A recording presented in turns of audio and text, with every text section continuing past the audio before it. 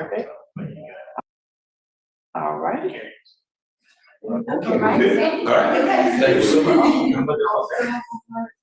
Yes, get the legal team in. Yes. Paying for this ceremony.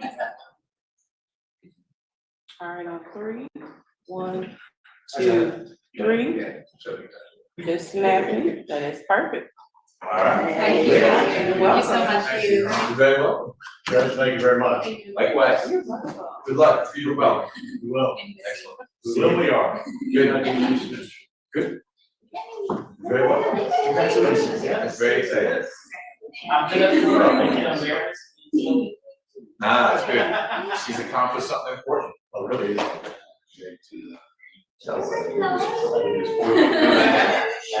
still enjoy what I do, and there's a lot to look forward to. One day at a time. That's right. I'm patient there. Yeah. One signature at a time. Yeah. So, Welcome. Wherever you want to sit. Yeah, go for it. It's empty right now. If you can get there before I do, it's yours. I'm covering for Oh, okay. Yeah, that one just snuck in. Somehow the coach office missed it. Yeah, that's it. So I appreciate you fitting this on. Well, it's one of 10. It's a great day. We'll get some done before lunch. You know, I told you the new procedure is how we got this. We filed it in November. It's not a new procedure. Well, it's a, should be invisible. The clerk's office isn't making calendars anymore. They're simply sending to the judge to the staff. These are all the people who had a bond deferral. And the magistrates are supposed to use this form. They're not actually ruling on bond deferral. And they sweep for that. And I think your guy didn't get a deferral. They got a bond order that said no bond. I see. And they're not actually saying bond or no bond. Right, because they can't hear it. Yeah, it's not our jurisdiction. So I think that's how it got. Appreciate the input. You bet. We're working the kinks out.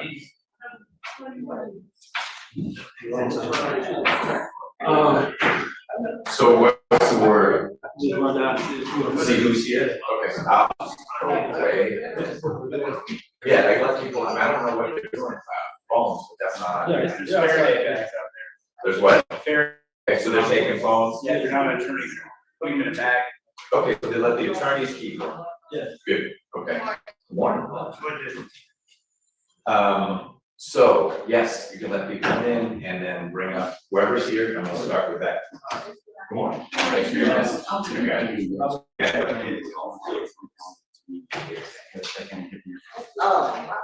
So we're gonna start with whoever they bring up. And then,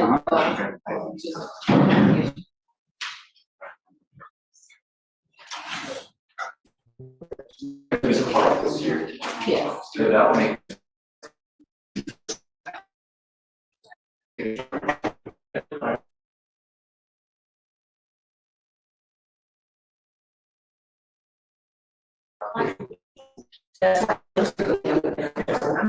Okay.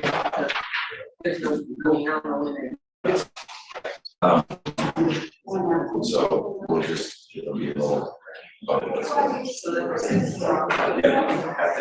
the only one that I know.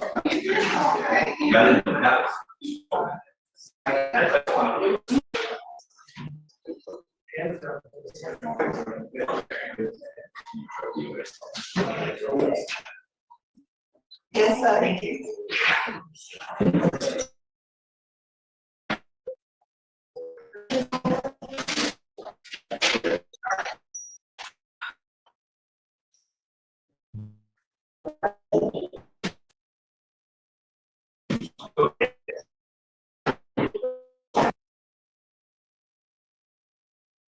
Bernie's live feed. He actually live streams everything that he does on YouTube, and so I just it says do not record down here. So I'm actually gonna try and switch over to the line feed. Yeah, I was trying to switch over to the line crime feed, but I actually don't even see it up yet, which is like I don't know.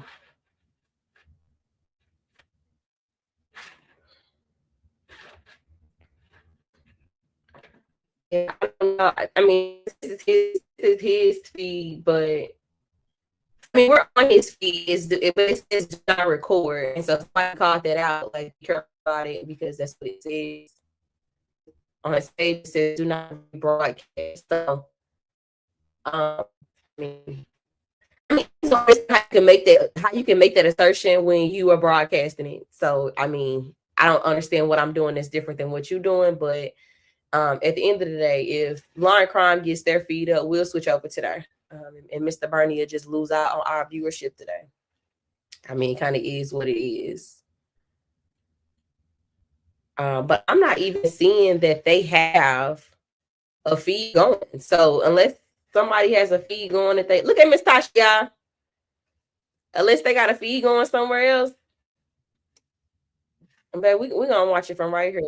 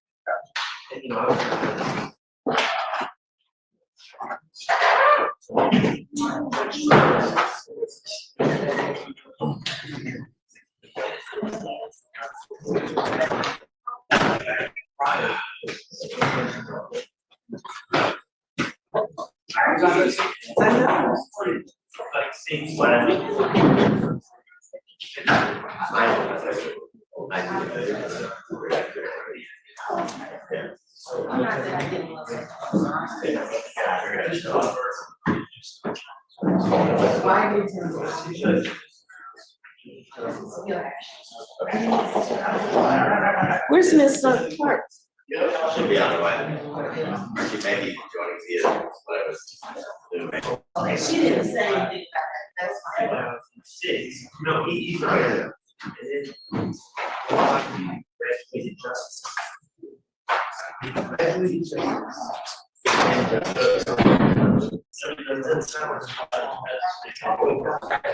That's good.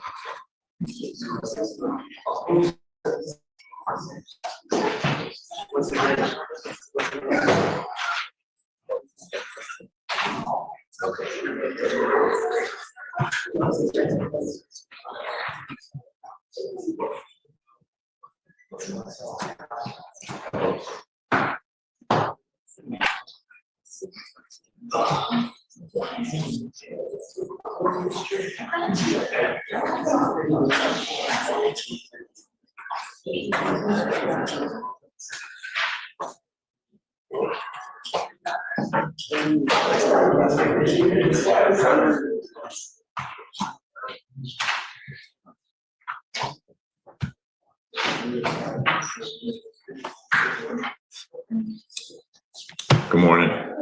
Morning, Judge, how are you? I'm fine. We will be taking the cases as they get people up. It's a little chaotic downstairs. So I'm not quite sure what the flow will be. I could run downstairs at 9:30, just Whitaker's very brief.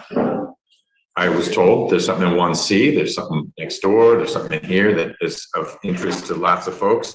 I'm a little more focused on all the murder cases, but So will you be handling all of the bond hearings? There's one add-on that is sex crime.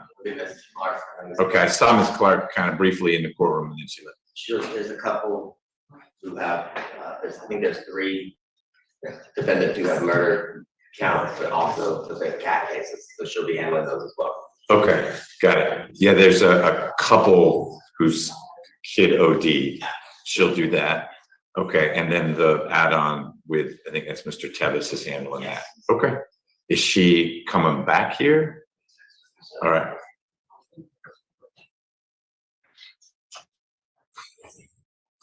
And on the defense side, sir, do you have the good fortune of handling all of the appointed cases? As far as I know, I'm here for just Robert Powell. Just one? Yes. Okay. And I'm not sure that Mr. Powell will be brought up here. It's my understanding he's in that time. Oh, okay. Well, that'll streamline that one. Okay. And you are? Attorney here, Saj. Okay.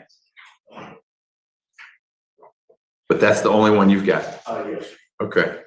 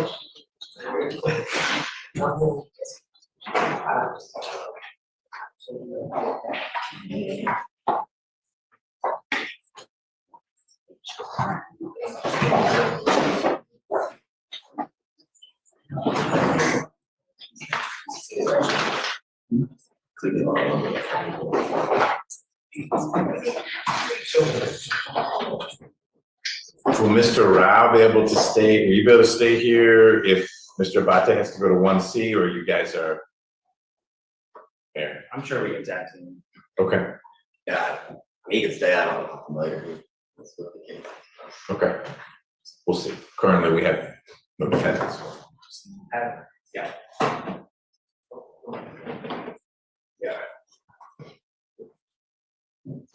Mr. Mursajan, do you have a colleague who will be covering? We have 10 bond hearings, and in reviewing them last night, a number of them look like they would be appointed counsel. I know there's going to be one conflict issue because it's co-defendants, but I'm surprised you have only one, and you're lucky if that person's not here. To my knowledge, Your Honor, I haven't spoken with any other attorneys about being here, so I can reach out. Okay. Great.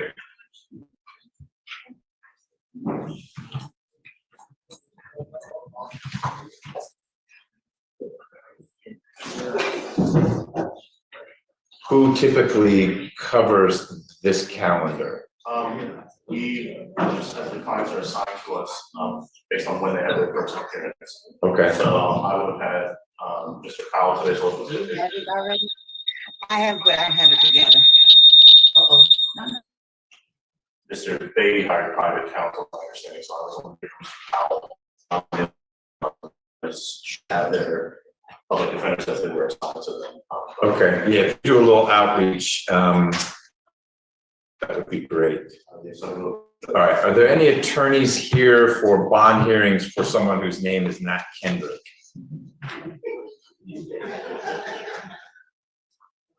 Yes, ma'am, you are here for whom? So Carl Washington's been assigned to Judge Lethbridge, so we will not be hearing bond for Mr. Washington. Daryl Williams, I got that one. And you are? You say your last name? Zola? How would you spell that? Okay. So once Mr. Williams is up, we'll try to do that one. Judge Lethbridge. So that won't be heard today. That's just, he's been indicted. And so any issues or questions about bond will be covered by Judge Lethbridge, to whom his case was assigned.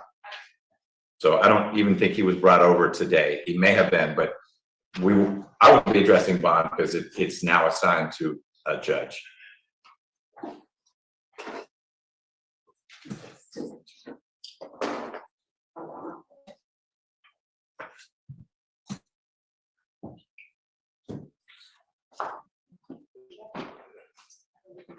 Good morning, Ms. Clark.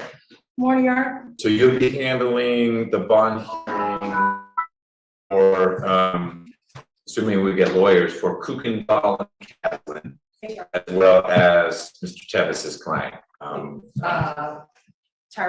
Yes. Robinson. Yeah.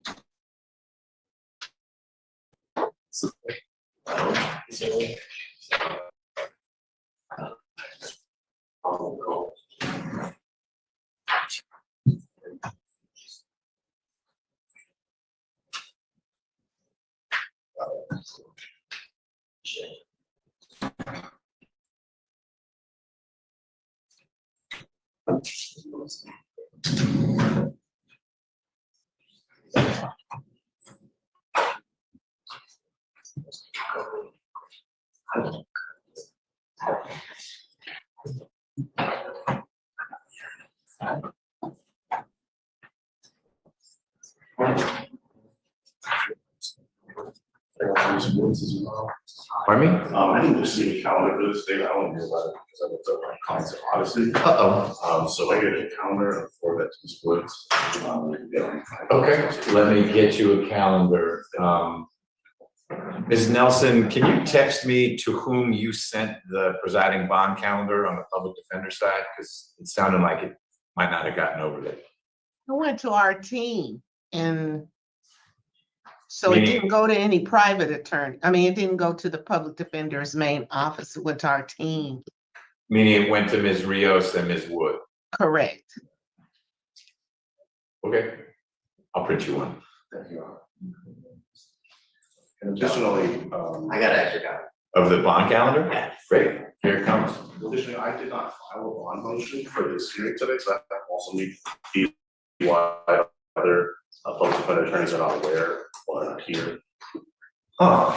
This Well, we shouldn't be calendaring things where there aren't bond motions. We're gonna need to work on our process. My client has only been in custody for about 20 days and telling him. Well, that's what all these are, though. These are the ones where there was a bond deferral. So at first appearance, because of your client's charges, murder, and all these other folks, with one exception where it's a child sex offense or rape or something, they're all murder cases. And so they never got a crack at a bond hearing. And so we automatically put them on these calendars. But you don't You can say no, thank you at this point. There's not a mandatory bond hearing. Yes, sir, that was my plan well, not exactly withdraw the motion, but say we're not ready for a home hearing this time. Okay, I'm just powerful, yeah. okay, I will reach out to the other attorneys and figure out. okay. So I should take Powell off, because you don't want to go forward with bond today. It'll stay with me. It's until indicted, bond hearing will be here.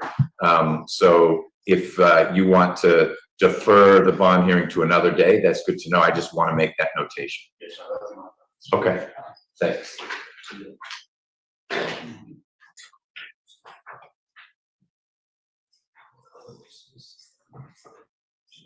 Yeah. We'll see, but that may make it go more quickly. Right, right. Okay. All right, so if there was anyone here for Mr. Powell and the deceased in that case is Mr. Woods, we're not going forward with that hearing today. And we'll see what other announcements we get.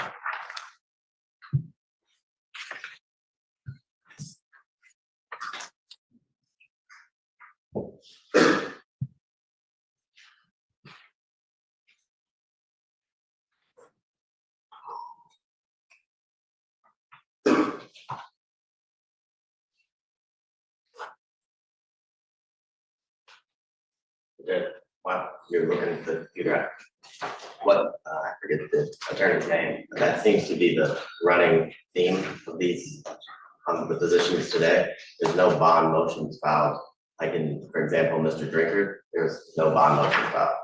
Not even, sometimes there's just language to that effect with the first, when someone enters an appearance. I don't know what's triggering it, but we're gonna need to rethink our approach and just slapping everything down that got deferred for a hearing. And I think the default is you could not have had a bond hearing even if you asked for one, if you're Mr. Drinker, just using that as an example, because of the charges. Mr. Drinker, there are two decedents? Did I read the, okay. So, but that may explain why there aren't colleagues of Mr. Mursadin here, that they weren't planning on arguing bond at this point. That was streamlined today. Probably why there isn't an attorney listed on the calendar either. There's Yeah. a lot of them there.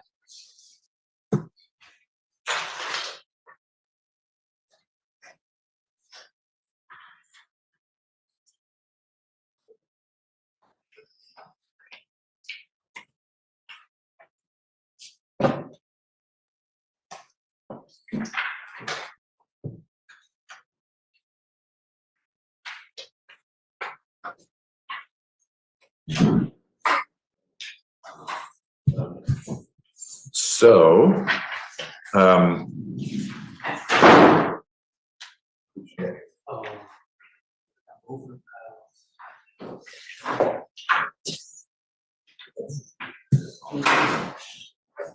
Stand. That one we can do. He's one of the Powells, is Roderick Powell your client? Yes, sir. Do you want to talk to him or? I can speak to We're skipping. So he can go back down Roderick Powell. And we have a lawyer for Daryl Williams. Daryl Williams is here. Okay, so we can do that. Daryl Williams and Robinson Baker are the ones that are ready to go.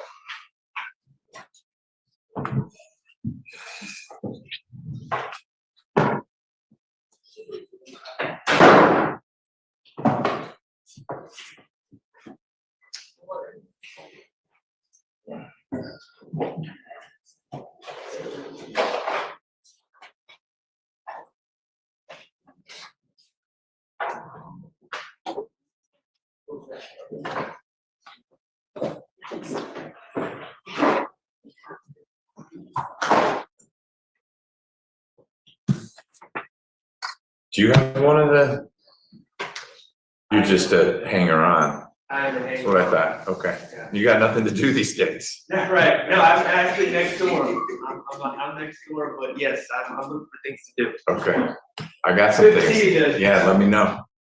Could do some trials next year. Can I talk for a second? Yes.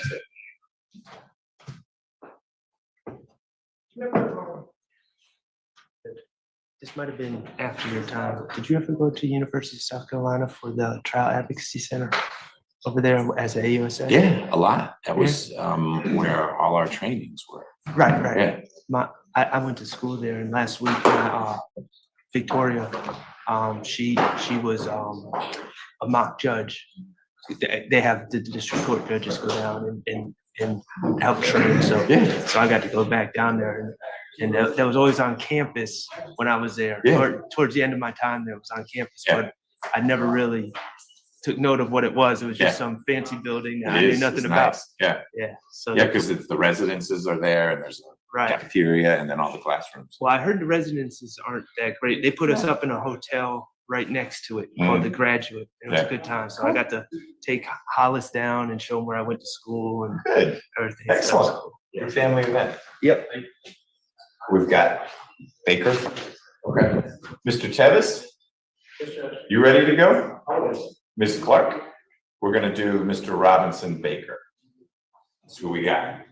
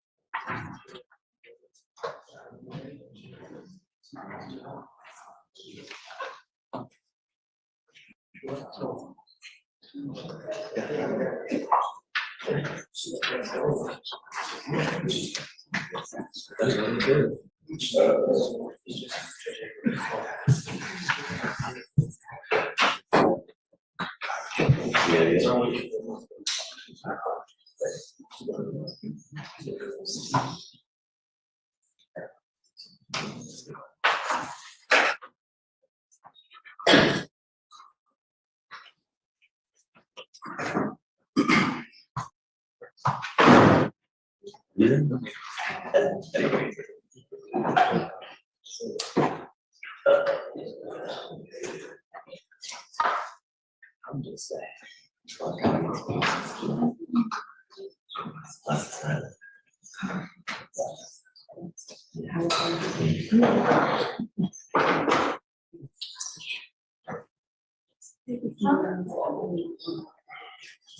Yeah, that's all.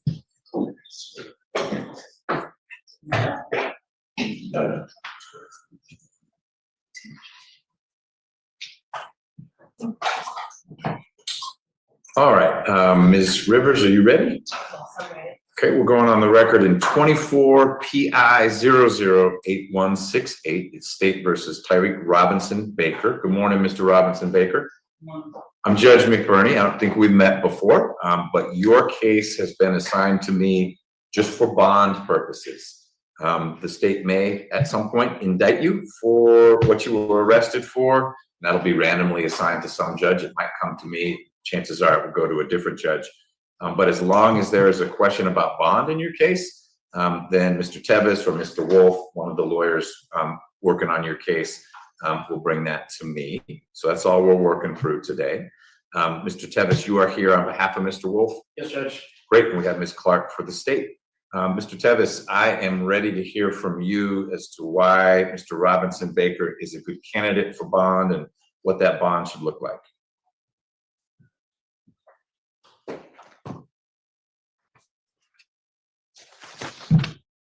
Judge, you of all people are one of the are very well versed in the applicable case law that's going to be considered when establishing bond. But I would like to just go through 3 or 4 cases that have some pretty, I think, powerful language that is often forgotten in this building that I want to argue against the backdrop of that. So first of all, everybody's famous case in Georgia, Ayala, right? The purpose of a pretrial bond is to prevent punishment before a conviction and to secure the appearance of that person in court for trial.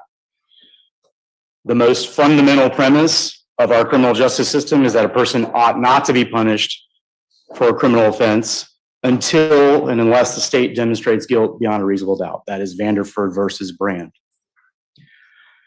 In some limited circumstances, pretrial detention is permissible as a regulation serving a legitimate and sufficiently compelling government interest And to that end, pretrial detention may be a permissible regulation rather than an impermissible punishment if it is rationally connected to a non-punitive purpose and is not excessive in relation to that purpose. And that is Carr v. State 303 Georgia 853 from 2018, which quotes United States versus Salerno. In our society, liberty is the norm, and detention prior to trial or without a trial is a carefully limited exception. And what that means is that the default position should be that a person is released prior to trial. That is the default position. We don't say this person has serious charges, they should stay in jail, because they haven't proven, the state has not proven those charges beyond a reasonable doubt. The defendant is always going to be at a disadvantage. We do not have the benefit of discovery. We don't have any of the information on which the accuser gave to the police that caused the warrant to be issued in this case. And so with that in mind, I suspect, as in the many hundreds, if not thousands of bond hearings I've done, the state will rely heavily on the facts because the bond factors are favorable to Mr. Baker. He's 27 years old. He was born and raised in Marietta, Georgia. He went to Sprayberry High School. He graduated from high school in 2015. He worked throughout high school. He worked at a Wendy's. He also did deliveries for his uncle's trucking company. He has continued to work doing that part-time upon graduation and also worked for FedEx making deliveries and working in their warehouse. He did that until he was involved in an auto accident as a passenger in a FedEx truck and was injured. He stopped working there. He then worked for AQC Traffic Control, which does construction projects where they, divert traffic and make sure that that's a safe environment. He has a history of employment here in Georgia. He has strong ties here in Georgia. His parents are here in the back, if you could stand up. And his mother, I think, was in the hallway. She may not have had her ID because the media case, they're not letting us in. Right. But his family is here. They're in constant contact with our office. If he's released on bond, Mr. Baker would reside with them in East Point. I don't have a GCIC, but I am aware that he has one prior incident involving, I believe, marijuana, and there was a firearm in the vehicle, not his, but I believe that he either has a charge or was sentenced in that case. I'm not aware of anything else that would show that he's a danger to the community or risk of committing further felonies.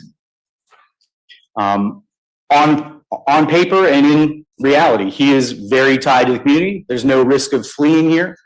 There's nothing that would indicate that there's going to be intimidation of witnesses or anything like that. In fact, a preliminary hearing was conducted. We have a transcript of the audio of that I've reviewed, and it was the opposite. The alleged victim in this case called him repeatedly, I think 12 or 13 times, and demanded that he provide money to her, and threats were made to him, but nothing in the other direction came out at the preliminary hearing. I can go into the facts of that. I'd rather not, because true to my word, I want to say that bond hearings are not about the facts of the case, but if the state is going to get into that, then I will come up and would like to rebut whatever those arguments are. But given his presumption of innocence, he is factually innocent. He is legally innocent. The Constitution of the United States and Georgia both require that we stand here right now, assuming he has not done the thing that is on the calendar. So looking strictly at those bond factors, he does qualify. He should be given a bond. And we would ask that that bond not exceed $50,000, even though that bond is going to require his community, his family, his friends, his extended family to pool their money together to be able to even make a bond under those circumstances. But there should be nothing, it is not required to be exorbitantly high just to ensure that somebody returns to the court. I mean, this is his community. So we would ask the court to take that into account when setting the bond. But not a particular dollar amount? I said no more than 50,000, Judge. I think, I believe that 25,000 would be appropriate. I know your background having worked in federal court.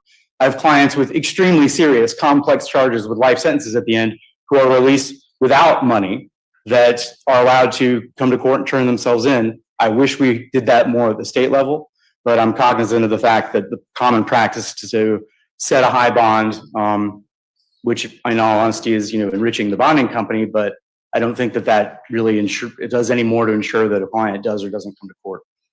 Where would your client stay if he posted bonds? He would live with his parents in East Point. I can provide the address off the record. Okay. If we need to do And that. that's where he was living before, or that would be a new address for him? No, that's where his family lived then. Okay. Yeah. The warrant for this was sworn out in June, and your client wasn't arrested for many months. Any insight into that gap? I don't have information on that. It also came out at the prelim that the incident date was supposedly in March. And so I think there was one that was May. It's May. I'm sorry, there's a delayed outcry. That could be, but Yeah. the incident date was May 23rd or something like that. May 3rd. And then the warrant is in June, and then an arrest isn't until late. I was just curious if you had any insight into the gap between June and November. I believe that police were in touch with him, and I think that Mr. Wolf arranged for him to be turned in on that, but I don't have details as to why there was a gap in that. Obviously, it wasn't a situation where he's on the run or anything like that. I'm not sure if they were in discussions or talking to him, hey, we'd like you to come in and talk, and they were not effectuating the warrant because they were hoping that he would come in and speak with them. Right. But I don't have information that he was fleeing or anything like that. Okay. All right. Thank you. Ms. Clark. Oh, Ms. Clark, before you go, you will come on, I have to tell you, good morning. Ms. Jackson, how are you doing? Oh, I'm great. How are you, Your Honor? I'm well. This was an add-on calendar that came out late yesterday, so I don't know if you had a chance to look up Mr. Robinson Baker's criminal history. Yes, I do have it, Your Honor. Great, if you'd share that, please. Yes, sir. He has 4 cycles. The last arrest was August the 24th, 2021 in Cobb County for possession of marijuana with the intent to distribute and possession of a firearm during commission of a crime. He does appear to be on first offender probation in Cobb County for possession of marijuana with the intent to distribute and possession of a firearm during commission of a felony. That disposition date was February the 1st, 2023, and the term is for 5 years.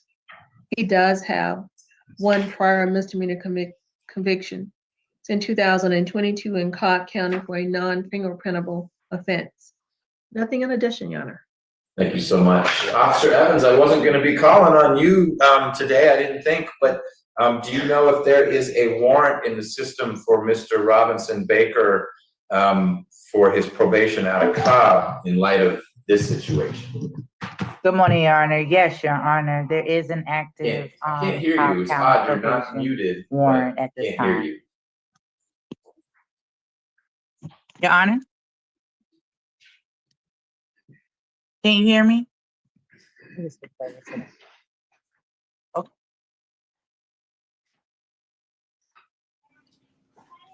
Your Honor?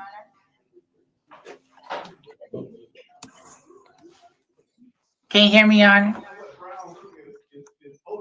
Other people can hear you. That's peculiar. Some of my staff said they could hear you, but it's not coming into the courtroom. I don't know what that deal is. He is on But if you active just wanna type in probation. the chat, whether there's a warrant, I'll relay that.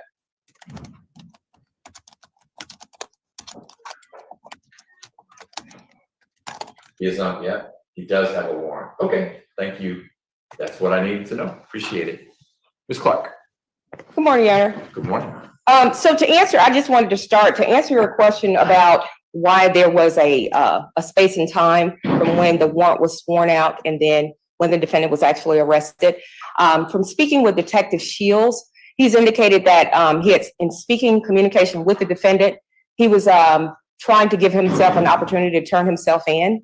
After a few months, the defendant did not turn himself in. So that is when he went ahead and issued the fugitive warrant to have him arrested. Okay. So that is- Mr. Tevis said something about Mr. Wolf getting Mr. Robinson Baker to turn himself in. Your understanding is contrary to that, that he was given an opportunity to do that, but that's not ultimately how it played out? Yes, Your Honor. That's not, so in lieu of that, that is why that you have the delay in the arrest there. Okay. And Your Honor, counsel opposite refers to, he is correct. A person is innocent until proven guilty, but we're not here for that. We're here for bond. And to address that, we're looking at the Ayala factors. Your Honor, the state wants to bring the first reason we feel that the defendant risk of flight. It seems that based on counsel opposite's information, he seems to have strong ties to the community. However, a threat or danger to the people. Want to point out the fact that the defendant does have a past DUI conviction.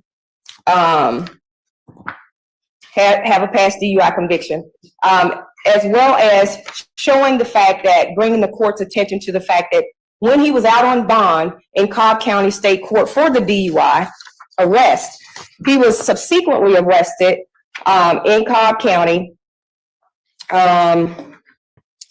after that on 8/24/2021 for a drug possession charge, felony charge, Cobb County Sheriff's Department. That is on cycle 2.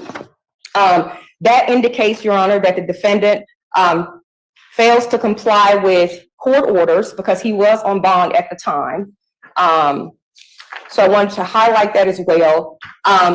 Risk of committing felonies pending trial. The defendant currently, based on my review of the GCIC, is currently on probation with Cobb County for a marijuana distribution charge as well as a gun charge. He had a total of 7 years. The gun charge, of course, was 5 consecutive, so he is still on probation for that. Based on my review of jail booking and Odyssey, it indicates that Cobb actually has a hold that they placed that says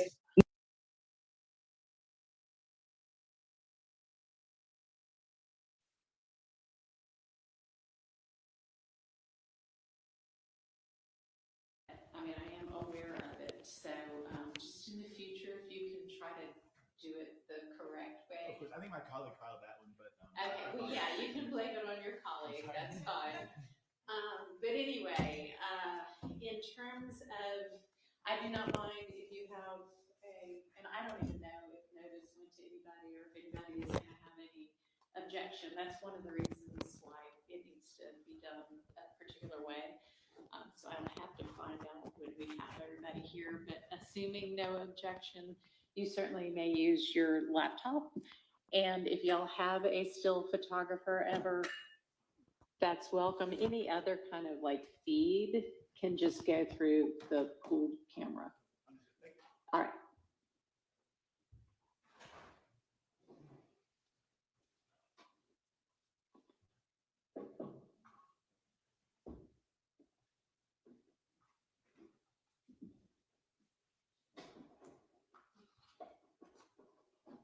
So we'll just wait till we get everybody before we get started. Other than that, I'm gonna rearrange my.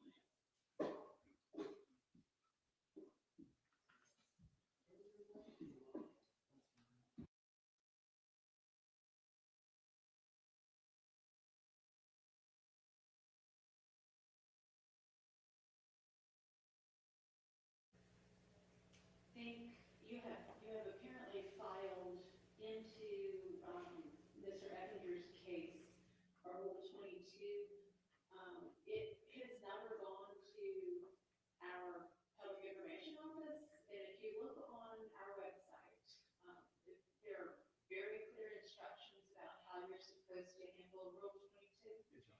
And you're not supposed to file it in the case, and you're not supposed to send it to Chambers, you're supposed to send it to our public information office, and then they take it from there. But I mean, I am aware of it, so just in the future, if you can try to do it the correct way. Of course, I think my colleague filed that one, but. Okay, well, yeah, you can blame it on your colleague, that's fine. But anyway, in terms of, I do not mind if you have and I don't even know if notice went to anybody or if anybody is gonna have any objection. That's one of the reasons why it needs to be done a particular way. So I'll have to find out when we have everybody everybody here, but assuming no objection, you certainly may use your laptop. And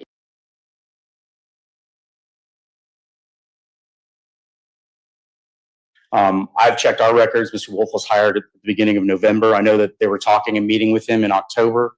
And so the last couple months were, Mr. Wolf was talking to police about arranging a turn-in at the jail, which they did, and they surrendered him. So ultimately, there may well have been before, I'm gonna call it your firms, but before the collective legal involvement of you and Mr. Wolf and others, who knows, there may have been some back and forth, and the police may have perceived that your client was reluctant. Right. It's not like he's under an obligation, but Of he course. was reluctant. But in the end, the way that your client went into custody is that a lawyer escorted him to the county jail or wherever. Correct. He was surrendered to Fulton County Jail. Got it. And the state's perspective is, gosh, that took a whole lot longer than it should have if this was someone who was coming in to say, hey, let's clear this up. Sure. And I understand it, and that's a reasonable perspective. Anything else you wanted to add? Sure. I could guess that probably part of the delay could have also been, if we're guessing, that police were just kind of lazy in this case. I mean, you can call someone and say they have to turn themselves in, but in reading the preliminary transcript, interestingly, that the state brought up, hey, well, let me back up on that. The buzzwords that I'm hearing from the state that I usually hear are, I think he's a danger to the community. We believe, the state always believes that, they always think that, and they always oppose bond. I mean, the credibility in the building, there aren't even cases where they consent to bond at first appearance, not even just serious violent felonies. And the state is correct that the court can and should consider the severity of the offense when setting bond conditions and the bond amount. But to say that the severity of the offense disqualifies from some bond is in direct contravention of Supreme Court precedent, Georgia statute, US Constitution. That's just not the case. Ayala is a murder case. That's where we get all these good languages and everybody quotes it when in fact it's actually codified in the statute. So the charge itself is not as positive. With respect to he knows people, so we think he's a danger, both of those witnesses testified for the defense at the preliminary hearing, contrary to what the victim alleged. They were both present. The victim, they said, called us and said, hey, are we drinking tonight? Can I come over? She showed up with an open bottle. She was pouring out, taking multiple shots, all of those things. That is not evidence that he is a danger in any way, shape, or form. Both of those witnesses testified that they were there, they didn't hear anything, they saw them together, she was cuddling in bed with him, all these things. So at the outset, even though the offense looks serious, there are various flavors of what this charge could be. Georgia has no degrees. Something that's ultra serious, violent, stranger on stranger is the same thing as people were drinking and they wake up and don't remember what happened. But that is not what was happening here. Both of those people that the state cited testified, were called by the defense under oath and directly contradicted what the alleged victim in this case said. So as far as the severity of the offense, the charge is very serious. As far as the strength of the case, we would contend it is not. And so far, he's still continuing to be incarcerated on a case that he's presumed innocent, in which we don't believe is a factually strong case for the state. So because of all of those things, we would ask that, again, the bond not exceed $50,000. We don't care if he's confined to an ankle monitor or even home confinement except for work, but he should not continue to be held in custody with no bond, given the light of he meets all the statutory factors. And again, the strength of the state's case at a fully drawn out preliminary hearing with an officer and witnesses was more favorable to the defendant. Okay. Well, it wasn't, I guess, so favorable to the defendant. Judge Brooks still found probable cause to bind it over. Judge, that's such a low standard. But it's not that she said, I'm dismissing this charge. Right. Okay. All right. Is it Baker Robinson or Robinson Baker? I apologize if I was reading off the calendar I had. How do you say your last name? Robinson Baker. I got it right. Good. Mr. Robinson Baker, I'm going to leave you in a no bond status for just one reason, and it's a reason that can be addressed. You're on first offender probation out of Cobb.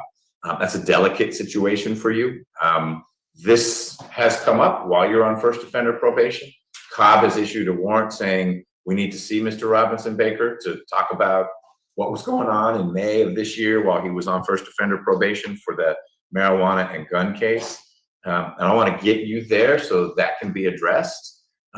Should that be addressed, and the only thing left holding you in custody is this no bond situation, we'll reconvene and we'll have this conversation again. Your lawyers will have a little bit more time. They might be able to produce a couple of these witnesses that they were talking about. And your situation, I've heard about the stability of your work and your household situation and all that. I won't need to hear that again.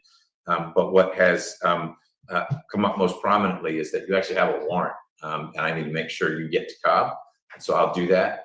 You and a lawyer in Cobb will figure out what the consequences are, if any, for having been arrested in this situation on your first offender probation. And once that's been resolved, you come back here and we'll revisit this question of bond, and there won't be that cloud of, wait a minute, I could give you a $1 bond right now and you don't get out. You would go straight to Cobb. And I want to have that dealt with, and then that'll be off the ledger and we'll figure out what kind of bond, if any, makes sense in your case.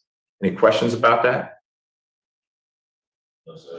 Okay, Mr. Tevis, anything else on behalf of Mr. Robinson Baker? Judge, just questioning the mechanics of how we're effectuating getting to Cobb. This would just be some kind of transport order, because he'll have to be released from this hold to get to Cobb. Right, we'll work with Cobb on that so that then there's a hold put back in place. But we've done this before where someone goes to a neighboring jurisdiction. If it was Pennsylvania, I wouldn't be comfortable that we necessarily get them back, but it's an adjacent county. And so I'll work on the logistics of getting Mr. Robinson Baker there. And then I know you or Mr. Wolf or someone will let us know, hey, that's been resolved and he's back in Fulton. We need to address this again. Okay, very well. Ms. Clark, anything else? No, Your Honor. All right, thank you.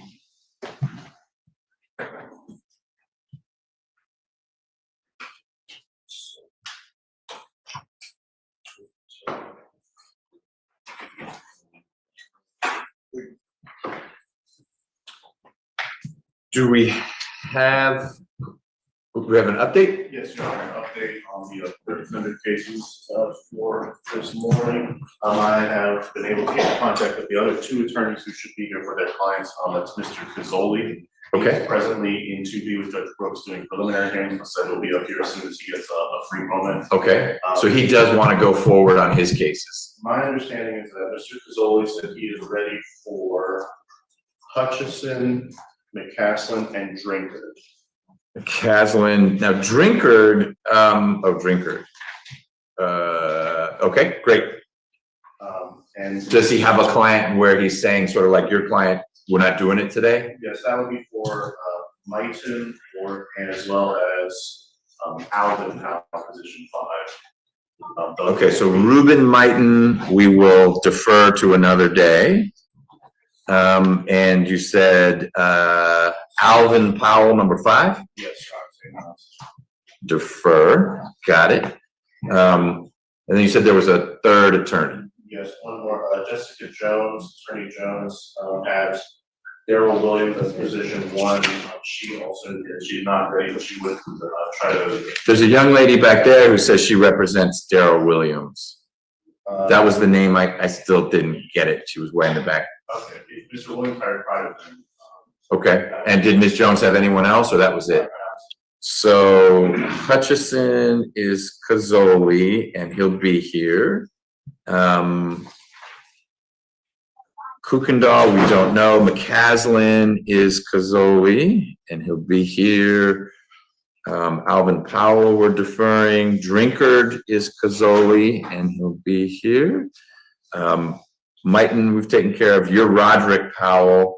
And then we don't know about Beatty, but that may also be the young lady. Beatty, yes, I know the Beatty is hired private counsel, I don't know if that attorney's here. Okay, And I can also say that Kuykendall is a co-defendant in the castle, so she would be a conflict defender. conflict attorney. I don't know if they got those.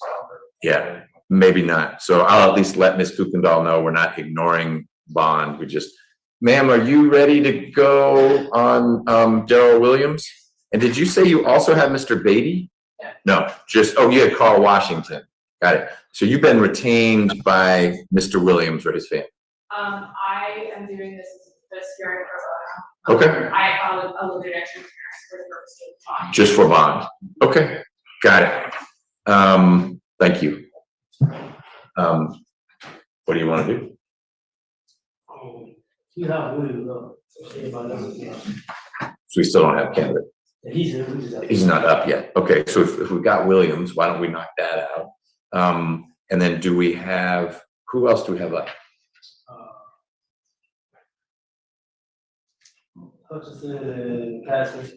So McCaslin will be able to do, both those, just the lawyer's not here, so we should leave them up. That's it? Okay, then why don't we bring Daryl Williams out, at least make progress.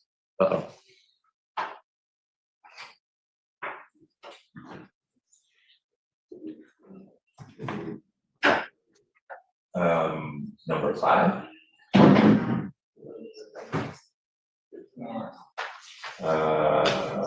Number 8.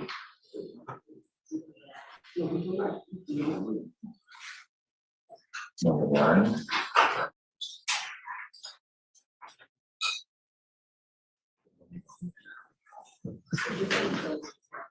Yeah, but we don't do anything until someone reaches out. We don't have to proactive. And then number 3 is a conflict prevention case. So yeah, we can do that today. If she gets brought over, I'll let her know that what the situation is. Co-defendant number 4 as Cazzoli, and Cazzoli will be here. He'll be here later. You bet.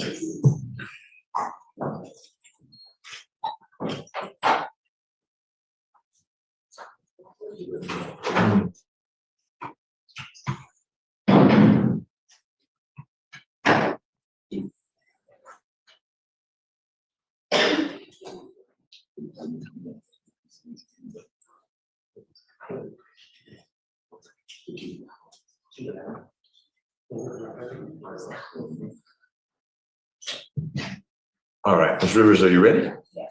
Okay, this is 24 PI 008200, State versus Daryl Williams. Good morning, Mr. Williams. How you doing?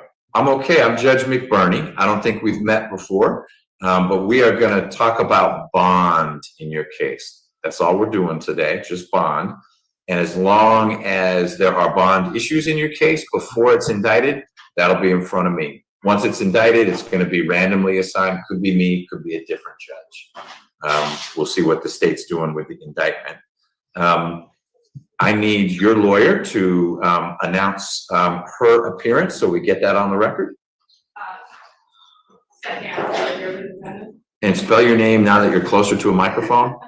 Last name is YSL, IASIELLO. Iasello, Ms. Iasello, thank you for being here for purposes of bond. Mr. Abate, are you handling this? Okay. Mr. Williams, you're charged with murder. You were originally charged with aggravated assault, and Mr. Clark passed away, so that was upgraded to murder. And I'm going to hear from Ms. Iasello why you should get a bond and in what amount. Then I'm going to hear from Mr. Abate about what the state thinks about bond. Let me pause for 1 minute. Ms. Clark, you were going to give me a victim impact statement, but when we have another hearing on Mr. Robinson Baker, make sure you do that. All right, so Ms. Iasello, when you're ready. I think it's easier for Ms. Rivers to hear you if you do that. Thank you.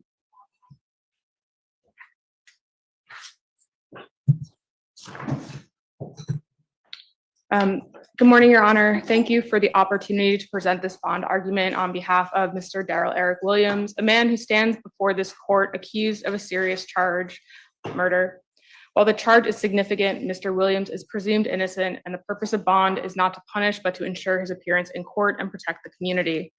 We respectfully submit that Mr. Williams is not a flight risk, is not a danger to the community, and is not a risk of committing new offenses or obstructing justice. Under Ayala, these 4 factors guide the court's decision on bond, and the facts of Mr. Williams' case support the granting of bond. In addition, I must bring the court's attention to Mr. Williams' significant and urgent medical concerns. Mr. Williams suffers from chronic kidney disease, is a kidney transplant recipient, is diabetic, and also suffers from neuropathy. These conditions require regular medical care, specialized medication, and monitoring that the Fulton County Jail is ill-equipped to provide. Denying him bond under these circumstances would expose him to substantial and unnecessary risk to his health. Lastly, it is critical for the court to know that Mr. Williams is the person who called 911 during the incident that led to his arrest. This act of seeking help does not align with the actions of someone trying to flee, evade, or obstruct justice. Due to a miscommunication with responding officers, Mr. Williams was charged. We are confident that as the facts unfold, the charges will be reconsidered, but in the meantime, we ask that the court grant him a bond so he can receive the medical care he urgently requires. The first Ayala factor asks whether Mr. Williams poses a risk of flight. The evidence clearly shows that he does not. Mr. Williams was the 911 caller and not a fleeing suspect. The most compelling evidence that Mr. Williams is not a flight risk is the fact that he is the person who called 911 and was not fleeing the scene, hiding, or attempting to avoid law enforcement. Instead, he actively sought help and remained present as officers arrived.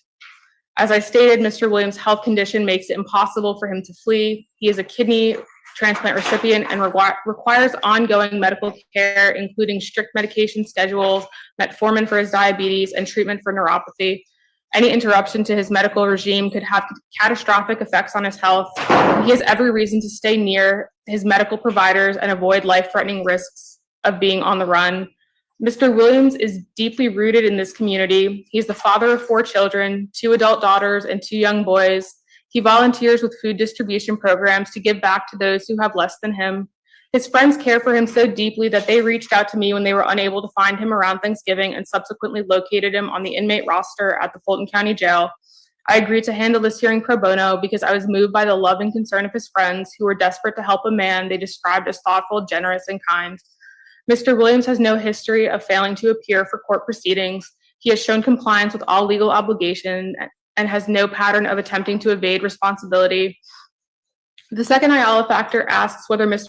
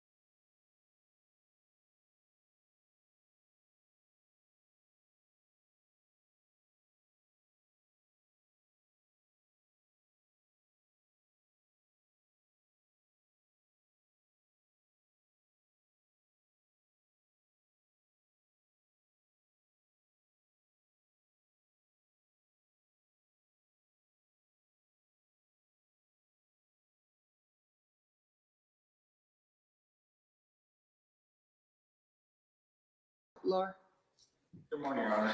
Cameron Mackey, Mr. Outlook. is he present? He, Okay. and Your Honor, this is on for final plea, and we have a negotiated plea. I was in the middle of completing paperwork when Your Honor came on the bench, so if I could finish the Go paper. ahead. Okay, thank you, Judge. That'll give me enough time to go call my victim on that other case. You ready? Oh, okay, not a problem. We have other cases.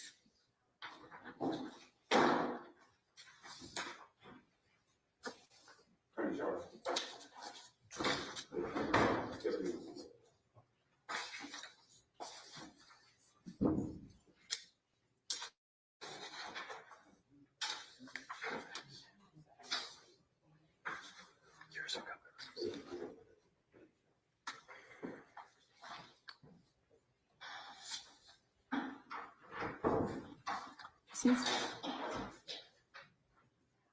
to position number 6. Indictment 24 SC 001711 Beverly Range. Is Ms. Rondon?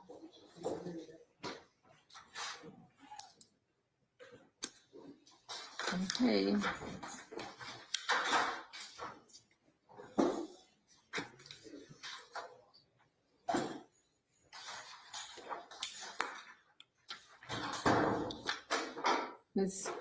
Let's try position number 3, indictment 22 SC 185439, Aquila Carter.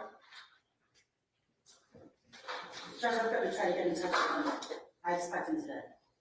All right, position number 4, indictment 24 SC 001756,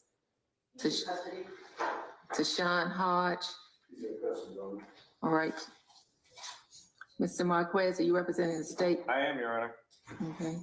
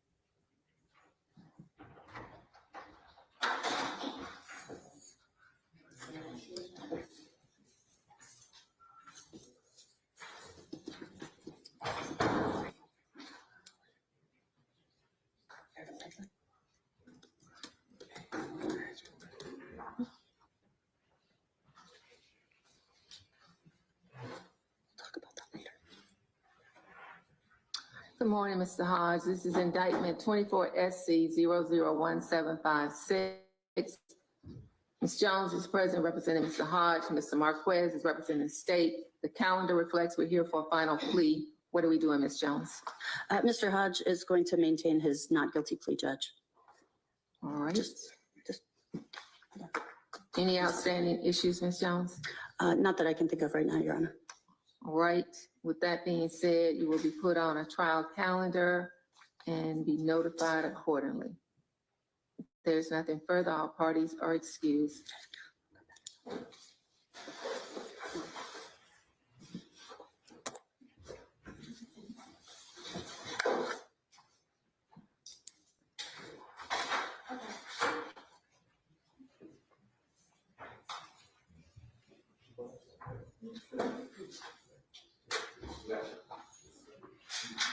Yeah.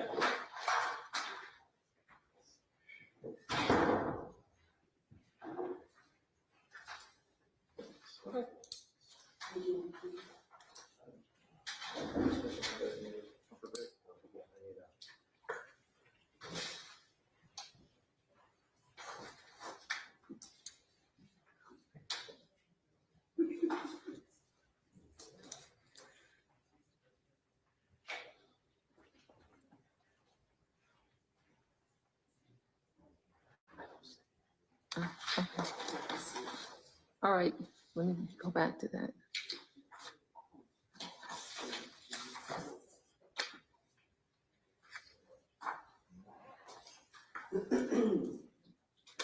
Judge, can I have 2 minutes to? Sure. If I can. Thank you, Judge.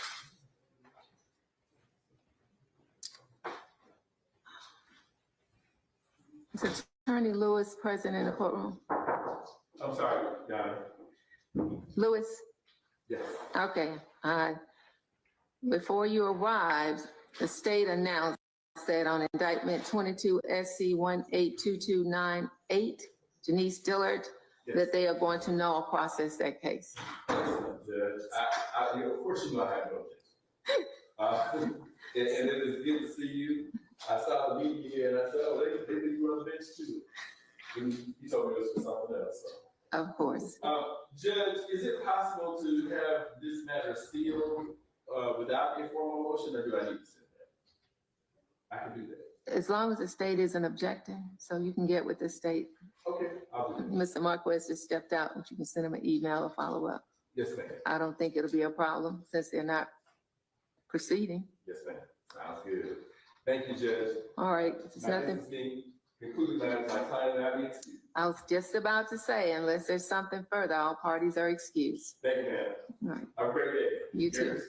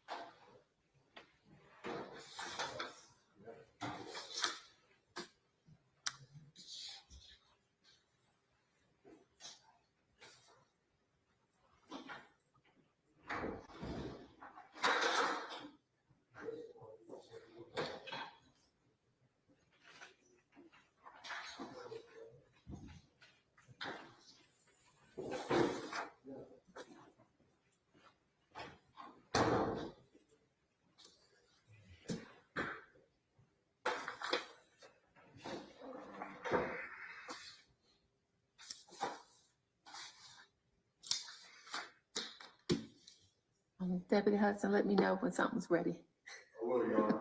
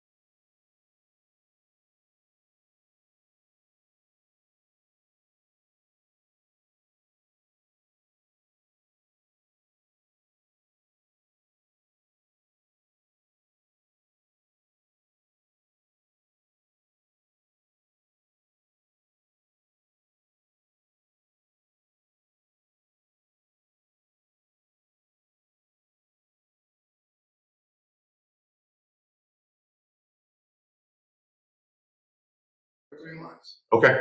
To be put on, they call it, extra dollars, okay? Like, I don't build it like, people out like that, build like, oh.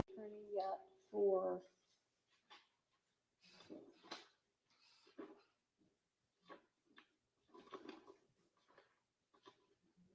Mr. McMullen, but we have the counsel for everybody else, so we'll just go ahead and get started with the final pleas for those people.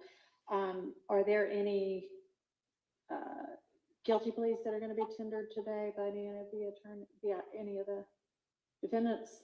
Yes, Your Honor. All right, why don't y'all come on up to the podium, please?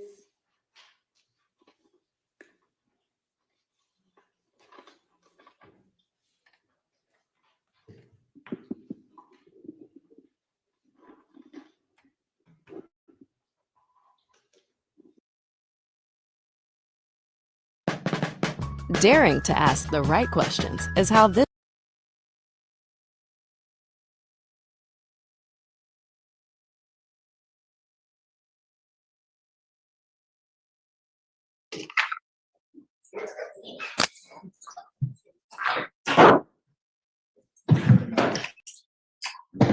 Thank you.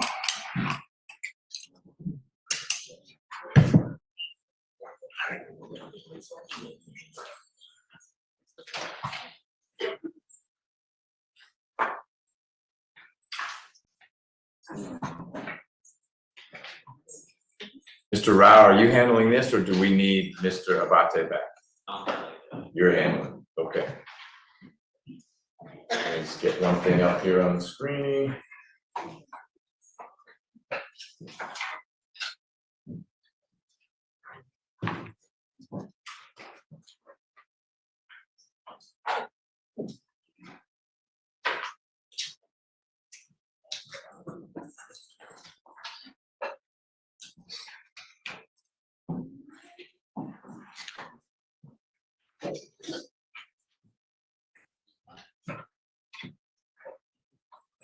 All right, Ms. Rivers, are you ready? Yes.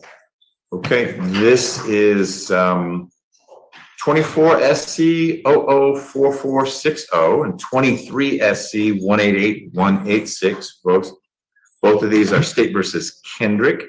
Hello, Mr. Kendrick. I'm all right. How are you doing? I bet you could if you wanted to. I'm Judge McBurney, and we are going to work through bond in your two cases. You've got one case that's assigned to me in which you're charged with aggravated battery, aggravated assault, and riot.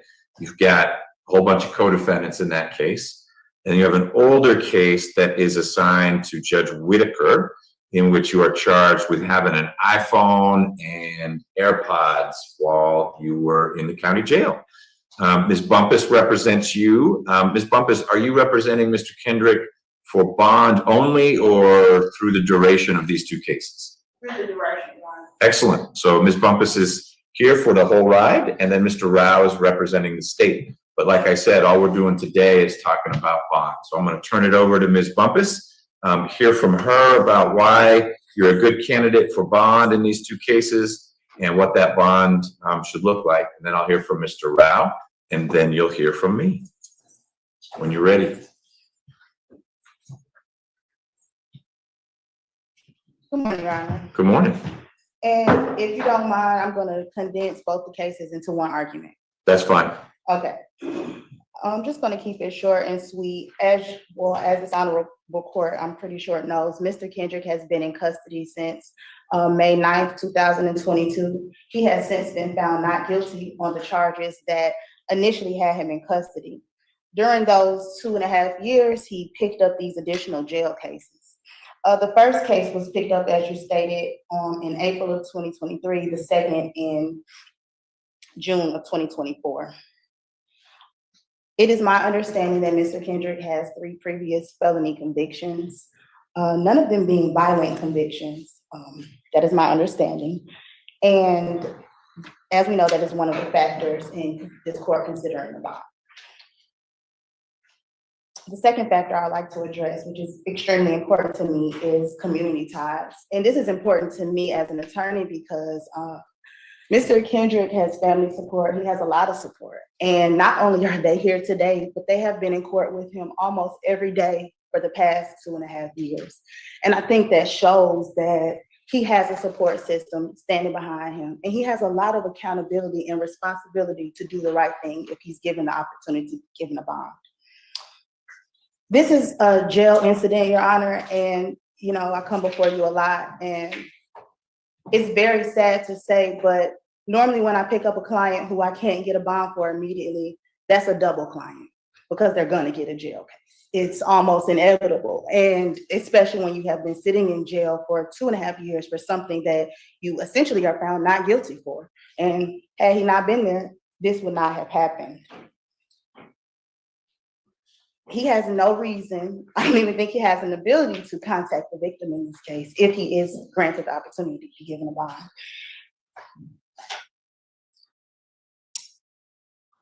Also, I would like to talk about the aggravated assault, aggravated battery, and riot charges. I did not represent Mr. Kendrick, and he did not have an opportunity to sit in the preliminary hearing on this case, but there was a preliminary hearing held on this case. When you say he wasn't able to sit in, he was in through Zoom or? No, he was in trial, but the co-defendants were. Okay, so there was a prelim, not as to him personally and directly because he was in 1C. Yes, Judge. But in 2B, one floor up, they went forward with some or most of the other defendants. Yes, Judge. Okay. And in that case, it's my understanding that the judge decided that there was the facts did not arise to an aggravated assault, but a battery. And I know that, the state can then go and indict it and do what they do, but I just wanted the court to know that. In the bond motion that I filed, I specifically stated the DOJ report that was issued in November of 2024. This is extremely concerning for me because my client knows this all too well because he was actually a victim of a stabbing on December 1st. And you are very familiar with how it goes when people are close to release and when people are in high profile cases, and there is a target on his back. And, I'm not sure, but there are also some people who may not be very happy with the not guilty verdict in this case and what he has alleged to have been a part of, but found not guilty of. I don't believe Mr. Kendrick has any history of FTAs. I have watched him fight for his life for 2.5 years, and I can only imagine the resources it took to afford an attorney, to afford clothes, to afford everything that he had to do, but he still found a way to afford me, which means he takes this case serious, even though it's a jail case, which means me and him are gonna work together to make sure he's back at every court date and do what we have to do so that he can follow any conditions given by this court. Considering the fact of everything, I'm asking the court to set a bond no higher than $20,000 on all the counts. Talk to me about where Mr. Kendrick would stay. I don't mean a specific address, but with whom, what that setting would be, and what kind of work he would be able to do if he's going to be working when he gets out. And I know some of those are strange questions because he's been in for 2.5 years. So it's not like there's a job at this firm where he was working, hey, we held your spot for 2.5 years. But I trust you and he have discussed something about the structure that would be in place. And that would help me understand what Mr. Kendrick would be up to and not up to should he be released. Your Honor, Mr. Kendrick was a recording artist and is a recording artist, and not just, our typical, I'm a rapper, but a real one. And as soon as he's released, I believe he's gonna start back making music. And before this, I have pictures ready to present if the court wants to see, but I'm an officer of the court. But he was coaching Little League, he was performing, he was being a valuable member of society until arrested for charges that he was found not guilty of 2 years later, as he sat in the Fulton County Jail. I do have an address, and I did speak with his mother this morning that I can provide off the record. Sure. And it is a complicated situation because he's been in custody, but they have been working hard since I filed this motion to find somewhere for him to go. He would stay with his mother, or he would stay at this address that his mother was able to find for him? At this address that his mother would, and that's something, if you don't mind, we can talk about off the record just because of the whole situation. No, I don't mind, and I'm trying to be elliptical about it, but it's probably wise for Mr. Kendrick, while he's on bond for these 2 cases, that it not be a house that's shared by people with whom he allegedly associated in the underlying case. And so while if he does make bond, I encourage him to pursue whatever trade, and that could be music and whatnot. It's going to need to be in a thoughtful way where he is not bumping up against some folks that he might have in the past circulated with for all sorts of good reasons or bad reasons, but that landed him in the trial that lasted 2 years and kept him in custody for 2 years. And I don't think it's an unreasonable expectation to say, while you're on bond for 2 other matters, you're going to need to move in a different way and in different circles than you did before. And so that's the only reason why I'm asking. It's not for you to share publicly. It'll be 123 Main Street, and I'll be staying with this person. But those people need to not be people with whom he associated before, not because that's necessarily a forever condition, but if he is going to be on bond for these things, I think everyone needs a comfort level, and basically for his own safety, you're not going back to whatever life was before. And so I need to be comfortable that those guardrails are in place. So it may be, and I'll hear from Mr. Rao in a minute, that we need to have some email back and forth about what those conditions would look like, who can be around Mr. Kendrick, who he needs to not be around. And something as simple as you can't go to those studios, because those studios are ones where we read about them and it's a great music making place. And the next day there's a dead guy in the parking lot. And it has nothing to do with Mr. Kendrick, but he can't be in that kind of space. He needs to find a studio up on a mountain. Well, Your Honor, I think that we're gonna be working on getting a studio in wherever he resides so that he can, take some time. He's been in the public eye for 2 years, so I think he wants to take some time to make some music and gather himself. Okay. All right. I don't want to get ahead of it. Maybe that bond's not appropriate, but I wanted you to know that if I do set a bond, we may need to have some exchanges, including the state, about, well, what's that going to look like structurally, so that I know what I can put in the bond that's not sealed, because there'll be a bond order that says, here you go, but there may be certain things that are under seal for a good reason. So we can work through that. But your request is a $20,000 bond across the 2 cases. Yes, Judge. Okay. All right. I appreciate that. Let me see. I want to try again, Ms. Jackson. I don't have any reason to believe they fixed the technical difficulties. But could you pop your mic on and say hi?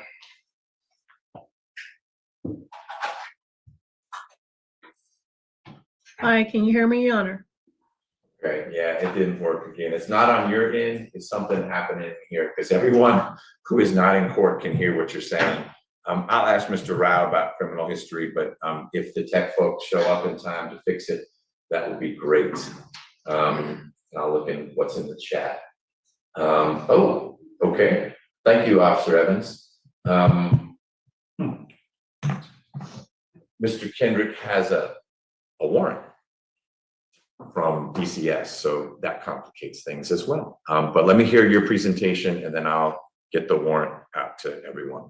Yes, Judge. The defendant stands before you, having been indicted on 2 separate cases, which opposing counsel presented to the court. The aggravated assault, aggravated battery occurred on June 17th of this year, where the defendant is alleged to have been the main perpetrator amongst 7 co-defendants who have also been indicted, to my understanding, performing essentially just beating an assault on a fellow inmate, Daryl Williams, causing severe lashes to his back by using electrical cords to essentially whip the victim in that particular case, causing bruises both to his back, neck, as well as his face. So I'm a little familiar with that case because there's a co-defendant, Mr. Thomas, who had a very, very old murder.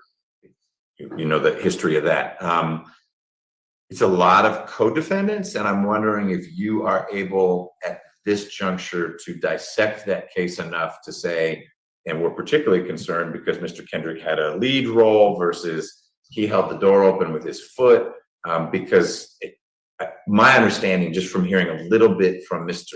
Thomas's co-defendant, Thomas's lawyers, is that not all and they weren't acknowledging that anything happened, but that not all of the co-defendants were equally situated. And I think that has an impact on how to think through what bond would look like. That's correct, Judge. And I think that's an accurate statement that not all defendants were similarly situated. What is clear from the Fulton County Sheriff's Office's investigation is that the defendant is the main perpetrator behind the assault on the victim in this particular case. Between 7:55 p.m. On the night of June 16th up until 8 a.m. the following morning is when the assault is alleged to have occurred. And the reason why they're able to provide that time frame is because in that surveillance video that they observed, Mr. Kendrick appears to be the main perpetrator going into the cell where the victim was, and he remained there the entire time. And by he, I mean the victim. The victim remained there. Got it. Let me pause you for 1 second. IT thinks they fixed the situation. Let's try Officer Evans. Officer Evans, can you? Yes, Your Honor. Look at that. It's better. Thank you so much. Thank you, Ms. Yes, Your Andrew. All right. Somehow that device's volume got turned down, but we're back. All right. So your view from a review, your perspective from a review of the evidence is that Mr. Kendrick would have been the lead, if you will, on the assault. I'm going to call it the assault case. That's correct. And in addition to that, the Sheriff's Office had an opportunity to speak with Mr. Kendrick. And essentially, there's a lot of commotion in the background because it's on a body camera footage. They were able to secure a statement from Mr. Kendrick and Mr. Kendrick or from Mr. Wimberly? Both, but with respect to Mr. Kendrick, it's essentially he's saying, what else am I going to do? It's about respect. They're stealing my stuff. I got to do something. So I would disagree with the assertions that this is just a battery. And I think I'm more than happy to share the photographs with the court, and the court can make that judgment as well. But we are respectfully asking, in conclusion, that the court deny bond in both cases. I will recite to the court the defendant's criminal history. He does, in fact, have 3 prior convictions, one out of Maricopa County, for which he was convicted for theft by shoplifting and possession of drug paraphernalia on April 9th, 2015.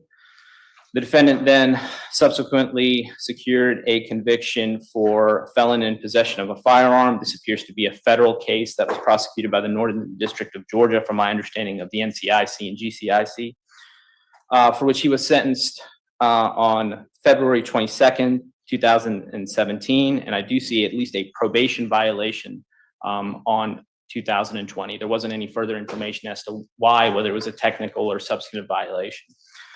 Then on August 28th, 2017, the defendant was convicted in a Fulton County Superior Court case, indictment number 15 SC 140116, and was convicted of 6 charges: conspiracy to commit aggravated assault, participation of criminal street gang activity, theft by receiving, violation of the Georgia Controlled Substance Act, fleeing and attempting to elude, and possession of a firearm by a convicted felon. In that particular case, the defendant was found to be in possession of a .40 caliber Smith & Wesson handgun, as well as an AK-47 in a vehicle, where he and his co-defendant in that particular case were on their way to a rival gang member's territory to commit a retaliation assault based on some prior actions. And that is the statement of Mr. Kendrick himself to law enforcement during the investigation of that particular case. Can you give me that case number again, please? Yes, Your Honor. 15 SC 140116. And it does appear that he is on active probation for that particular case, having been sentenced to a 15 years to serve 2 sentences, with the balance of the first 8 years on probation, with the remaining last 5 years being suspended.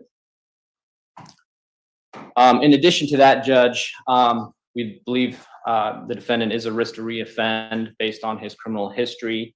We believe he's a danger to the community based on the fact that when he was arrested on May 9th, 2022, in between May 9th, 2022 and this date, the defendant has at least 13 reported jail incidents while in the custody of the Fulton County Sheriff's Office. Of those 13 incidents, 10 are allegations of violence and 3 are allegations of possession of contraband.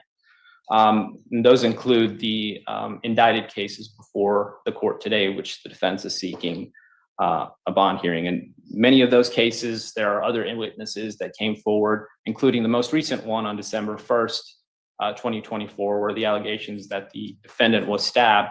Well, he was stabbed, and according to what another witness said, both a correction officer and an inmate, because the defendant went up to the inmate and started assaulting him. And I guess from the inmate's perspective, he needed to defend himself. Not that I agree that he should have been in possession of a weapon in the jail, but those are the allegations that have been put forth in this particular case. In every single one of those acts, violent incidents that the jail has reported, the defendant, through investigation as well as testimony or statements from other inmates, have pointed him to being the perpetrator of the assault. And so while I certainly understand everyone is talking about the conditions of the jail, Exhibit A is before you as to why it's unsafe. So, Judge, we're respectfully asking the court to deny bond. We believe that the defendant is a danger to the community, a risk to reoffend, and a potential risk of flight given the circumstances of his arrest on May 9th, 2022, when he fled the scene after a search warrant was executed on the residence where the defendant was at the time. Do you have any visibility into whether your office is going to be bringing other cases from these other incidents? And I ask not to press or speed anything, but more so for a management, frankly. I mean, Ms. Bumpus needs to know what she and her client are up against. And I know that your office exercises discretion and doesn't indict every little scuffle that happens at the jail. Is it safe to assume that your office has filtered through that and we've got the two cases, the contraband and the assault? Or what's your sense? I know you're not committing the office, you're not in that unit, but you do have some managerial perspective. From my understanding, Judge, there is one unindicted case that's been brought to our office. So I'm going to take a look at that and make a determination. With respect to the other ones, without committing anything to the court, I don't believe we will be going forward on any of those. Okay, so they would be at most, if Mr. Kendrick would go to trial, could be 404B or could be linked to one of these other situations. Or it would be something in aggravation at a bond hearing or at a sentencing hearing. Is your best forecast with maybe one exception? That's correct. Okay. All right. Thank you, Judge. Thank you. Ms. Bumpus, want to give you the last word. I'm going to not be able to rule immediately because I need to look into the probation situation that was just brought to all of our attention. And certainly want to understand that before I do something on this. Yes, Judge. And it is my understanding that the allegation of the likelihood of reoffending, I just want to revisit that because the last time that my client committed a crime was in 2015, 10 years ago. And well, minus these jail cases. Right. I don't know the federal one. It sounds like that was resolved in 2017, but that doesn't mean it wasn't 2014 conduct. Your Honor, it's the feds picked up this state case. So they're not two separate crimes. Got it. This 2015 is the federal case. All right. So there just was dual sovereigns and Mr. Kendrick got squeezed in both places. Yes, Judge. So not two separate acts. And in me saying that, I don't know if this brings any or can help us get clarity on the warrant because my client's understanding is that the federal probation then trumped the state probation and he was to be reporting to federal probation because they had taken over this case. Well, I don't think legally it would be that the state probation goes away. There's supervised release. That's what they call it on the federal side. And it may well be that Mr. Kendrick had a very clear understanding with DCS, state probation. Hey, you report to those federal folks. But that doesn't mean there wasn't a probation clock ticking and running throughout. And so what's been brought to my attention is that there may be a probation warrant situation as a result of these two cases. So as is par for poor Mr. Kendrick, everything's all connected. And so it may be deemed a violation of his state probation from the 2015 case that he got mixed up with having contraband and was allegedly part of the assault of Mr. Wimber. And you know that, that's how it flows. And so if that warrant is out there, then we need to work through that, and setting a bond doesn't make a lot of sense until that warrant is addressed. You know full well, once that warrant is addressed, or if it's lifted or it's dismissed, or I don't know that judges tend to set bond on probation warrants, but if so, then we don't need to reconvene this session. I'll know that that warrant's out of the way. And then it does make sense to think about what a bond would look like for Mr. Kendrick for the 2 cases for which you represent him. If there is a warrant, that will just be a little additional time that you can work with Mr. Rao to figure out, is there going to be a third matter, or is this our universe, the assault case and the contraband case? Okay, Your Honor, and just in closing, I just wanted to reiterate for the record that those 2, the federal case and the state case, are one occurrence. I got it. And that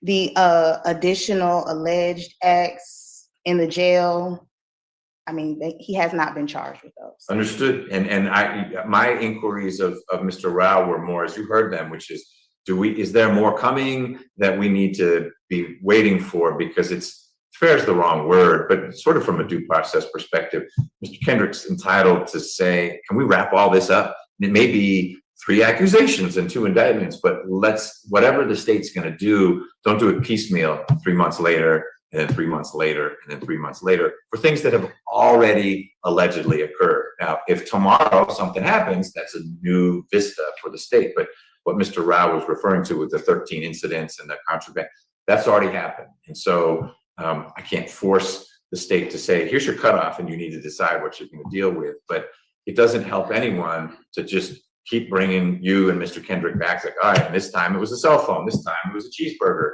Let's just wrap it all up if that's what's going to happen. And I trust Mr. Rao is going to look into that. And they typically don't get every cheeseburger case. You get written up at the jail, but then as you hear about it, that's when someone says, oh, he was a saint when he was in jail. And they said, well, not so much. He was a saint who ate cheeseburgers. And we were the big deal. The big deal right now is the possibility that there's this warrant which makes bond moot in these 2 cases. But as with all things in Mr. Kendrick's life, it's connected to whatever happened in 2015 because it would be that state probation. Okay. Mr. Kendrick, do you have any questions for me about what we were discussing? I'll make sure good lawyer, she's going to explain it all to you, but there's a chance right now, not about the facts of your case. Don't tell me I wasn't the guy who did this or that, but about the process we've been discussing. I pretty much understand everything. Okay. All right. Well, Ms. Bumpus will explain whatever you don't, and we will reconvene. I don't know that we'll necessarily have to have a full-blown hearing once we clear up this warrant situation. If there is a warrant, then I'm tabling bond on these 2 cases for now.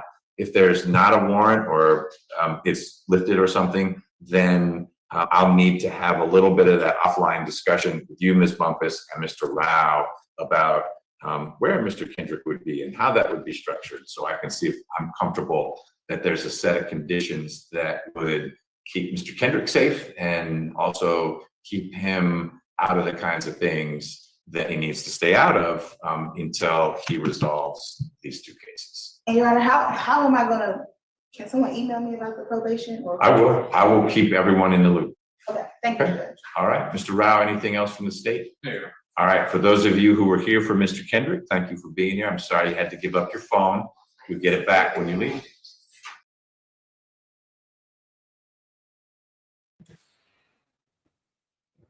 All right, so real quick, and we're switching over to the other feed. So basically what he's saying is that he's not going to issue bond today because Yak has a probation violation. Apparently he was on a state probation and then it kind of switched over to Fed. So he thought that he was only supposed to report to the Fed case, but apparently the state clock was still running. And so when he caught the additional charges, he ended up with a violation, and that is what the warrant is for.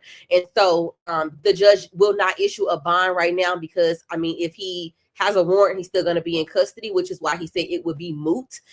So what he said is basically if they handle the warrant, they can come back around and then talk about where he's going to live and what type of conditions he'll be on if he is released under bond. But it honestly sounds like Judge Bernie is going to allow him to get bond. So I hope that helps. If you got questions, drop it in a comment. We're going to switch over to the plea hearings and we're going to back it up because we're behind. Okay. So just stay with me. Stay with me, good people. Okay. So have we covered everybody other than Mr. Minder at this point? Yes. All right. So let's talk about then the started with the final pleas for those people. Are there any guilty pleas that are going to be tendered today by any of the attorney, any of the defendants? Yes, Your Honor, Anastasia Smith and Mr. Mouse. All right, why don't y'all come on up to the podium, please?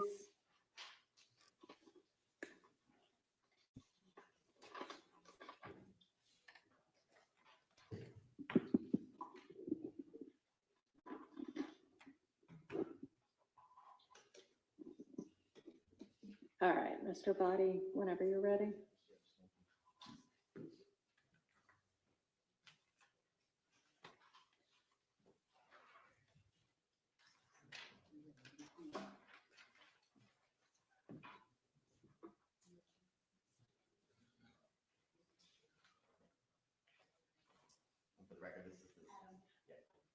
And everybody, I'm just gonna give a reminder to just use the mics. They're in front of you and they're mobile, so you can move them up close so that everybody can hear. This is indictment number 22 SC 183-572, David Georgia versus Mr. Miles Farley. Farley, please raise your right hand. You solemnly swear and affirm that testimony about giving the matter pending before this court will be the truth, the whole truth, nothing but the truth, sir? Yes, sir. Hey, put your hand down. Could you please state your true, correct, and legal name for the record? I'll let you sign before asking more questions. And Mr. Body, maybe reposition the mic while he's doing that. Yes, sir.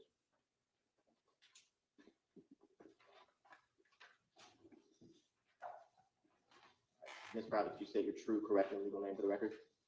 Farley. And Mr. Farley, are you at this time taking under the influence of any alcohol, drugs, or medicine? No. Is there any medication that you take daily or regularly that you have not taken today that would affect your ability to understand why you're here? No. And how old are you, sir? How far have you gone to school? 26. I got a bachelor's degree. And are you able to also speak into the mic, please? 26 and got a bachelor's degree? And so are you able to read, write, and understand the English language? Yes. And do you understand you are charged in indictment number 22 SC 183-572 with count 1, conspiracy to violate RICO, count 49, which is related to the homicide of Mr. Drinks, counts 50 and 51, which are both participation in criminal street gang activity, and the count 54, which is a possession of a firearm in the commission of felony. You understand you're currently charged or indicted with those counts. Yes. And do you understand that you have the right to plead they're not guilty, guilty or not guilty to these charges? And if you pled not guilty, remain silent, you may receive a jury trial. Yes. And as your attorney, Mr. Menendez, gone over the rights that you're waiving by taking a guilty plea here today, sir? Yes. And are you satisfied with the services that your attorney has provided? Yes. And do you need any additional time to talk to your counsel about any of the facts and circumstances regarding the charges and the circumstances of this case? No. And Mr. Menendez, do you waive formal reading of the indictment? So waived. Do you waive any and all defects in the indictment, including any with respect to your client's name for the purposes of this hearing or plea? Yes, so waived. And Mr. Farley, has your attorney spoken to you about the minimum and maximum penalty for the counts that you're pleading guilty to? Yes. And he advised that for count 1, RICO, the minimum is 5 years, the maximum is 20 years? Yes. And do you have any questions as it relates to that count, the single count you'll be pleading guilty to? No. And sir, do you understand that this is a negotiated plea of guilty, which means the state and your counsel will offer a joint recommendation to the court as to the sentencing recommended for the count that you're pleading guilty to, so the court does not have to follow that recommendation, and she can sentence you as she sees fit up to the maximum for the charge. Yes. Do you have any questions about that? No. Is he just pleading to count 1 and y'all are null processing the rest as part of the agreement? That's correct, Your Honor. Okay. Now, do you understand?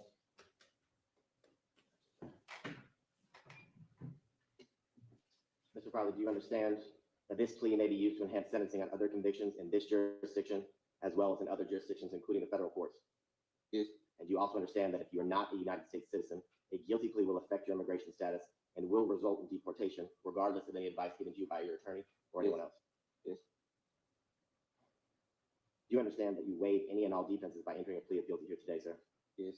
Do you also understand that by pleading guilty, you're giving up or waiving the following rights: the right to a trial by jury, the right to remain silent and to not incriminate yourself, the right to confront witnesses against you, the right to the assistance of counsel hired by you or court appointed if you are unable to afford an attorney for the trial of your case, the right to presumption of innocence, the right to testify on your own behalf and to present other evidence, the right to subpoena witnesses and to compel the production of evidence, the right to have the charges proved against you beyond reasonable doubt by the state of Georgia, and the right to appeal if convicted of these charges after trial. You understand by taking a guilty plea here today that you're waiving or giving up all of those rights? Yes. And Mr. Farley, has anyone forced, threatened, or promised you anything to get you to enter a guilty plea here today? No. And are you pleading guilty, sir, because you have decided in speaking with your counsel, Mr. Menendez, that you believe that is in your best interest to do so? Yes. And are you aware that even if you're not admitting guilt, as you're pleading under North Carolina versus... We need stories. We need stories to understand ourselves. We are the only... If you were convicted after a jury trial? Yes. Okay. And how do you plead count one, conspiracy to violate the Racketeer Influence and Corrupt Organizations Act in indictment number 22 SC 183572? Guilty on the answer. And Mr. Farley, is this Alfred a guilty plea freely and voluntarily given with full knowledge of the charge that you're pleading guilty to? Yes. Do you understand that you may have a limited right to appeal this guilty plea conviction? Yes. Do you also understand that you have only 4 years from today for a felony charge to file a habeas corpus petition challenging the voluntariness of this guilty plea? Yes. Challenging anything about the constitutionality of the guilty plea, understand? Yes, Your Honor. Well, I want to make sure he. Yes, ma'am. All right. You also understand, sir, that you have 30 days from today to file a direct appeal from this guilty plea, and until the end of this term of court, to file a motion seeking to withdraw this guilty plea, which doesn't mean that the court necessarily would grant it or not. It's just that's the time constraints that you have to file under those areas of the law. Yes. Okay. Do you have any questions about that? No. All right, and your attorney, Mr. Menendez, will represent you until 30 days from now or the last day of this term of court, whichever is later.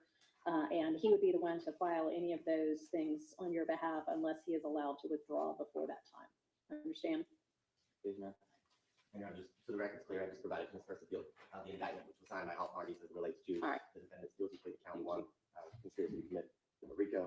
Your Honor, has the case proceeded to trial, the state would have shown beyond a reasonable doubt that between January 24th of 2013 and May 8th of 2022, this defendant, Mr. Farley, in conjunction with his fellow co-defendants, co-conspirators, known YSL associates, did unlawfully conspire to conduct and participate directly and indirectly in the enterprise YSL. In doing so, they did it through a pattern of racketeering activity, conducting and participating in YSL with the same common objectives, which were to preserve, protect, and enhance the reputation of the enterprise, that being YSL, doing so by protecting the power and territory of known YSL strongholder areas through acts of violence, also through other means such as social media, posting messages, images, things of that nature. That's what the state would have shown as it relates to Mr. Farley and his involvement as it relates to the enterprise YSL and his association, Your Honor.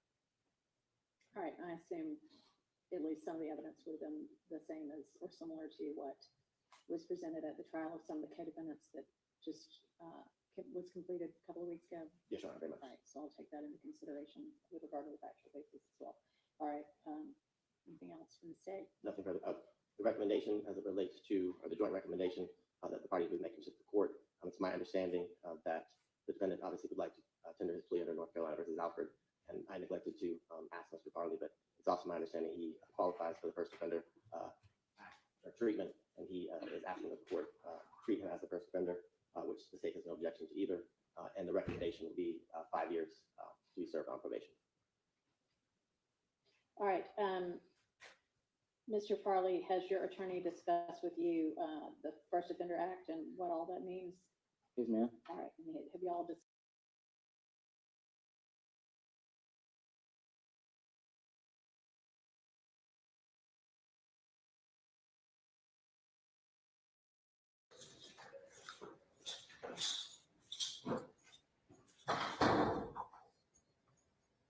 Good morning, Mr. Jackson.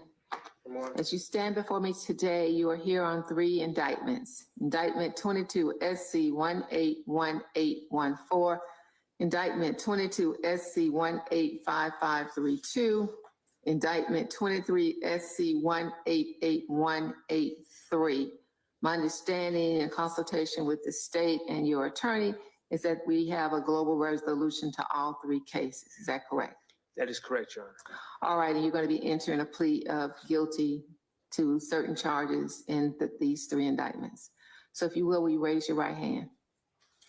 Do you swear or affirm that the testimony you're about to give is the truth, the whole truth, and nothing but the truth, so help you God?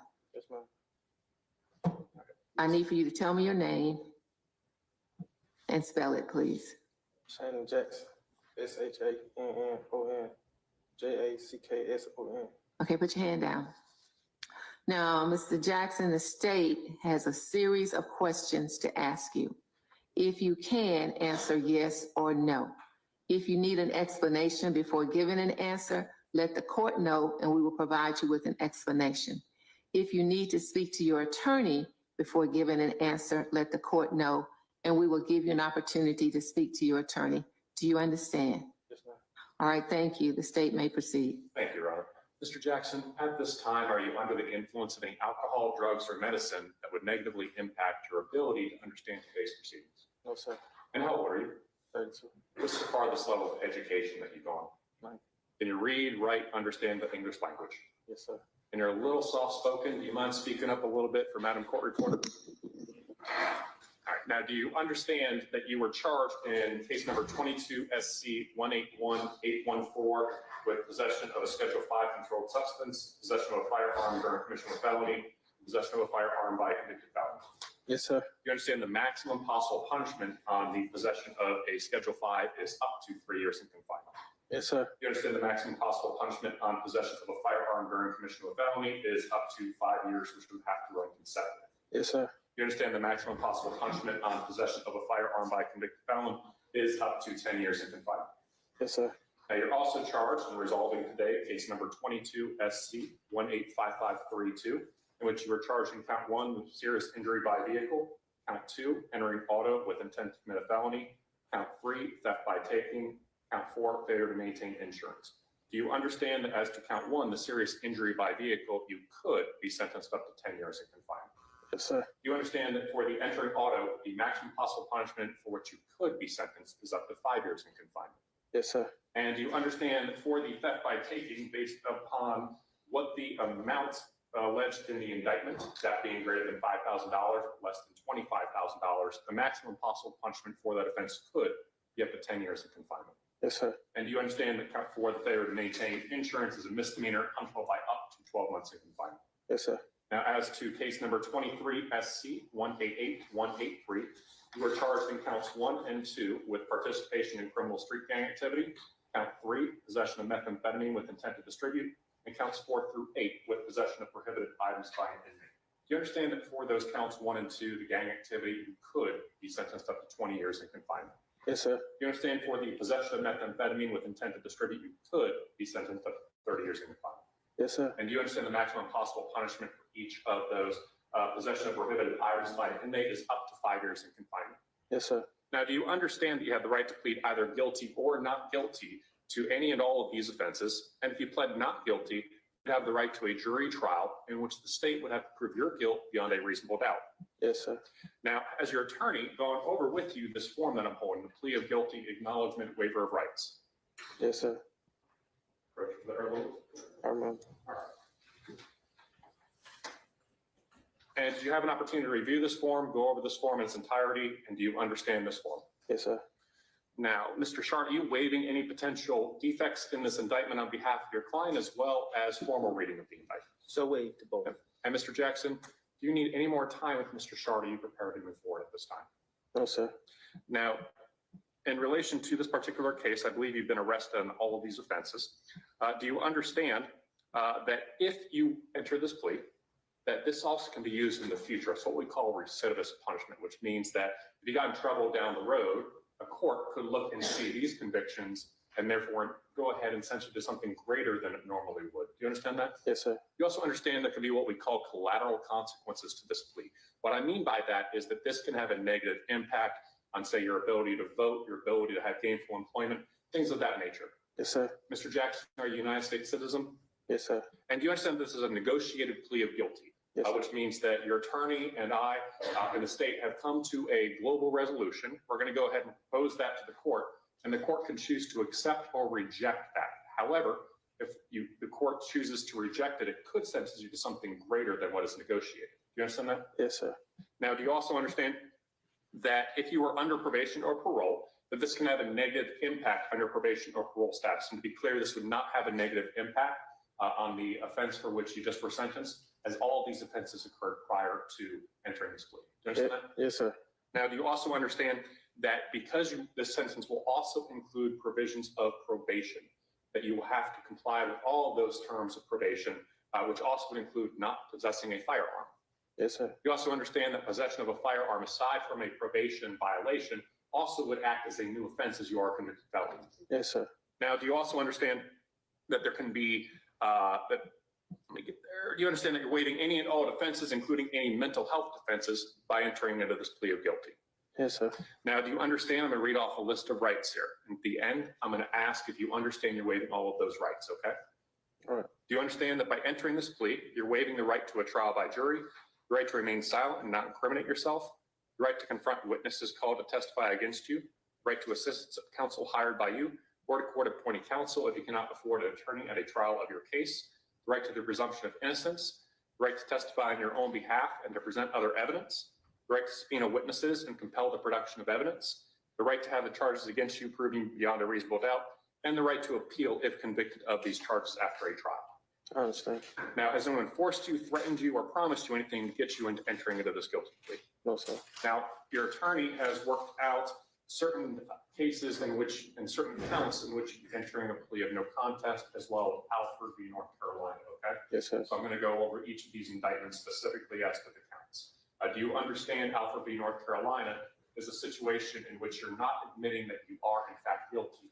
However, you do recognize that it's possible a jury could convict you, and therefore you believe this is in your best interest to go ahead and enter into that plea. Do you understand that? I understand. All right, so we're going to begin with case number 23 SC 188183.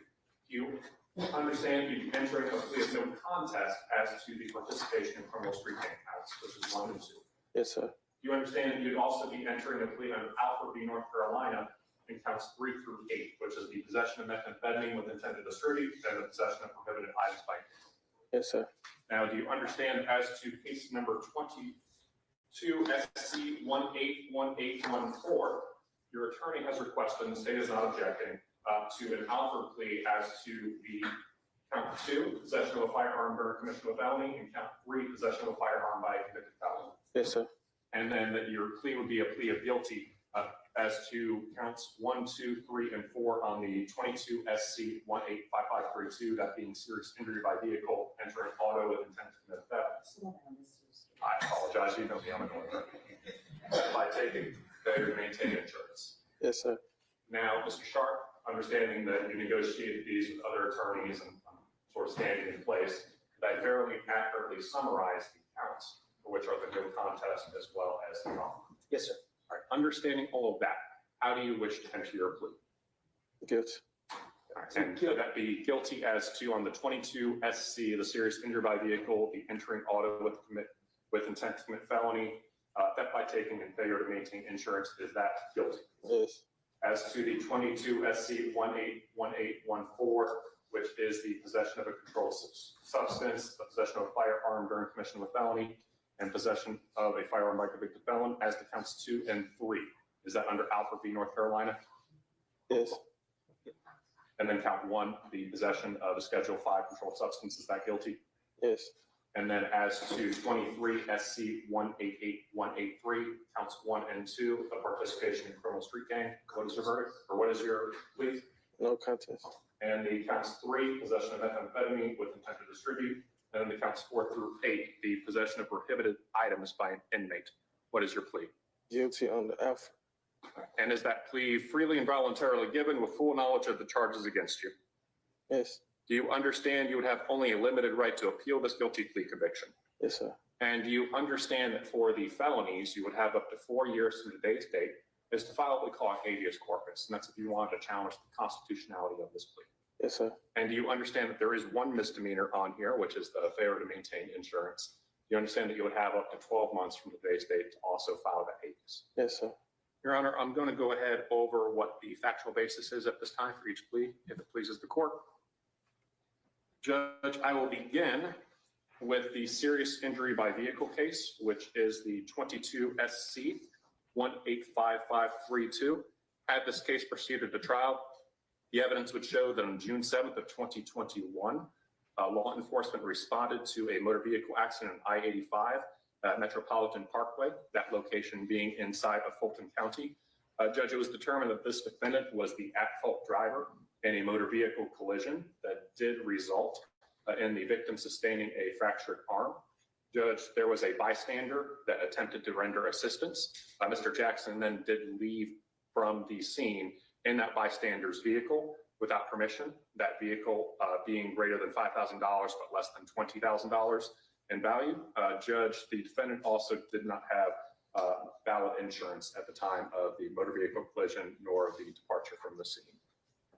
Judge, as to case number 22 SC 181814, had the case proceeded to trial, the state would show that on October 27th of 2020, law enforcement with Atlanta Police Department responded to an address on Judy Lane, which is located inside of Fulton County. They responded to that location because the defendant was parked inside of a driveway where he did not reside. Upon approach, law enforcement observed what appeared to be a prescription bottle. Judge, a canine came around and positively positively alerted as to contraband inside of the vehicle. The defendant was a convicted felon at the time. Law enforcement was able to locate a loaded firearm inside of that vehicle. Judge, in addition to locating promethazine, which was the Schedule 5 controlled substance. And Judge, finally, as to case number 23 SC 188183, while the defendant was at the Rice Street Jail located inside of Fulton County on March 29th of 2023, law enforcement conducted a search inside of his cell.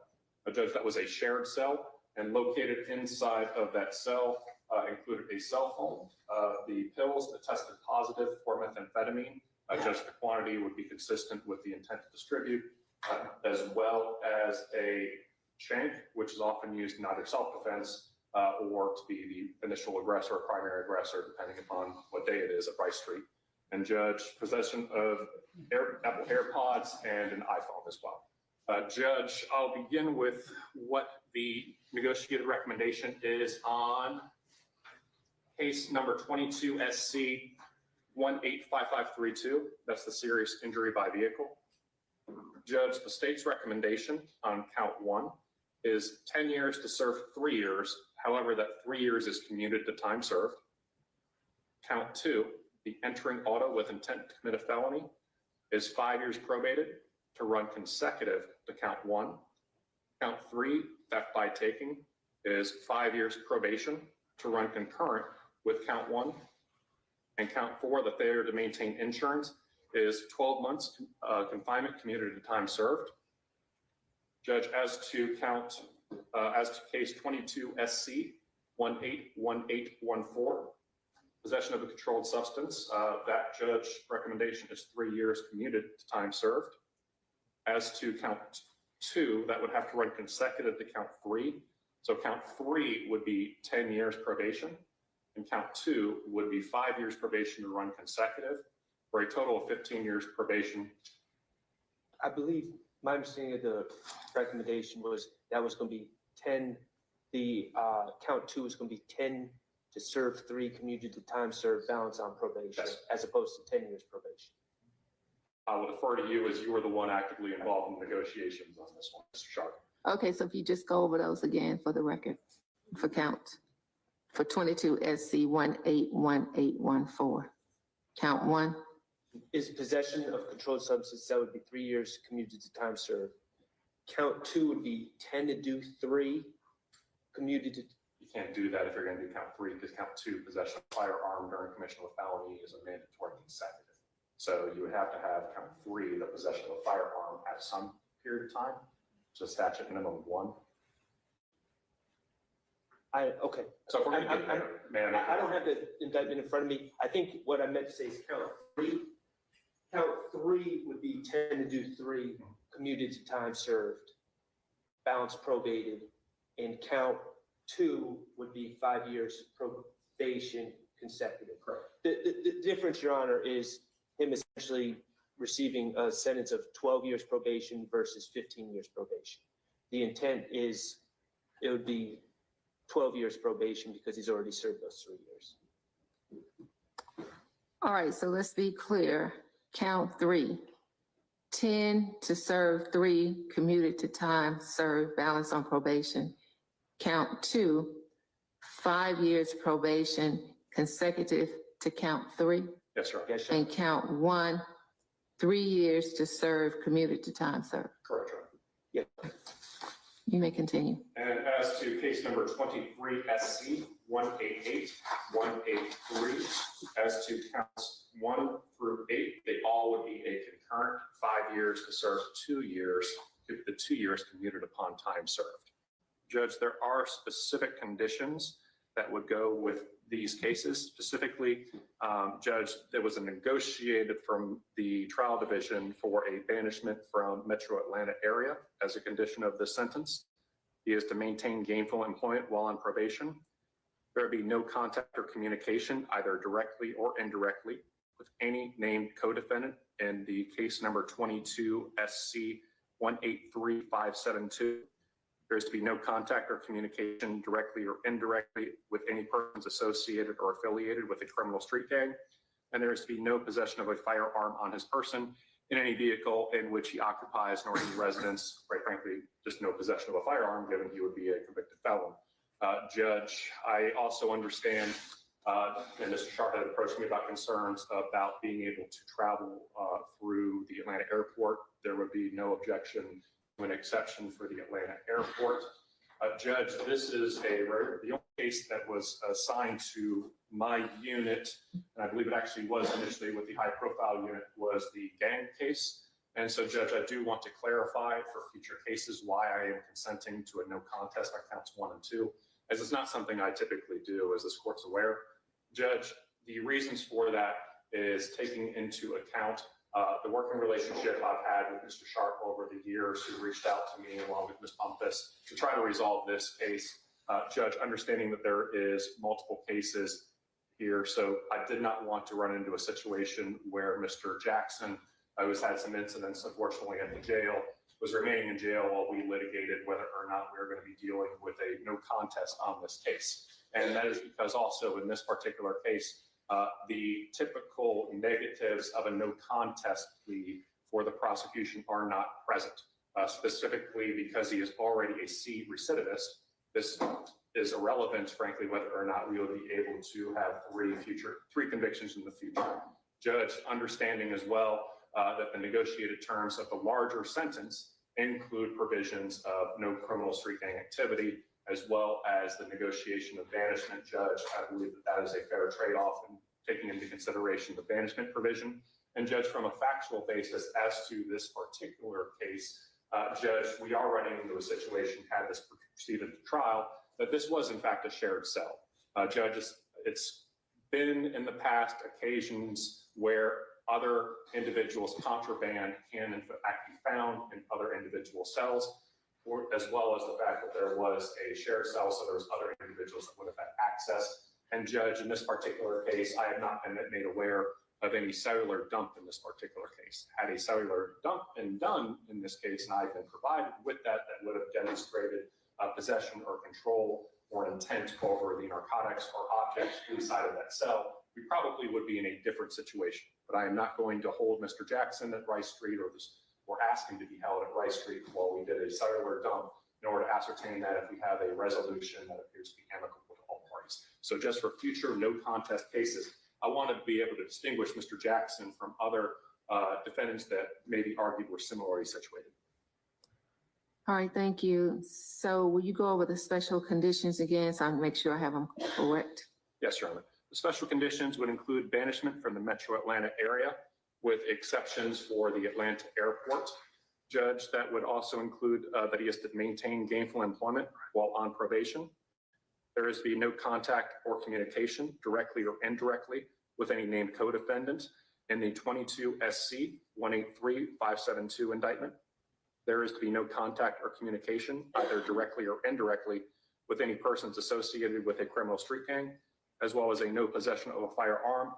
I do understand it may take a little while for him to be able to sort out the interstate compact, Judge. So there's going to be a sort of a grace period, at least from the state, in relation to him being in Fulton County until he's able to go ahead and work that particulars out with probation for the interstate compact. Because another jurisdiction has to accept him as a probationer, correct? That's correct. All right. Anything else? Nothing from the state at this time, Your Honor. All right, anything from defense? Your Honor, I would just like you to know that Mr. Jackson is 32 years of age. His father is present here in court. His father works an honest job for an honest living. His wife is also present in court, supporting him. He has 4 children. And so a lot of these past acts involve selfishness, immaturity. And I believe that Mr. Jackson, throughout this whole legal process, has come to realize how valuable life is, and we only get one. And I think he wants to make everyone proud, all the supporters proud, and the people that have been here for him proud. So I know that he knows that he has people in his corner, and we're hoping, if Your Honor accepts this plea, we're hoping that this is something that we can all look back upon and say that this had a happy ending. All right, so I have a couple of questions regarding the banishment. It's my understanding that he's from the metropolitan Atlanta area. He is, Your Honor. Okay. He's lived here his entire life. All right. So are there special circumstances under which he would be allowed to return during the period he's banished? Did the state negotiate? Judge, again, that was a negotiated term outside of the one. However, I understand that there are going to be times in which this court would make exceptions, such as coming back for funerals or weddings. I understand this court traditionally does not do banishment outside of accepted negotiated terms. So to the extent this court is setting exceptions, I would defer to this court. Your Honor, I anticipate that at some point in the future, there'll be a need to return back to Atlanta. I'm not trying to violate any agreements that I have with the state. The way I thought, quite honestly, the way I envisioned this happening was if there was a specific need, Mr. Jackson would reach out to me, and then I would reach out to Mr. Sperry. I know that creates more work for all of us, but I thought that that would probably be the best workaround at this time. And quite frankly, in the future, if things are going well on probation, then maybe we can revisit some of these conditions. All right. Yes, but you have to tell us who you are for the record. I'm Ms. Jones, Officer Jones with Probation DCS. Due to the fact that where he's going, if they do not accept this case, we will have to come back in front of the judge to modify the seat. I don't know that right now, and I won't know that until 7 days from today. I have spoken with my AC, so I am trying to get the situation expedited, but he won't go to the probation until Thursday. All right, thank you.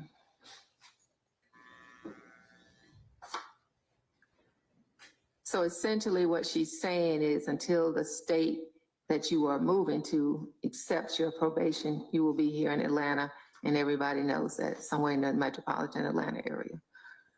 Okay. All right, as to indictment 23 SC 188183, Indictment 22 SC 181814, Indictment 22 SC 185532.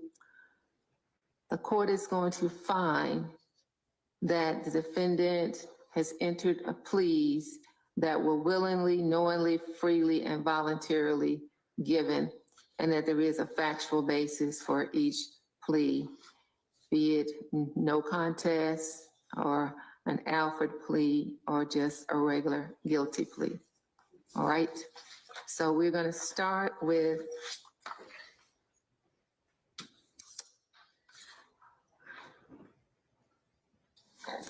'22 SC 185532. The negotiated and recommended sentence is on count 1. The defendant is to be sentenced to 10 years to serve 3 commuted to time served. Count 2, 5 years probated to serve consecutive to count 1. Count 3, 5 years probation to run concurrent to count 1. 12 months on count 4 commuted to time served.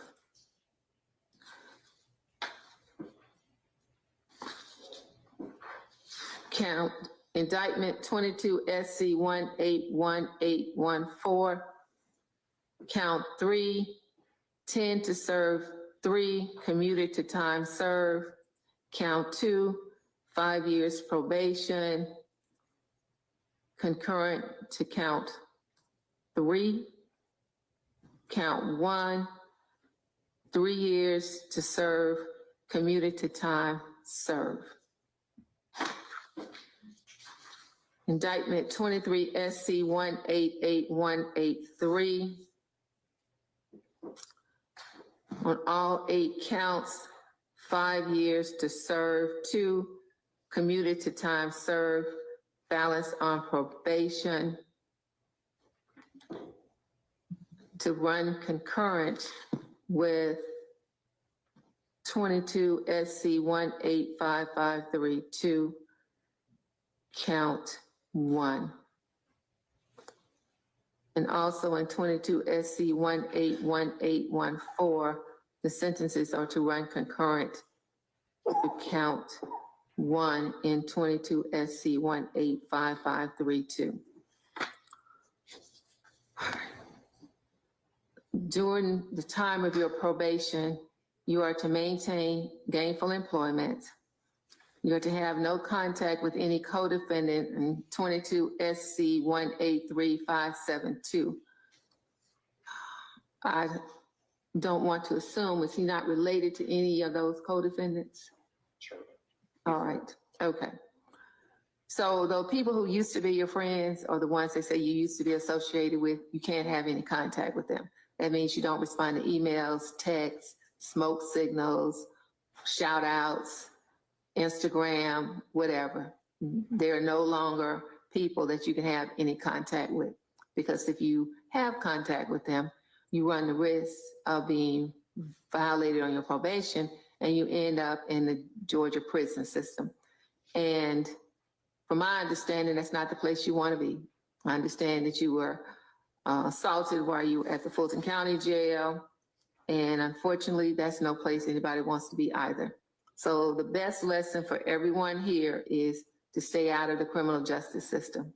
At one point, when I was a judge on the Fulton County Juvenile Court bench, 88% of the people in the Georgia prison system did not have a high school diploma. So what that tells you is the best way to stay out of prison is to get a high school diploma. So you indicated you dropped out at 9th grade.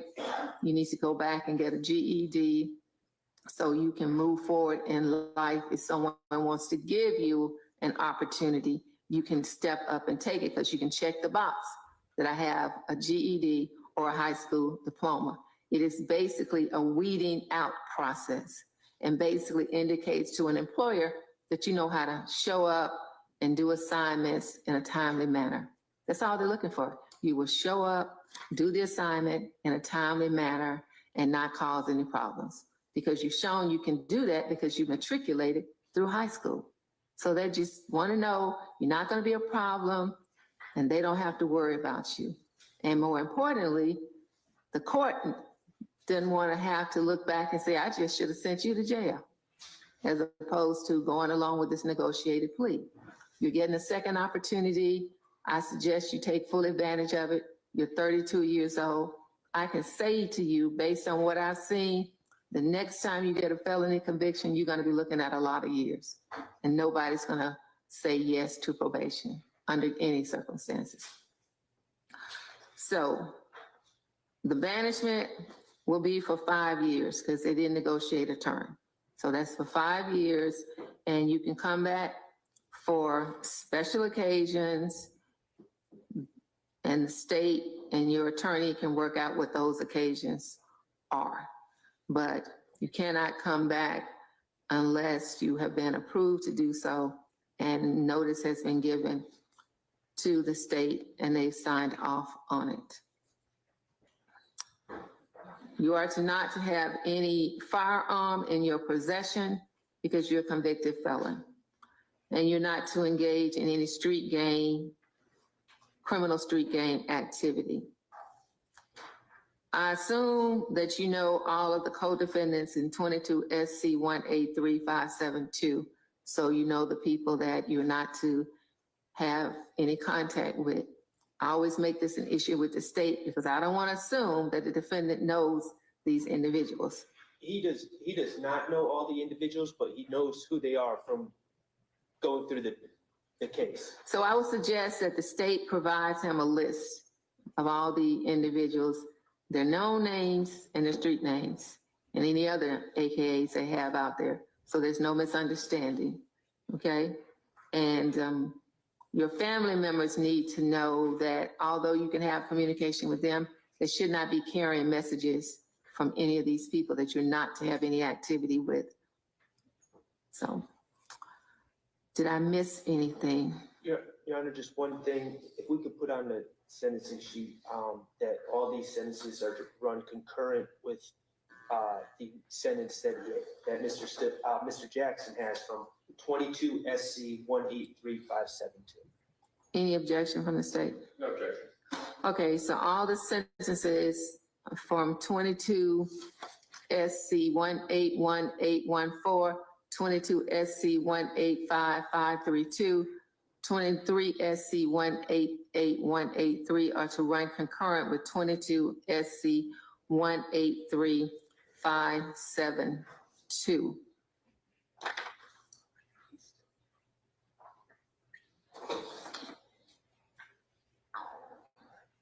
At this time, does probation need to come on record and say anything? All right. She can't hear you. I'm sorry. Unless you want me to tell you, or the court, or I'm going to tell Mr. Jackson, I can talk to him. Yes, just put it all on the record about reporting. Okay, so he will report on December 19th to 276 Memorial Drive, Atlanta, Georgia, 30303 at 8 a.m. So don't be late. Don't miss that appointment because they will come back to court and ask me to issue a warrant for you failing to appear. Do you understand? Yes, ma'am. All right. So at this time, is there anything else from either party? Judge, just Mr. Sharp recommended. I have no intention of leaving my office anytime soon, at least voluntarily. So Mr. Sharp and I have built up a point of trust and communication over the years. I have no problem with Mr. Sharp reaching out to me if there's any exceptions that are necessary. That's great. And also for the record, I will waive fines and fees for these 3 cases since he's already on probation in another case. Thank you, Your Honor. All right. If there's nothing further, then all parties are excused. Thank you, Your Honor.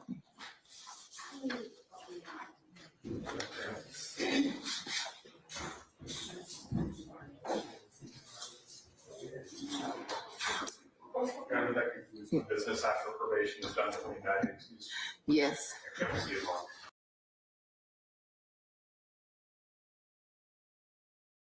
Final plea calendar. Hold on. The final plea calendar. To me if there's any exceptions that are necessary. And also for the record, I I will want y'all to waive see fines Shannon's and face. fees Hold for on, these y'all. three I want cases y'all to since see he's his already face. on probation in another case. Thank you. All right, if there's nothing further, then all parties are excused. Thank you, Your Honor.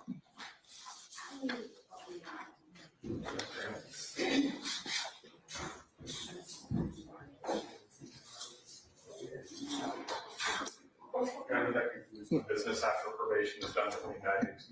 Yes, See you tomorrow. all right. Position 7 on the final plea calendar, Hold on.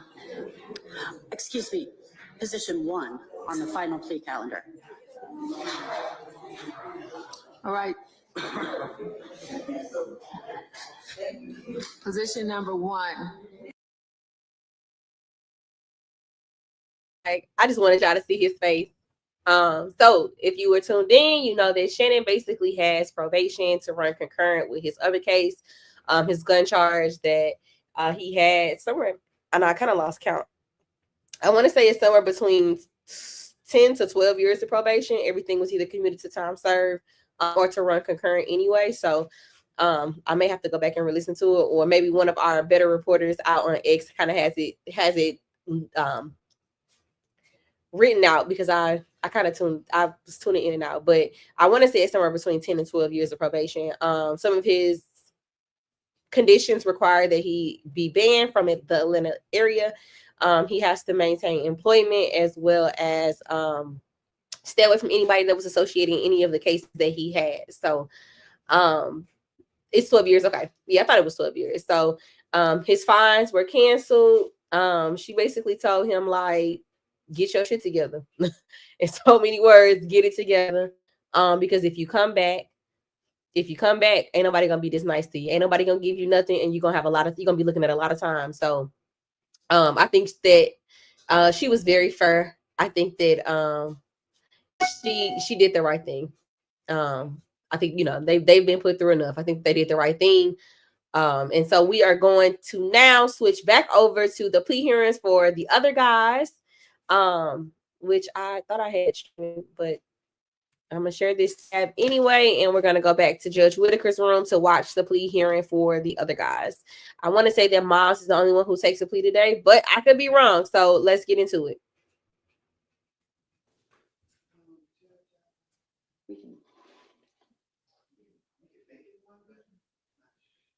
I'll speak in Mr. Dark's place. He had sent an email after I filed my motion. Apparently, he may have leave filed on that day. Hey, wait a minute. We was on Miles. We back here. The evidence would have been the same. Well, I want to make over the rights that you're waiving by taking a guilty plea here today, sir. Yes. And are you satisfied with the services that your attorney has provided? Yes. And do you need any additional time to talk to your counsel about any of the facts, circumstances regarding the charges and the circumstances of this case? No. And Mr. Menendez, you waive formal reading of the indictment? So waived. Do you waive any and all defects in the indictment, including any with respect to your client's name for the purposes of this hearing or plea? Yes, so waived. And Mr. Farley, has your attorney spoken to you about the minimum and maximum penalty for the counts that you're pleading guilty to? Yes. And he advised that for count 1, RICO, the minimum is 5 years, the maximum is 20 years? Yes. And do you have any questions as it relates to that count, the single count that you'll be pleading guilty to? No. And sir, do you understand that this is a negotiated plea of guilty, which means the state court has to, the sentencing recommended for the count that you're pleading guilty to, so the court does not have to follow that recommendation, and she can sentence you as she sees fit up to the maximum for the charge. Do you have any questions about that? No. Is he just pleading to count 1 and y'all are null processing the rest as part of the agreement? That's correct, Your Honor. Okay. Now, do you understand?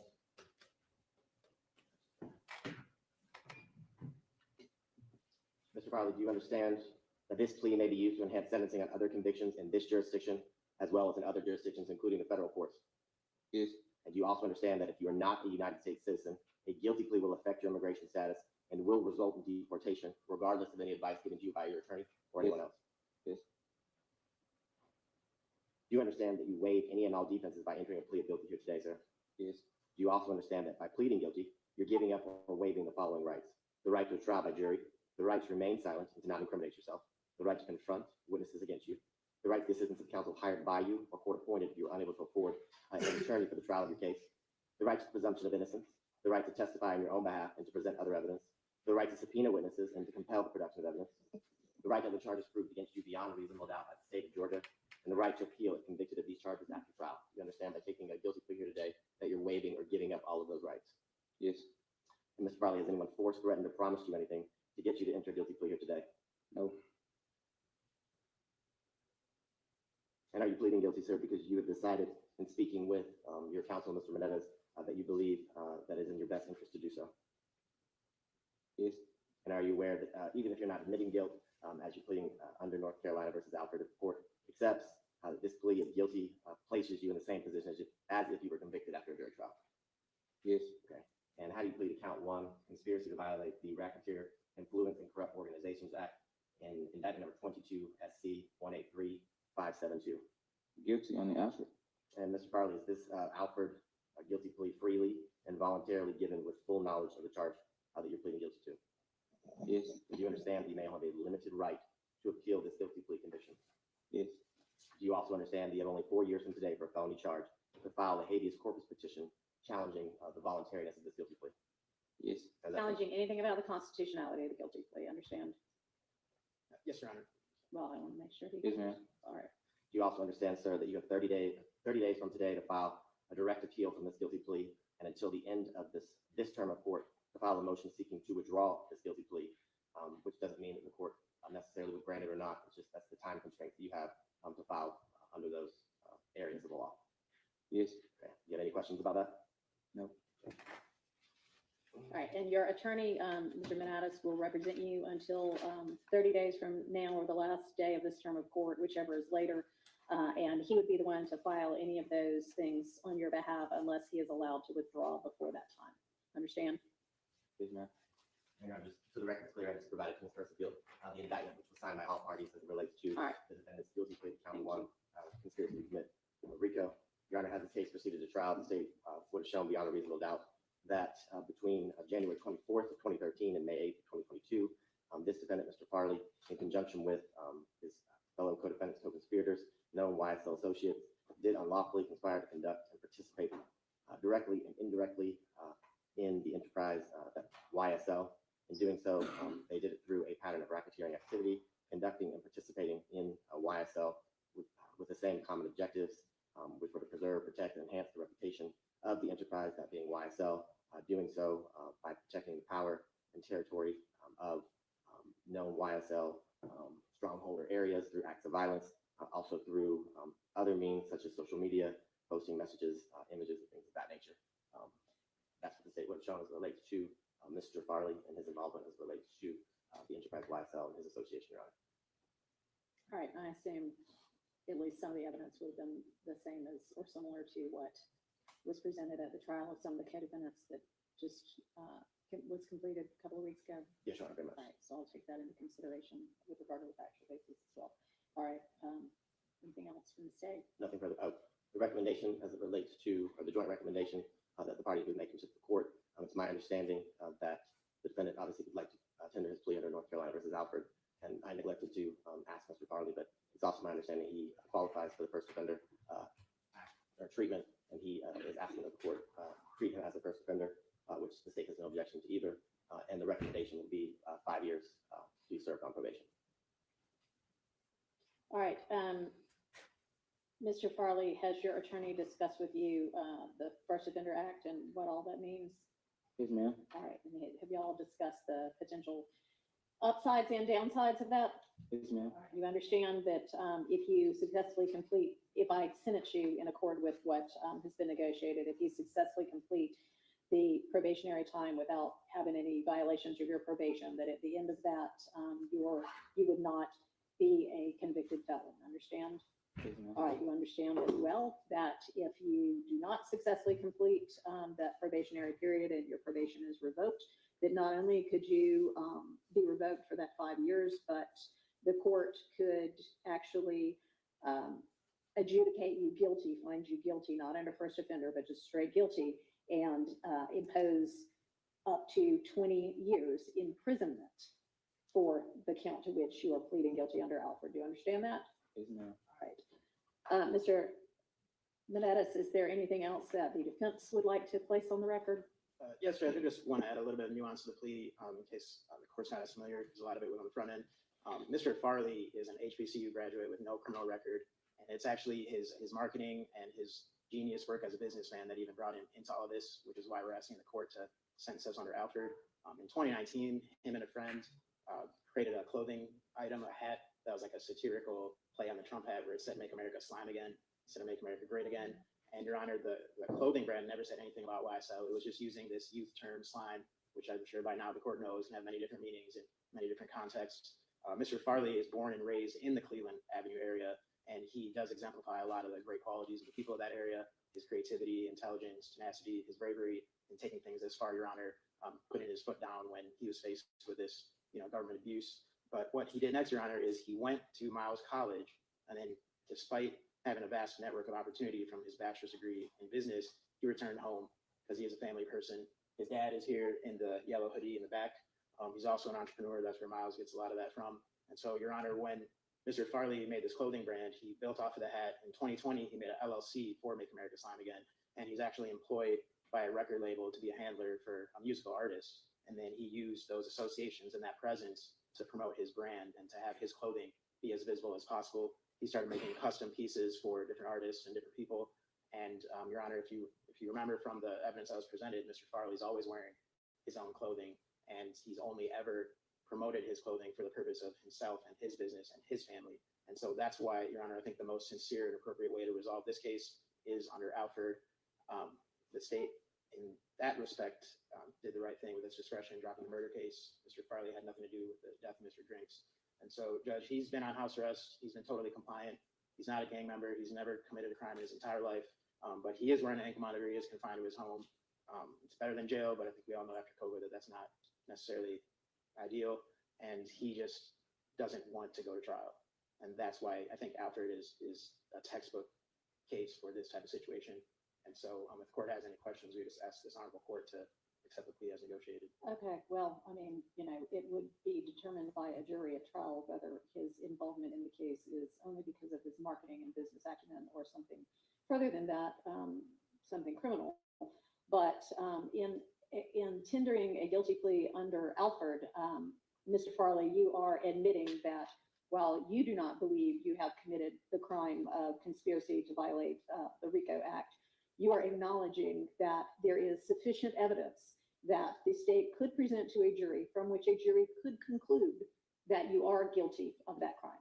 You understand that, right? Yes. All right. All right. I find there to be a factual basis for this plea. I will accept it under Alford and I'll permit it under the First Offender Act. And I find the plea to be freely, knowingly, voluntarily, intelligently entered with an understanding of the consequences. And in accord with the negotiated recommendation, I am going to sentence you to 5 years probation. And as we discussed before, how you perform during the next 5 years of this probation is going to determine whether you finish that. A person who can say that they do not have any felony conviction, or whether you might be spending some time potentially incarcerated. So it's entirely up to you how you comport yourself and how you choose to behave going forward. What ultimately will happen at or before the end of that 5 years. Do you understand that? Yes, ma'am. All right. Are there any special conditions to this probation? Have y'all negotiated any? I think you have any special conditions on the law. Okay. All right. That is the sentence of the court. I need to ask if you have a weapons carry license. Do you have a license? Okay. No, no. All right, that's fine. And while you cannot have any firearms during the course of your probation, if you successfully complete all your probation, you'd be able to possess firearms again. All right, Mr. Farley, good luck to you. I know that you have a very successful business, and let's just make sure that that business is on the up and up and that you're following the law. All right, good luck to you. Thank you. Thank you, Your Honor. And is there somebody here from probation? If you would wait, Ms. Jolly is on the way. All right. Mr. Menendez, wait until the probation officer, Ms. Jolly, can meet with y'all and get all of that taken care of. Yes, All right. Yeah, that'll be fine. And after you meet with her, then you're excused. Thank you. All right, are there any other guilty pleas that are going to be tendered today? All right, so what I would like to do is, and we can just start up here with Mr. Mender, and I'd like the state to put on the record what the plea offer is. And I want everybody, all of the four defendants, and Mr. McMullen, we just heard from your attorney, and he believes he will be here by 11:30. He's apparently in Gwinnett County on some other case right now, and we'll have to just sort of wait until he gets here to handle yours. But this applies to you as well, for everybody. This is the final plea day. It's your first final plea before me. I know that y'all had a final plea before Judge Dempsey previously, but I gave you all the opportunity post the verdict in the case with some of the co-defendants to negotiate if you chose to, and have a final plea date, if you will. But this will be your last opportunity to enter a negotiated plea in this case, meaning you all in the state have agreed to a recommendation, and you can be assured that if I do not accept that recommendation, that you can withdraw your plea. Now, you can obviously at any point in time enter a non-negotiated guilty plea, and that would mean that you decide to plead guilty, and the state will make a recommendation as to sentence. Your attorneys will make a recommendation as to sentence, and it will be entirely up to the court to sentence. Could be above or below what any of the recommendations are, could be exactly what one of the recommendations is, but as long as it is within what is permitted by the statutes. And then, of course, you have the right and opportunity to proceed to trial on the case as well. Does everybody understand that? Yes, ma'am. Okay. All right. So, Mr. Mender, you have this case pending, and you have another case pending as well. Is that right? And Your Honor, so we were going to respectfully request to hold our announcement and to have an opportunity to approach the court at the bench at whenever convenient before we move forward with the final. All right. So I will come back to y'all. So, Mr. Garlington and Mr. Mondelli and Mr. Abadi, can you put the offer on the record for Mr. Garlington? Yes, Your Honor. Your Honor, on December 9th of 2024, the offer was relayed to counsel for Mr. Garlington as it relates to the possibility of tendering guilty plea. The recommendation from the state was for the defendant to plead count 1, conspiracy to commit RICO, count 49, which is the murder count, but it'd be reduced to the lesser included offense of voluntary manslaughter, and to plead count 50, which is participation in criminal street gang activity, and then count 54, possession of firearm during the commission of a felony, with a global sentence of 30 parolable time. All right. And as a part of that plea offer, you all were going to null cross 40, 42, 43, and 51. Is that right? That's correct, sir. All right. All right. And Mr. Mondelli, you discussed with your client the potential sentences that could be faced if he goes to trial and is convicted of all counts. Yes, sir. We've spoken extensively about potential risks upon trial.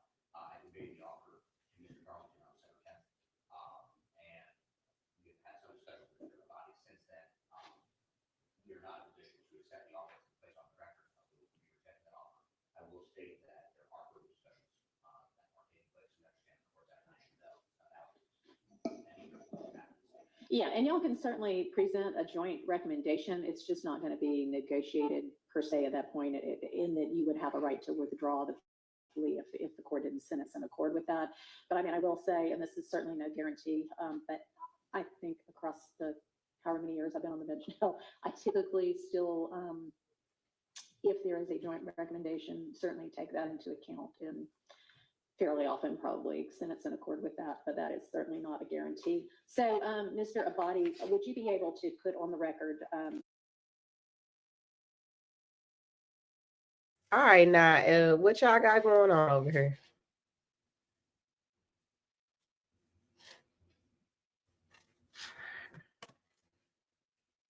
All right, we at 110. Let me refresh, because I don't know what's happening.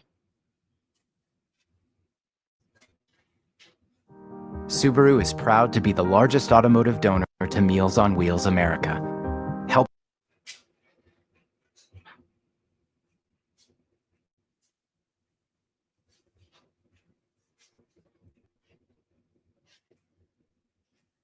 You understand that, Mr. Let me say another thing as well. I know that there was a not guilty or a not guilty verdict for most of the counts that faced the two defendants who proceeded all the way through to jury verdict. A trial for any of the four of you would be before a different jury. I would suspect that a lot of the evidence would be the same. The way it is presented might not be the same. I don't know, state's sort of story theory, if you will, might or might not be the same. And the ultimate outcome might or might not be the same. And I'll tell you, and I'm sure that all of your attorneys have told y'all that acquittals with a jury are a rarity. So just keep that in mind. It does not mean that the same thing would happen to you. Y'all, you know, we've got a different prosecutor at the table who I hope would stay through the trial of the case. And it just is probably going to look a lot different. There's also a different judge at the beginning. So just keep that in mind. But I understand that for now, y'all will be rejecting that offer. All right. So we've got Mr. Evinger, and I know Mr. Evinger still has a motion pending. I will tell, and Mr. Johnson, you should now have all of the transcripts from the main witnesses who testified around the two attempted murder counts at trial. And if we are not having a plea today, I'm obviously we're not going to have the hearing today, but I would be interested in going ahead and getting that scheduled. And I will say that I have heard the testimony as it was presented at the last trial, and I have seen the videos. I don't know what might be presented at the immunity motion, but I'm fairly certain that those two videos would be presented again, and I'm already familiar with that, as are y'all, having had it in discovery for a long time now. But we're going to go ahead with the final plea now. So even though that motion is still pending, any plea that you might be interested in tendering at some further point in the case, if you ever decide to do that, would be non-negotiated. Just understood. Mr. Evinger, you understand that as well? Okay. All right. So Mr. Body, can you put on the record what the offer tendered to Mr. Evinger was, please? Yes, Your Honor. The state's offer as it relates to Mr. Evinger was a global sentence of life imprisonment as it relates to the armed robbery and everything else to run concurrent on this indictment. That sentence to run consecutive to the time he's currently serving in DOC custody, Your Honor. All right. Mr. Evinger is facing a minimum of a life sentence and a maximum of 2 consecutive life sentences plus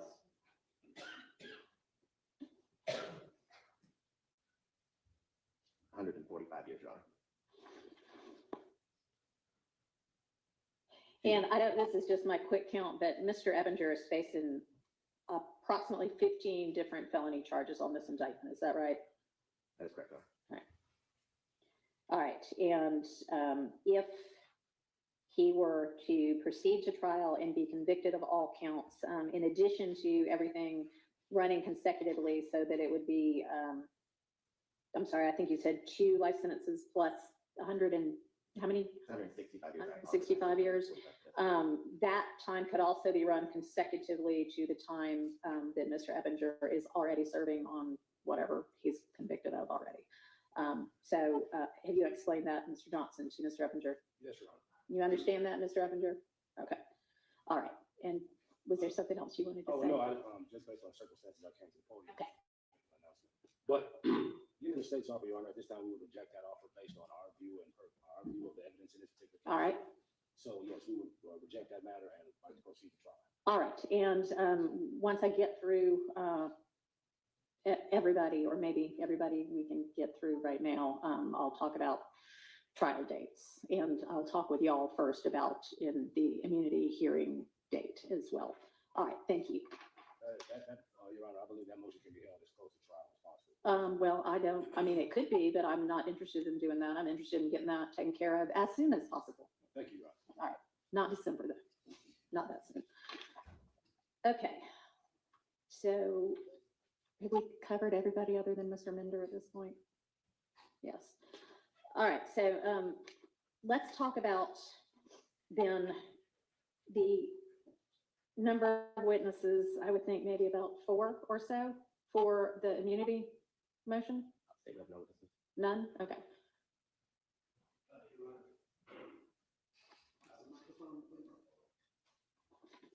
Your Honor, as far as witnesses in the case, I believe the only witness that may be necessary is You can pick it up. It's not, is the complaining officer, Your Honor. That would probably be. okay. Well, there are two officers who got shot.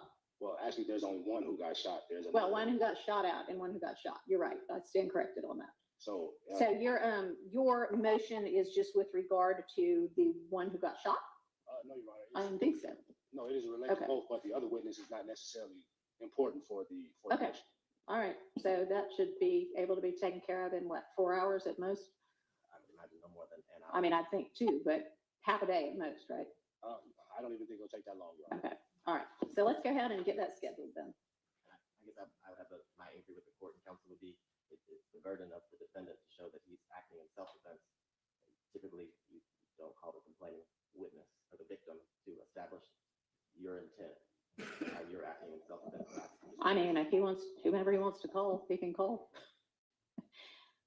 And I get that. So do you think you'd be calling your client?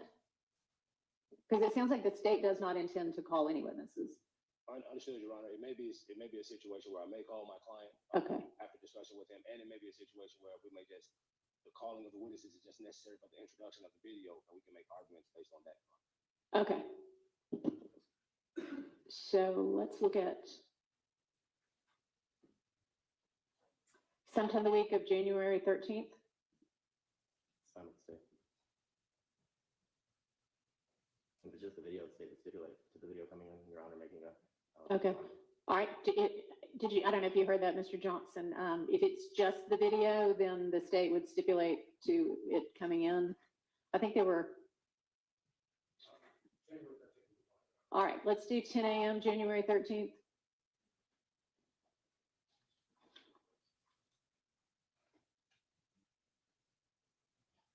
Your Honor, I did file a response. Yes, I saw that. Thank you. I appreciate that. All right. And then with regard to the trial, we're at this point looking at potentially 4 defendants for this trial. What is does the state have, I mean, the last time I asked, we still were facing 11 defendants. So do y'all have a revised estimate as to the time it would take to present the state's case? I think it would be less than 90 days, but in abundance of caution, instead of overpromising, I would say at the most 90 days. All right. And when you say 90 days, you mean from the time we start presenting evidence till the time the state rests would be 3 months' time, not 90 days of trial time, right? Okay, just making sure. All right, and then obviously the defense would evaluate the state's case before determining whether they wish to present evidence. But any general idea what anybody thinks might get added on? On behalf of Mr. Mender, if Mr. Mender was to go to trial, we would want one witness and it would be, we would need a production. Okay. Okay. Mr. Johnson, and I'm not holding you to it now, I'm just trying to get kind of an estimate. I need you to pick up that mic, I can't hear you. Based on our view of the evidence, Your Honor, I do not believe that we'll have any witnesses for Mr. Evans. Okay, and obviously that's assuming that it proceeds past the immunity motion. All right, and then I'll hear from Mr. Dark. But okay, so we're talking about probably still roughly 3 months. So 3 months is probably an overestimate on the state's case. Okay, so in terms of picking the jury, do y'all want to do jury questionnaires or do you just want to have people in and do it all live?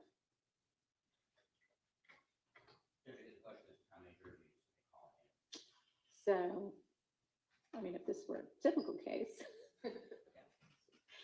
I wouldn't call more than 72, but.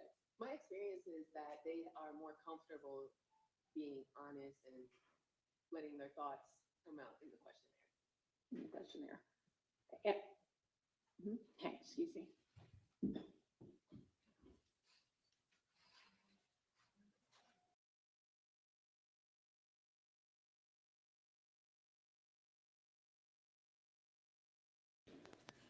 All right, so I know that at least as sort of a pilot project, Jury Services here in Fulton has some, I don't know, tablet type things that jurors can answer the questionnaire electronically, but I think they basically like come in, but just sit and answer the questionnaire, and then we have them back another day for follow-up. So we could do something like that if everybody's amenable to that. Okay, and have y'all thought at all, I guess did y'all already go through at least part of jury selection in this? We did. Prior iteration? Some of you did and some of you didn't, right? All right, so I mean, I would need to know what type questions y'all want. So can y'all by, let's say, January 20th, have the potential questions that you all want asked? And I think the previous questionnaire was sufficient, but it was redundant. Well, we don't want redundancy. Not a fan. Well, redundancy every once in a while is a good idea, but I want to be efficient. Okay, so I'll pull and look at the last questionnaire, and if, y'all do the same, and if there are ones that you think we can strike, and any that you think we need to add, if y'all can just let me know that, and maybe we'll have, let's look and see what the 20th looks like. Maybe we can have, the 20th is the MLK holiday, so let's not do it that day. Let's do the 17th, which is the Friday before. Why don't we plan to just have like a status on, let's say 10 a.m. on the 17th of January, where we can, so if y'all would submit whatever kind of additions, deletions you would like to the jury questionnaire by close of business on the 16th. We'll meet on the 17th for a status.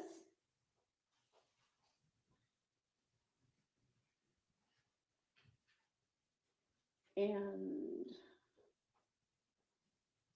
Judge, is that everyone in this courtroom on the 17th? everyone who is still wanting to proceed to trial at that point in time. And in addition, Mr. Dark.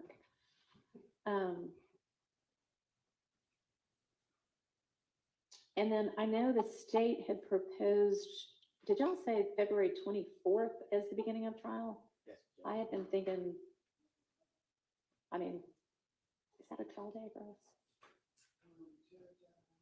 We can.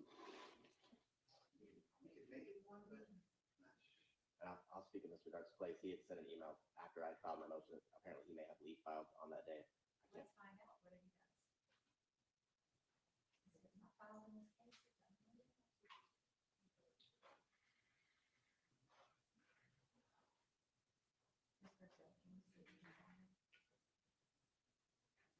Anybody else have any kind of, sorry. Anybody else have any kind of an already filed conflict with beginning trial that day? Okay. I have leave, but. Is it already filed? They are filed. Okay. But things can be rescheduled, so that's not an issue. All right. Does the court expect to have jury filling out questionnaires prior to the day that we're starting? I mean, Because there's a couple things that can happen. yeah. So one is the questionnaire, and with Mr. Abadi at the table, it might be more efficient, but the questionnaires give rise for strikes or clauses. So if we can agree to ones that are clear, then we can at least dwindle down and not have to waste time on whether or not. People who are clearly going to be stricken for cause. Right. And I think those things, like they can get the questionnaires done, we can. Yeah, I mean, I definitely think we need to get the questionnaires back before we have them back for the, day of actual questioning, or days, I don't know, of actual questioning. So. Reading of the indictment is of a sitting there, or was a day. Multiple days. Let's see what we can.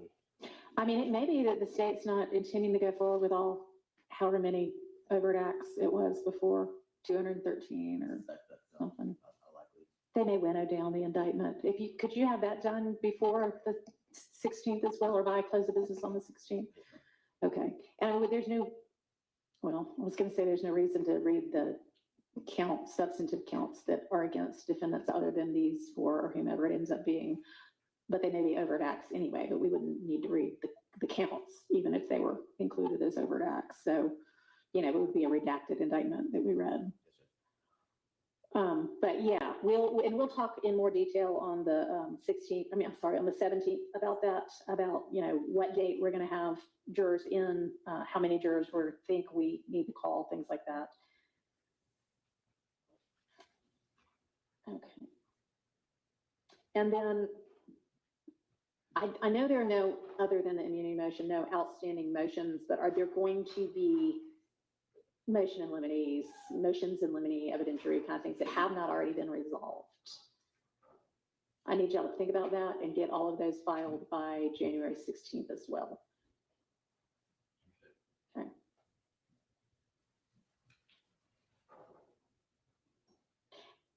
Actually, if y'all could get those filed by the 15th, that would be good. And then I could be taking the 16th to start looking at them, and maybe we could talk through some of them on the 17th. Do we have a deadline for a discovery Dropbox link? I would sincerely hope that all the discovery has been shared by now. I know they're working on consolidating some of the new stuff that came out as it relates to during the trial. Okay. But that shouldn't take very long. I know Mr. Dark has received the majority of, it's just taken a minute, over 8 terabytes file for Mr. Dark. So that's been the focus. But I will make sure. Yeah, so if you, the state, could put together your narrowed, cold, focused discovery. Yes. Can you get that? When do you think you could get that to all the defendants? Because even if they have everything, they'd probably rather have the smaller universe of things.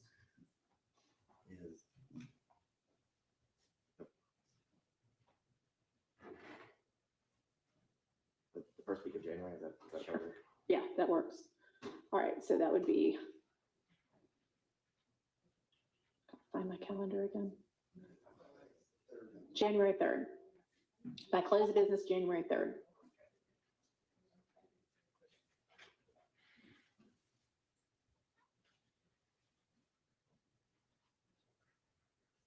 All right, anything else we need to think about right now?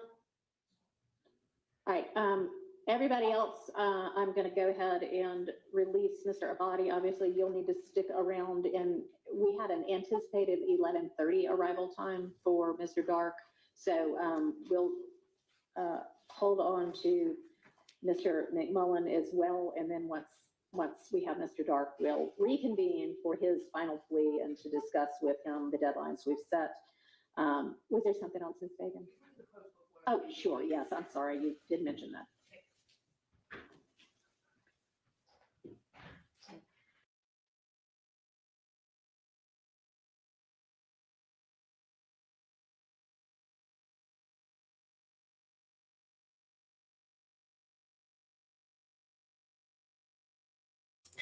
All righty, so the feed is still going because, as you guys know, Tinquarius, the Mender's attorney, was not there. He was in Gwinnett County, and I believe, I guess, if he makes it in today, that they will go over his items. What we saw was Miles Farley accept a plea. He's got 5 years probation. He did an Alfred plea. So if he completes his 5 years without any issues, basically everything goes away. Still unfortunate. I wish they would have just let everything go for him, but hey, it is what it is. Miles did what was best for him, and as usual, when our guys accept pleas, we support them. So that's what's going on there. We also heard them read off the plea for for Demikion Garlington.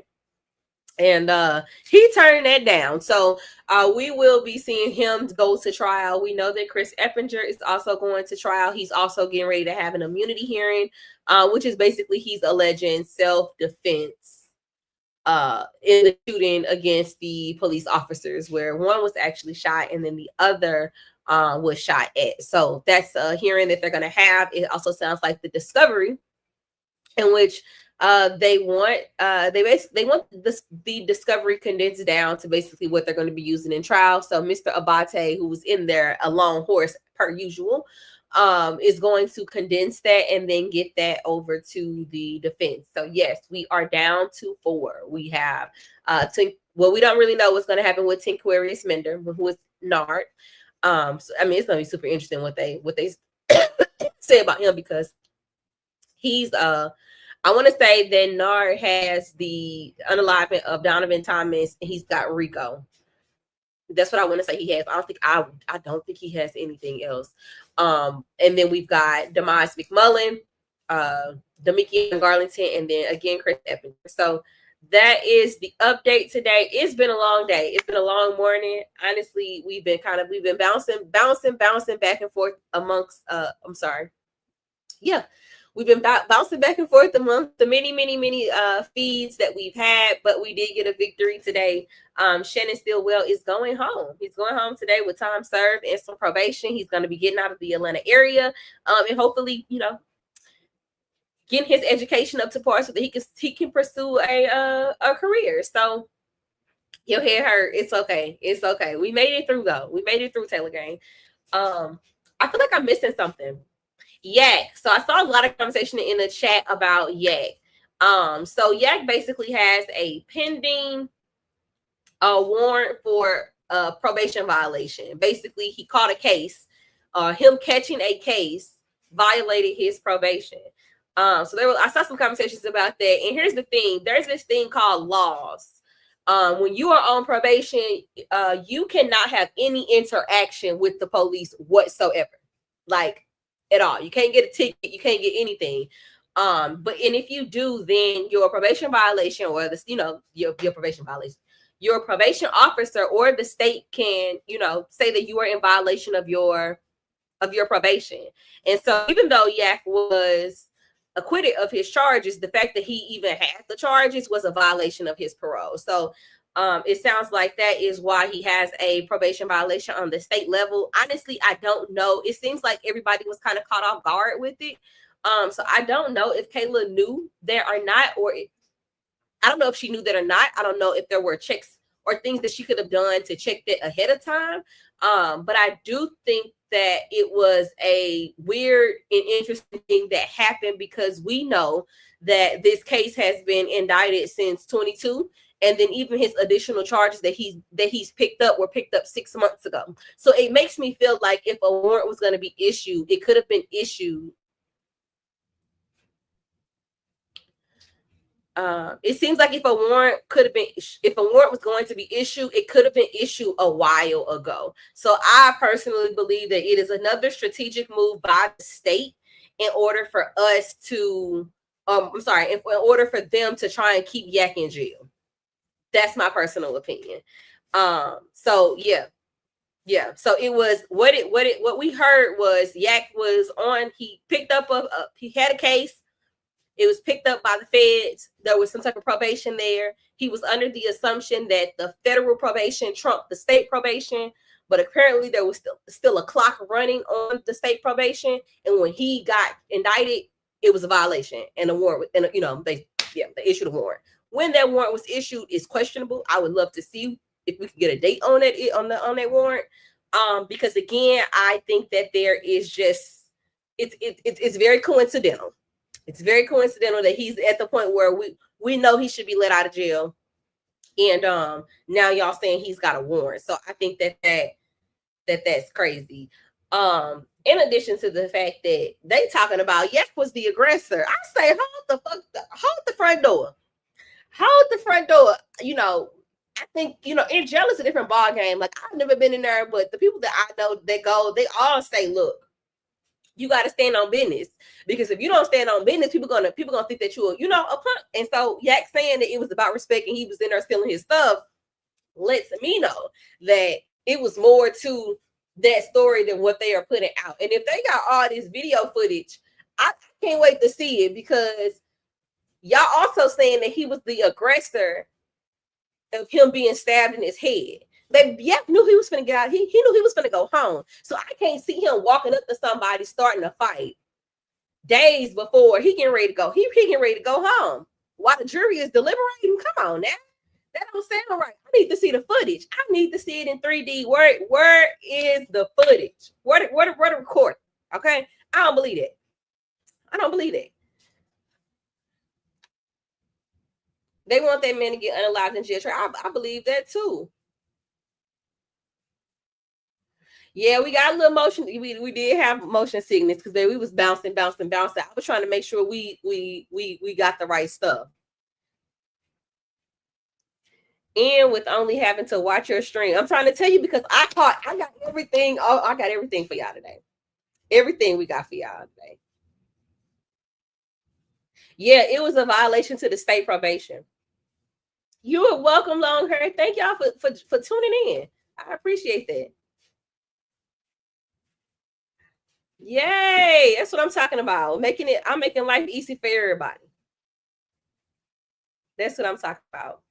Why wasn't that leaked like everything else, baby? Okay, because when Huey had his situation, that video got leaked immediately. We need that. And the fact that Shannon DA understood the danger of Fulton County, was respectful that the other DA didn't give no F's. Exactly, Trey. I like that judge. I like the court reporter. That whole courtroom gave vibes. It gave good vibes. They just didn't give the defense that McDonald's video. Absolutely. I appreciate y'all too. Thank you. They have footage in 6K. We need to see this as well. Absolutely, we need to see it. Like, we need to see what the hell is what the hell is. So again, I don't know. I know that across states it can be different as far as like warrant checks go. I know in some states you have to have a certain type of level to be able to check warrants across a certain area. I don't know how it is in Georgia. I know in Missouri we got one. I think they got one little system, and they can run somebody's name and see what bounced back. I don't know how it is in Georgia, so I'm not going to speak on.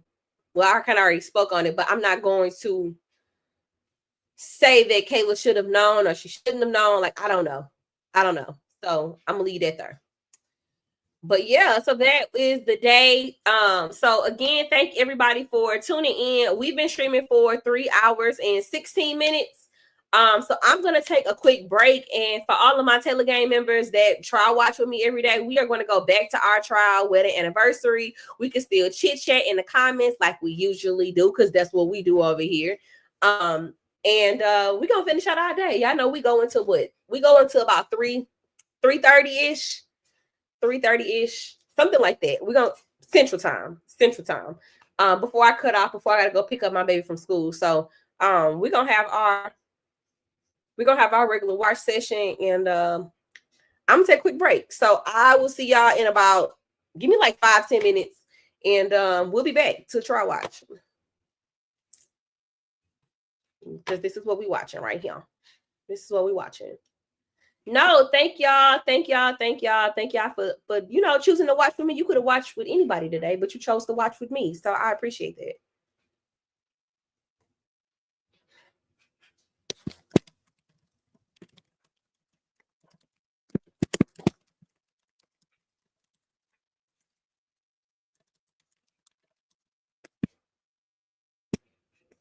Oh, Taylor Gang. Let me tell y'all how do y'all remember the prosecutor from Mississippi?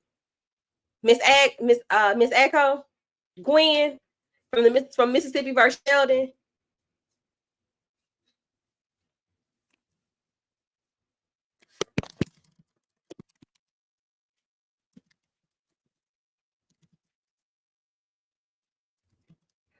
All right, well, she's gonna come on our channel, y'all. We got to interview. So we got to interview her.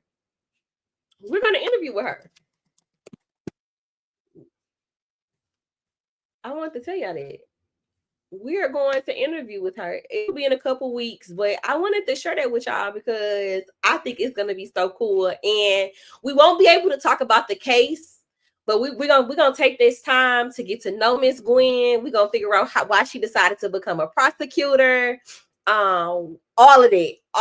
So Miss Gwen is gonna be gracing the Taylor Umbridge channel, y'all. So if you watch the Mississippi case with us, you gotta make sure you stay tapped into this channel because we going up over her. So Miss Gwen will be, again, she'll be coming. So I'll be trying, chat. I'll be trying, y'all. Miss Gwen is gonna come over here and she's gonna come talk to us about who she is, and again, how did she become baby chief?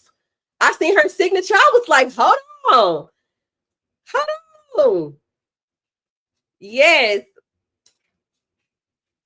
She is the chief, and she was a special prosecutor. So y'all got to come up with some of y'all questions that y'all want to know. Again, we can't ask her about the case, but I did invite her back after the case ends, and we can talk about the case with her. But if y'all want to know something about Miss Gwen, y'all got to get y'all questions together. Okay, Taylor Gang?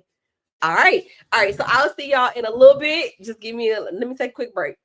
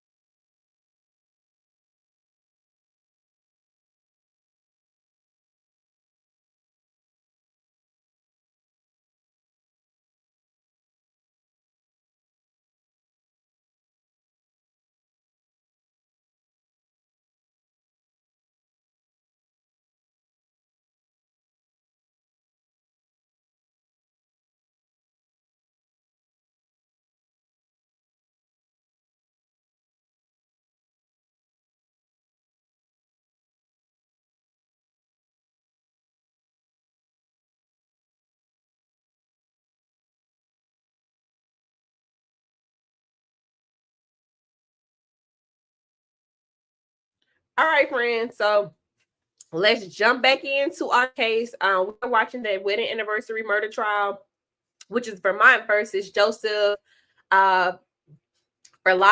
Joseph actually murdered his wife. He shot her 2 times in the head, stabbed her 18 times, and then chopped her up and put her in bags. He has admitted to doing the murder and is pleading not guilty due to he has a self-defense argument that he's making, or claim that he's making. We are on day 4 and Joseph is on the stand. Joseph is on the stand, so we are going to continue on with his testimony. And if you got questions, just put them in the chat. Somebody from Taylor Gang will answer.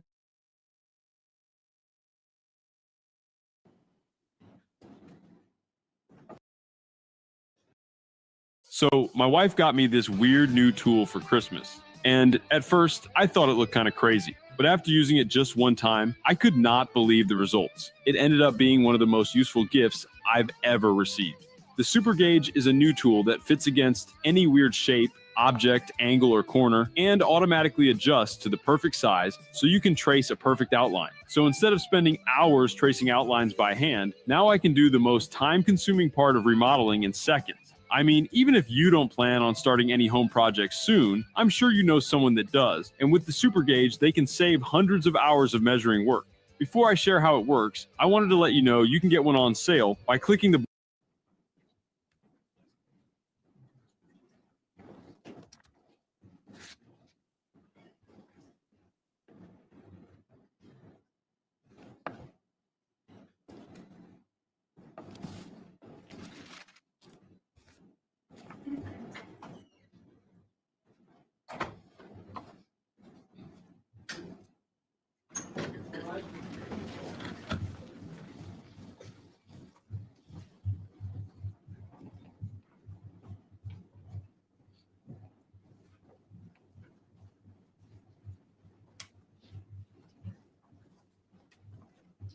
Please be seated.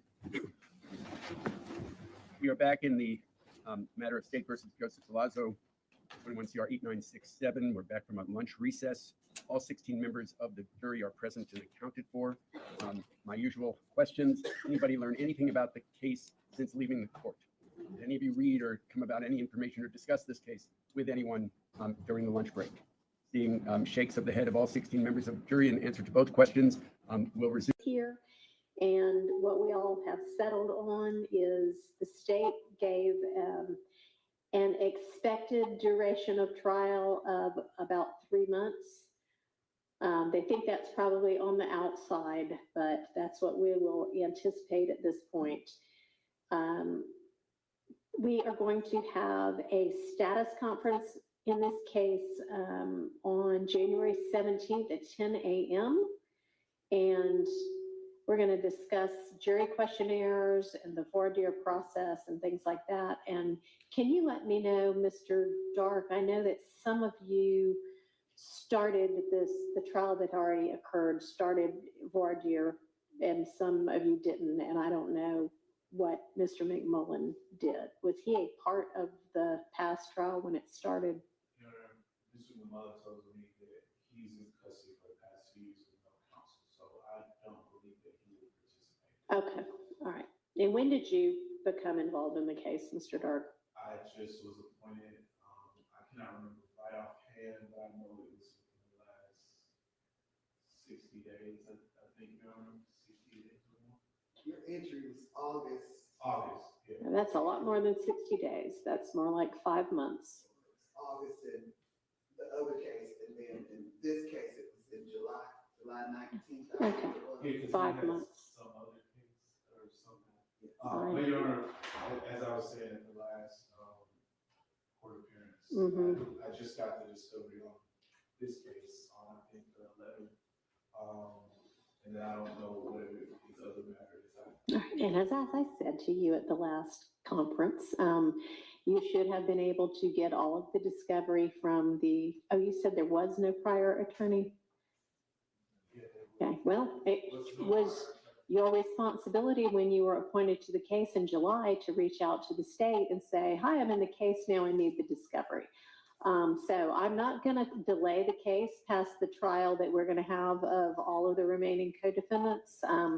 So you're just going to have to spend your holidays getting up to speed. You know, to be clear, I'm not asking for a delay. I'm just putting on the record the conditions under which I'm working, and I want to be effective for my client. I don't think that he should just be forced into trial just because, for whatever reason, an attorney was finally found for him after 2 years. Okay, well, there was no trial for him within the last 2 years. If you were appointed in July, you've already had 5 months, and you'll have at least 2 more months to get ready. 7 months to get ready for a 2-count case is plenty of time. So use your time wisely. Mr. Abadi, did you already provide Mr. Dark with the discovery? I know we discussed that on December 3rd. Yes, Your Honor, I believe it's everything, but I want to make sure I'm 100%. Okay. Yes. All right. So the other dates. Lost my place now. Lost my place. Okay. So we are planning to at least start from the jury questionnaires that were used in this prior version of this trial, which should be filed. And any additions or deletions that you would like have to the court and opposing counsel by close of business on January 16th. And any and all motions in limine are due by close of business on January 15th. The state is going to take a critical look at the discovery and potentially narrow what is going to be used at the trial. So you should have everything now, but everything may become a smaller subset of what you have now. And so they will get that to all of the defense attorneys by February 3rd so that you know what you don't have to worry about in terms of discovery. And we are looking at February 24th to begin the trial. And sometime between January 17th and February 24th, we may, before that date, get the jurors into, we're envisioning them coming in to answer the jury questionnaires on tablets. And so that we've got an electronic version of their answers, and they're here. I mean, they may be here, they may be up in jury in the, I don't know if they'll be in the courtroom or not, but somewhere in the courthouse to answer the questionnaires, then get those to everybody, and then have them back to do actual jury questioning and jury selection. So we'll talk about the ins and outs of all of that on our January 17th conference. All right. So do you have any questions for me, either of y'all, with regard to how the case is going to progress? All right. Okay. Then how about you, Mr. McMullen, do you have any questions for the court? All right. Are you going to want a few minutes to talk with your client after this, or did you have enough time beforehand? I wanted to follow up because he had a question when we started. All right. Okay. All right. We're going to go ahead and finish this, and then I'll give y'all some time to talk in the back. I want to talk with you before you go back there, though, Mr. Dark, about the appropriate way to handle attorney conflicts. All right. So this hearing is out of close. Thank you.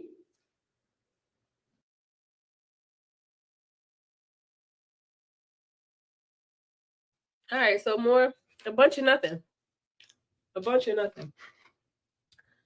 Sounds like Demise McMullen's attorney is not prepared. He's been requesting discovery. Well, he said he has been on the case since July, but he doesn't have the discovery. And Whitaker basically tells him, you better get up to speed because you have to figure it out. But I don't feel like we heard anything groundbreaking, so I'm just gonna keep it moving. Thank you, Judge. Hey, B. Hi. So we're going to start talking about the weekend of October 16th. Are you ready? I'm gonna be. Okay. I think you testified that you drove from New Hampshire to Bolton and arrived around 5:30-ish. Is that about right? That seems right. It was still light out. Still light out. Yes. And this was mid-October. Right. Okay. And during the drive, what kind of mood were you in? Great mood. Yeah, we spent well, I guess close to 11 months like working on Rosie, and this was our first like road trip as a family. So it's very exciting. Okay. Yeah. And Emily too, she was in a good mood? Yeah, she was super excited to take Rosie out, and she was stoked to meet Nikki and Ariel. Okay. So you get to Vermont, and where in Bolton do you go? We went to the Bear Run condos. My sister rented one of the she rented a Airbnb condo. So we went to, it was like, there's 3 large buildings, and I think it was the last building. Okay. Where did you park? Parked in the parking lot outside of the building. There was a nice flat spot, and for anyone who's ever driven like an RV, like finding level ground is it's like winning the lottery. So, well, typically if you don't find level ground, then you have to level out the RV, or else everything's going to be, if you put something on the counter, it's just going to slide onto the floor. So you got to make everything level the best you can. And so finding level ground was... Yeah, it was great. It was great. Yeah. So what's the next thing that happened after you parked the vehicle, the camper, Rosie? Parked Rosie, and so the access road to get up to the condos is very, very steep, like really, really, really steep. And there was smoke coming from the transmission, and some of it had made its way into the cab. So when we parked, she was upset about the smoke being in there. So we made efforts to immediately like open up the door, open up the roof hatch, open up all the sliders, and get some fresh air within the cab. So yeah, it was kind of smoky in there, and she was upset about the smoke. And then what happened? Well, there was a bit of arguing about that, and I suggested that just step outside and get some fresh air until the thing blows itself through, and there was still light, and I suggested that we take advantage of the last light of the day, and so where it's located is on technically there's 3 peaks at the Bolton Valley mountain range. It's like Woodland Vista and Timberline. So we were on the Timberline peak, and I suggested we go down. If you hike a short way down, there's a drop off, and you can get the last light of the valley over the trees. So I suggested that we hike down to the drop off and take some photos and post them up on Roaming Rosie, our social media. And what did Emily say or do? She was very angry about the smoke, and she started arguing about it, how pathetic it was, and that the whole thing just was turning into a shitty situation or something like that is what she said. Then what happened then? Yeah, she said she did not want to go hike down. Did this conversation happen inside or outside the camper? This one, it started outside and then worked its way inside. And I was like, you seem like really, really hostile is what I said to her. And I'm like, what's going on? Like the drive there was fantastic. Like we're singing along to the radio together. We're talking about how we're going to like start our trip and go meet the rest of my family. And she's all smiles. And then next thing I know, she's like throwing stuff around. And, like what? There was like a basket that had some bottles of alcohol and some candles. And there's like a bunch of throw pillows and Remington. Remington was like sitting with her and she like threw her off. So I was like, yo, like maybe just like pour yourself a drink and relax. We brought stuff to make drinks. We brought marijuana. I was like, yeah, just have a smoke, have a drink, and we finally made it on vacation. Like just try to take that in. Then what happened? Well, Well, let me ask you specifically, did she have a drink? I made drinks for myself. And I thought that she was, today, earlier, Dr. Shapiro said there was no alcohol in her system. So, don't comment on that, please. Okay. Did she have a drink? I saw her drinking. Okay, what? Must have just been Red Bull. Okay. But I was having Red Bull vodkas. That's what I was. That's what you were drinking? Yeah. So you had a drink, and your recollection is that she had a drink? Yep. And was there any conversation going on while you two were having a drink? Yeah, so there was conversation because I was like, yo, you're really hostile. Like, what's going on? Like, it can't just be like the smoke cleared out. Like, why are you so hostile? And she said that. She's like, well, I have a dilemma. And I was like, what do you mean you have a dilemma? Your Honor, I'm going to object to the hearsay. Well, why don't you come up and why don't we hear what the proper is saying?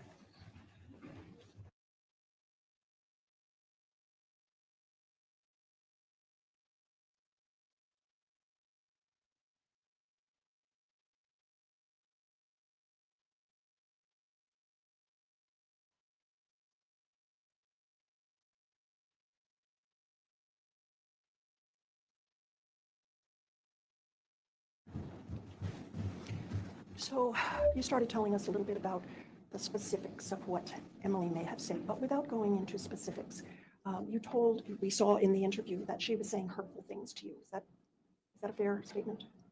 I saw that in the interview, yes. And is that your recollection of what you were hearing? From watching the video. No, I don't want to know what you saw in the video. I want to know what you remember. From what I remember of our conversation? Yes. Well, I started telling you about our conversation, but then there was an issue with it, so I don't know what to do. Answer questions and we'll take up whatever issues there are. Okay. All right, yeah. So we had gotten to the point where there was a discussion of a dilemma. And when I inquired about it, she showed me on her device that she had typed a very lengthy, in the notes app, there was like a multiple page, I don't know what you call it, but it was labeled dilemma. So I was like, okay, well, it seems like you have something to talk about. But then she deleted the note. You saw that? Yeah, she deleted it and she said, I'm not going to talk about it. So how were you feeling about this conversation? How did it make you feel? It made me feel like it was pages and pages. So it made me feel like she had something that needed to be expressed. And when she deleted it, I was like sort of shocked that something that took that much effort wasn't going to be brought to my attention. What happened next? At some point I texted my sister, we were supposed to meet up. So there was a bit more argument about how pathetic the bus was and how shitty the trip was, and let me ask you this. You started saying you texted your sister. Yes. What did you text to your sister? I asked her when she was gonna be showing up, because we were eager to meet her. Something to that effect. I can't really remember what I texted to my sister, but it was something to like, when are you gonna be here? We're here. And so did your sister meet up with you? Yes, she did. Where? She came to the condo and parked next to Rosie and came into Rosie. Was she alone? No, she wasn't. She was with her boyfriend Ariel. Okay. And was Emily in Rosie with you? Yes, she was. So how long was Nikki there? Nikki and Ariel? Nikki and Ariel came and stayed for, I would estimate, a half an hour. Okay. Did Emily participate in conversation with your sister? She greeted them, introduced herself, and then she sort of just sat quietly on the edge of the bed, not really engaging in any kind of conversation. And you and your sister, you talked? Yeah, we were just catching up on sort of current events, what was new with her, how it was great to see her, and then the introduction of Ariel. I'd never met him before, so just trying to get a little backstory on how those two got together. So I think you've said that, I don't remember what you said. How long was she in the camper? I would estimate a half an hour. And what happened after that? She invited us to come to their Airbnb. And then she left Rosie and went into her unit. And what did you do after that? After Nikki left? After Nikki left, yep. I made another drink, had some more to smoke, questioned Emily on if she wanted to join. there was a Nicole had said that they were going to watch Netflix, so that was like that was one of the options. I think she also said like there were some board games or something like that in the unit, so we could play cards or board games or watch Netflix and just hang out. So Okay. I asked Emily if she was interested in just going and having a kickback with Nikki and Ariel, and she said no. So she didn't go with you. No, she said she did not want to go in. So you went into Nikki's Airbnb. No, I did not. No, I did not. I told her that I wanted to go in because we came to spend time, and it started an argument, and there was a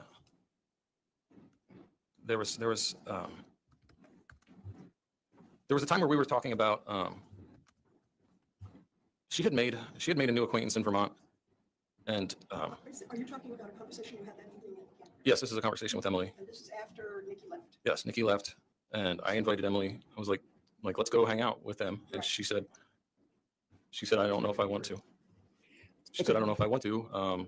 She's like, this is pathetic. This is not what I want to be doing. I want to go.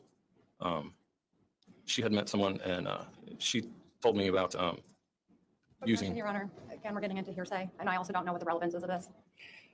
Yeah. Okay. So the conversation you had, did it lead to an argument?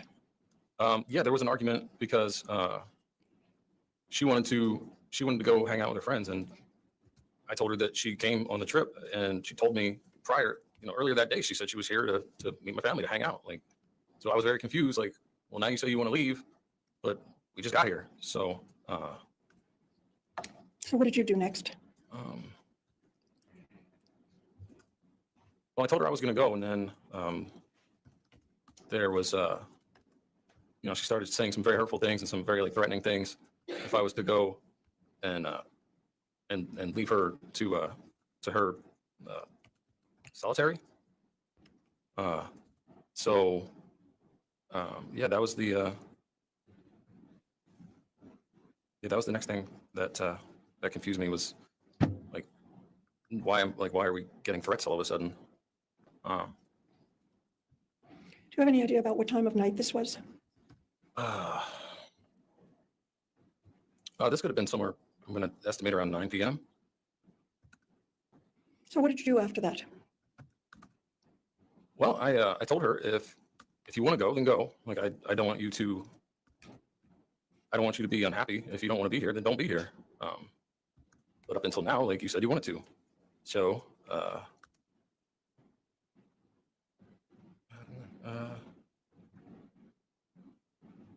I just need a moment.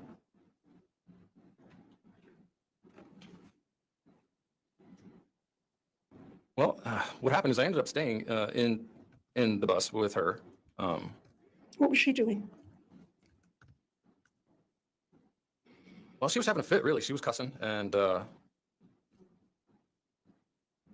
saying how shitty it was and how shitty I was for not giving her money to go have an Uber and leave the vacation. And what were you doing? I was on vacation, so I made another drink and I had some more to smoke. And just to clarify, you were drinking vodka and Red Bull? Yes, ma'am. Okay. I remember dancing. I think I put some music on and I was just dancing with Remington. Yeah, just trying to enjoy the moment. Really, that's what I remember doing. And what happened? Well,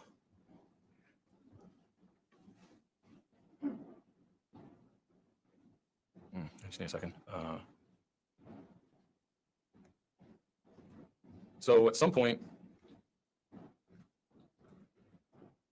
I remember she had grabbed her device, her phone, and I think she was just scrolling. Scrolling? Yeah, I think she was just scrolling around. I'm not sure what exactly sites or what apps she was using. So, but yeah, I was just doing what I came there to do. I was just enjoying the scenery, watch the sun go down. Spent some time with Remington. I was, I kept asking her, if you want to talk at all, please talk to me. There was pages and pages that you wrote, so it sounds like we should talk. But she didn't. And then what happened? Well,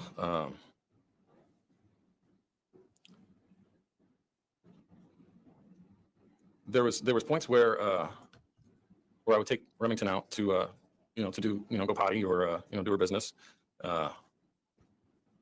and Let me interrupt you. Yeah. Was it dark by this time? yeah, it started to get dark. That's what I was remembering, that it was starting to get dark, and I was getting concerned about taking Remy out, so I did like a rearrangement of the firearms, because I started carrying the Glock outside. It has tritium sights on it, so you can see in the dark. And that was I had seen some what I believe to be coyote. I like shone a flashlight and I saw a couple sets of eyes in the dark. So Remington's a pretty small dog, and I just wanted to be able to protect her. So So the Glock is a gun that you typically carry. I don't typically carry that gun unless, I mean, I take it hunting, but it's not like a concealed carry. I will open carry it in a situation similar to what I just described, where I'm just taking the dog out to do her business. We were up on the top of the mountain, so I actually used to live there, so I've seen bobcats, mountain lions, fox, coyote, and they're brazen. Like I remember carrying groceries up those steps and actually having a coyote like confront me. So I just wanted to be able to protect Remington. So let me ask you, did you purchase that Glock? Yes, I did. Did it have a silencer when you purchased it? When I purchased it, it had a threaded barrel to equip a silencer. I ordered the silencer the day that I purchased it, and it came in weeks later. Okay. And there were other firearms that were found in the camper. Were they Yes. all registered to you? Yes, I think there were 6 firearms. Yes, there were 6 firearms in Rosie. And prior to knowing you, do you know whether or not Emily had any experience with firearms? She might have had some experience,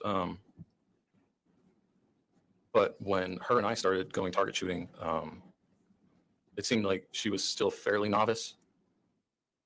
And it was mentioned in testimony earlier that a Taurus was found in the camper. Yeah, there's a Taurus 9mm pistol. Was that Emily's gun? And that was the gun that she liked to use the most because it has a small grip. Okay. So I interrupted you. You said you took Remy out and saw what you thought might have been coyotes, and you came back into the camper. Yep. What did you do or say then? Well, I came back in and I put the Glock in the sock bin. And Where's the sock bin in relation to the bed? the sock bin is like in we'll call it a closet. But So it's is just that like at the foot of the bed? it's at the foot of the bed. It's like an opening where there's like a rod for hanging some clothing, and there's bins for like socks and underwear. So I set it in there. Did you put the silencer on it at that time? It had the silencer on it Okay. I guess the last time that I cleaned it, which was months prior. I don't remember the last time the silencer was off of it. And did you say anything at all to Emily about the coyotes? I did. I said, "Oh my God, I saw 2, and that means like if you see 2, there's like a whole pack." So I was like, "Yeah, like they're probably looking at Remington like she's a small dog." So I was like, "I bet they're like thinking she's like a snack." I was like, "Not today." Did you say anything to her about you arming herself with the Taurus? Oh, yeah. At one point when I went out, I took Remy out for a little stroll, and I said, "You got the Taurus. I'm taking the Glock." So she had access to that. She also had access to the shotgun, which was still out at the time, but she didn't favor its large. She favored the smaller pistol. Okay, so going back chronologically, you come back in after seeing the coyotes. You talk about her taking the Taurus. You get the Glock and put it. Where do you put it? I put it in a sock bin. It was at the base of the bed, and like the opening of what would be like a closet space. What did you do then? Same kind of thing. Just continued to have some drinks, and it started getting dark. So I lit some candles, lit some incense. Yeah, just kind of. I did what I like to call like aisle yoga. So there's like a not a very wide aisle that runs down the middle of the bus. So I was just doing some, like, it's like half yoga, half dancing. I had some music on. I was just stretching and enjoying myself. And what was Emily doing? She was scrolling away on her phone, on her device. Was she on the bed? Yes. Yeah. Was she talking to you at all? She was sitting on the bed. No, not much. Didn't really show a whole lot of interest in what was going on outside. Just sort of like looked up from her device, like when I talked to her, and then just sort of Okay. So she's sitting on the bed scrolling, Oh. you're doing your yoga, dancing and drinking, Yes. and you had lit some candles and incense. What happened next? Well, there was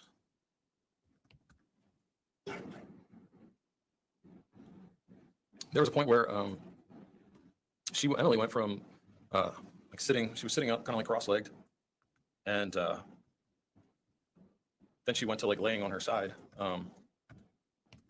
still just like scrolling away, just looking at her device, and then at one point she lashed out and started cursing at me about the candles being lit.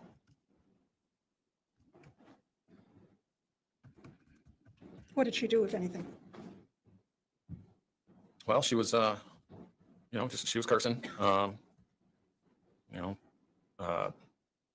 don't know. It wasn't really, in my opinion, it wasn't really bright, but she was cursing. I mean, the lighting wasn't overly bright. Right. I didn't turn any of the, we had like battery powered LED lights, and none of those were on. It was just candlelight. So Let me interrupt you there, just to ask you about, there's been testimony that Emily's phone was powered off and so was yours at some point that evening.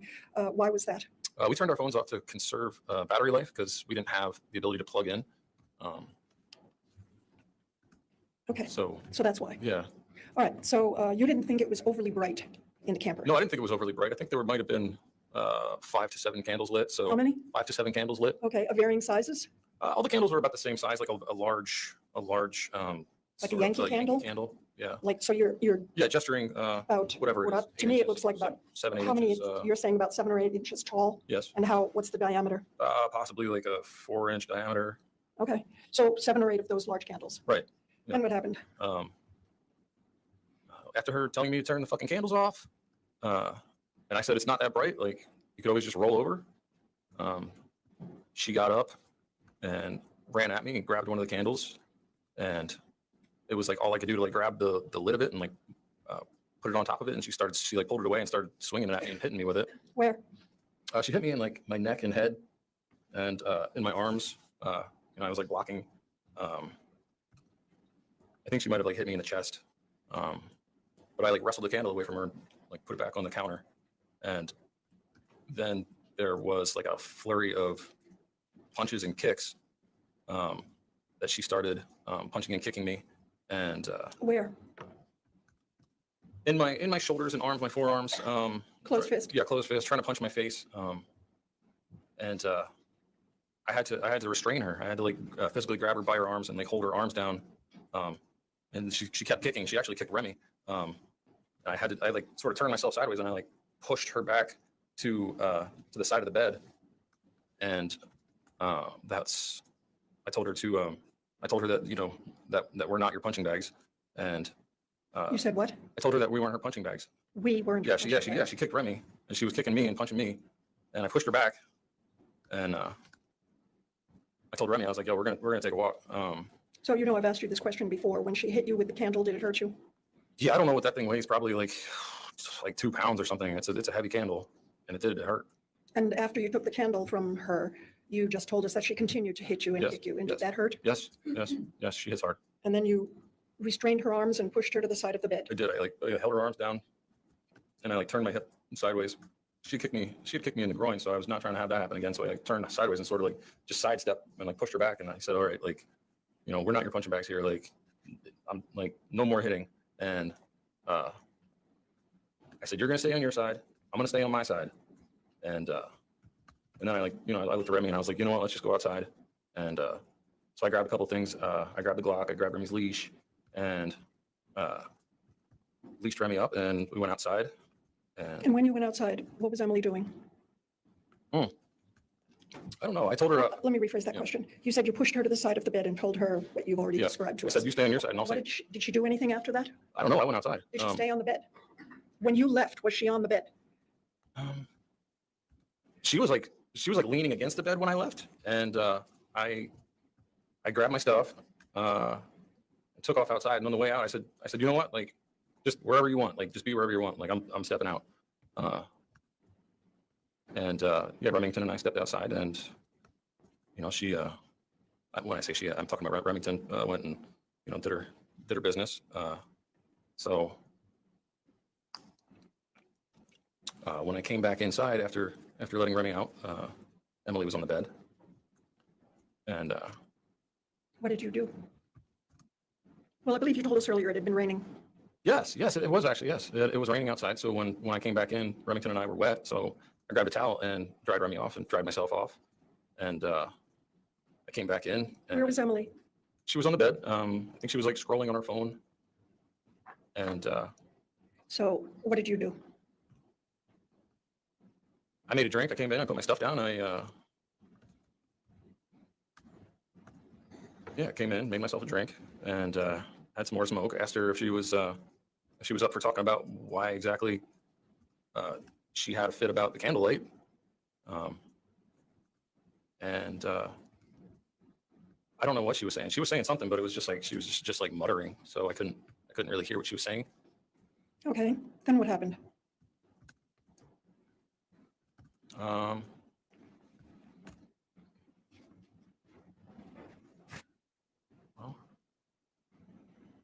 at some point there was I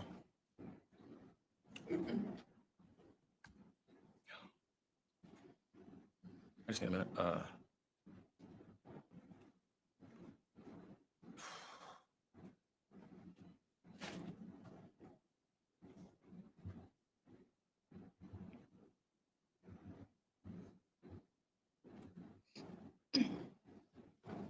Yeah, there was yeah, there was some muttering from her, and then I don't After there was muttering from her, what do you remember doing next? You? Well, some time had passed. I think there was like another drink involved. And then at some point, I had decided to go climb in bed, and just to be clear, your side of the bed is at the back of the bus, correct? right, yes, it is. So in order to get to your side of the bed, Yeah, what did you have to do? Your Honor, leading. there's What did you have to do? yeah, to get into the bed. So to give you an idea, like the bed is very high. There's a lot of storage, and then there's a mattress, and then she was laying on top of it, so it was very high. So you have to climb onto the couch and then across her side of the bed to get into my side of the bed. So did you say that you decided to try and get into bed? Yeah, I decided to get into bed. And did you take the Glock with you? Yeah, I drained my drink, and I grabbed the Glock off the counter, and And what was Emily doing? she was laying in bed. And where, if you know, was the Taurus? The Taurus was under her pillow. How do you know that? That's where it was the last time that I had saw it, When was that? earlier that day. Okay. That evening or that day? That day. Okay. It was there all day. Okay, so you take the Glock. Yes. That already has the silencer on it, correct? Yeah, I had a suppressor on it. And what do? I climb into bed, and as I'm climbing across Emily, her mutters turned into shouts, and I you have to climb over the person to get to, like, if this is my spot and this is her spot, this would be her. Like, you have to like climb over her to get to here. So I was climbing over her, and she shouted, "Fuck off!" And she like threw an elbow at me, and elbowed me in my groin. Did that hurt? Yeah, it hurt. It was like right to my genitals. Did you say anything when she said fuck off? I didn't say anything when she said fuck off. I got hit in the groin, and I said, no more hitting. And so we had like a bunch of throw pillows that we like lined around the bed, like the top of the bed where we slept. So one of the throw pillows was right there, and I swatted her with the throw pillow, and I said, stop hitting. And that's when it happened. What happened? She said, "That's it, you're dead." And she threw her arm under her pillow, and she pulls her hand out with the Taurus. And How were you feeling? I was feeling horrified. Just Were like, you afraid? I was terrified. Like there was like as soon as I saw that, like I just felt like this like wave of heat, like just like red hot. And she started like pushing her body up in an instant, and I'm like, no. And I don't know, like she wasn't stopping. And I had my I was holding my Glock, and she started just like coming up at me, and I just fired. Why? She was gonna shoot me. And you were afraid. Very. You fired twice. That's You right. remember firing twice? All I remember is like feeling like three things. It was like I felt like it was like boom, boom, boom, and it was like 2 shots, and then her body like dropping. Like That's what you remember. that's what I felt. Yeah. That's what you saw. Yes. But I asked you what you felt. Yeah. Oh yeah. Yeah. Yeah. I felt the just horrified. And yeah, it was terrible. Did you shoot her because you were angry? No.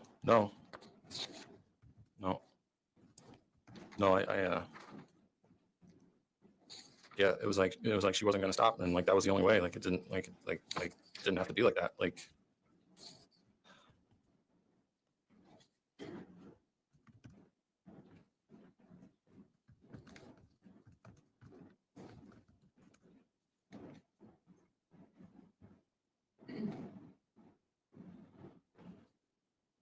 Is there a question? I'm giving my witness time to recover. He's having some difficulty. Okay, so are you ready to continue? maybe just a moment.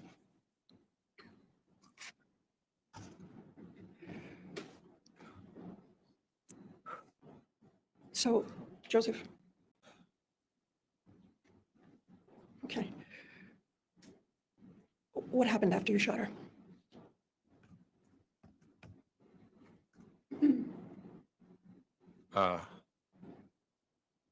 I yelled at her, like I said, "You fucking kidding?" And like, why the hell would you do that? Did you know she was dead? I picked her up.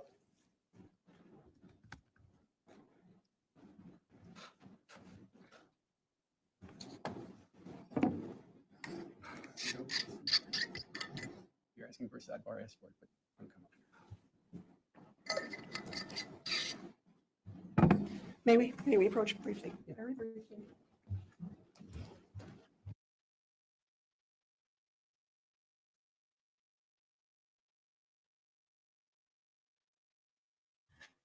Chanda, he shot her twice in the head. He stabbed her 18 times, and then he chopped her up and put her in 5 bags in a tub inside of the RV, and then proceeded to carry on like everything was happening okay. He even chose to text her after the fact, knowing what You picked up her body, then what did you do? You've already told us that you were yelling at her. Yes. What did you do? I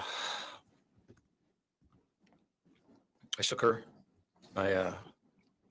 You shook her? Yeah. Why? Well, I wasn't sure if she was dead. She just fell lifeless, and she was gone. Like, Okay. What did you do after you shook her? You confirmed in your mind that she was dead. Is that what you're telling us? yes. Then what did you do? I threw the pistol on the couch. I grabbed the other pistol. I threw that on the couch. Let me back you up. What pistols are you talking about? There's a Glock pistol and a Taurus pistol. So the Glock is yours, and that's the one you used to shoot her. Is that right? That's correct. And the Taurus was hers. That's correct. And they were both on the bed? Is that what you said? Yes. What did you do with them? I threw them off the bed onto the couch. Did you remove the silencer from the Glock? No. Okay. So you threw the 2 guns onto the couch. Yes. Then what did you do? I slid off the couch and I slid off the bed, and I was like, I remember like touching her hair and touching her back and talking to her, and I was Did you have anything more to drink? later on I had some more to drink. Yes. So what you're telling us is you sat beside her body for some Objection, Your period Honor. of He time? has not testified to any of that. Yes, for some time I sat. So wait. Oh, I'm sorry. I'm sorry. There's a series of leading questions, Ms. Jansen. Yes, I've been told. So what did you? Wait till I finish. So Oh, okay, sorry. No more leading questions, all right? Well, we're just setting some foundational things, Judge. I'm sorry. I'm having a hard time. So Where are without we? my putting words into your mouth, what did you do next? I sat with her body, and I touched her hair. I touched her back, and I talked to her. And do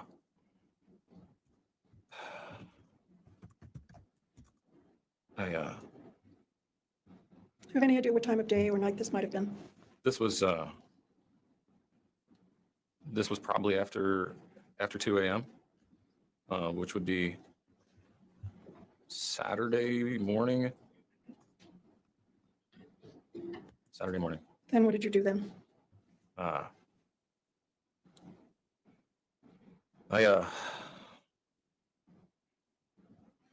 some point I lifted her up again, and I was inspecting her, and I just saw like a lot of blood coming out of her head, and I was like, oh my god, so I went and I had some plastic bags, so I went and opened a plastic bag, and I put it under her head, so she would I didn't know how much blood was going to come out, so it was like a catchment, and I sat there for some time, just maybe 10 or 15 minutes, just sitting there, and there was at some point after that, I think I slid off the couch onto the floor, and I called out for Remington, and she has like a small doghouse underneath one of the couches, so I checked on her, and I sat with her, and at some point I grabbed the vodka and continued drinking. Let me stop you. Okay. And ask you. You're testifying today about what you remember. When did these memories come to you? My memories came to me sometime after the event. I was detained by the police, and I was put into a cell, and I want to say it was like at some point, maybe I'm estimating, like a week or 2 weeks, probably closer to 2 weeks later, after being in the cell. I don't know, I had an experience. I know that this is going to sound strange, but I had an experience. I don't know if anyone's ever been on a merry-go-round, where you're on it and everything's just spinning, but that's what I was experiencing. It just felt like everything was spinning, and then the ride finally came to a stop, and then there was a bit of clarity where there wasn't as much distortion. So what you're telling us today about what you did after you shot Emily, are those memories that came back to you later on? Objection. Again, Judge, another leading question. Sustained. When did those, you just told us it was a couple of Yeah, it was a couple of weeks. I was having flashbacks. I finally started to, I felt very separated. And what I mean by that is I feel like my mind and my body were on two different planets, and I finally rested and started to feel clearer about things, and I was trying to understand what happened, and trying to put the pieces back together, and So let's continue with what you remember happening, and we're in the early hours of Saturday morning, right? Yeah. What do you remember next? Early Saturday morning,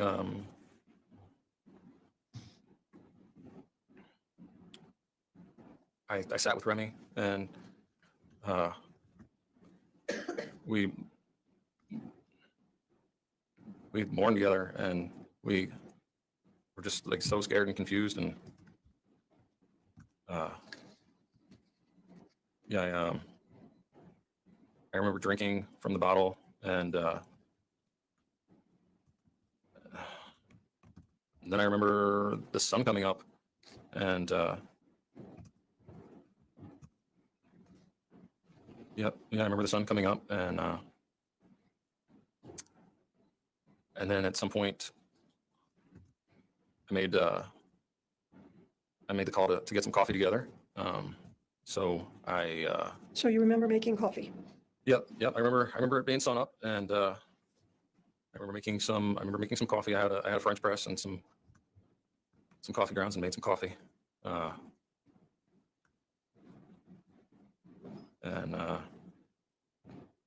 took Remington out, drank some coffee, and then it was just,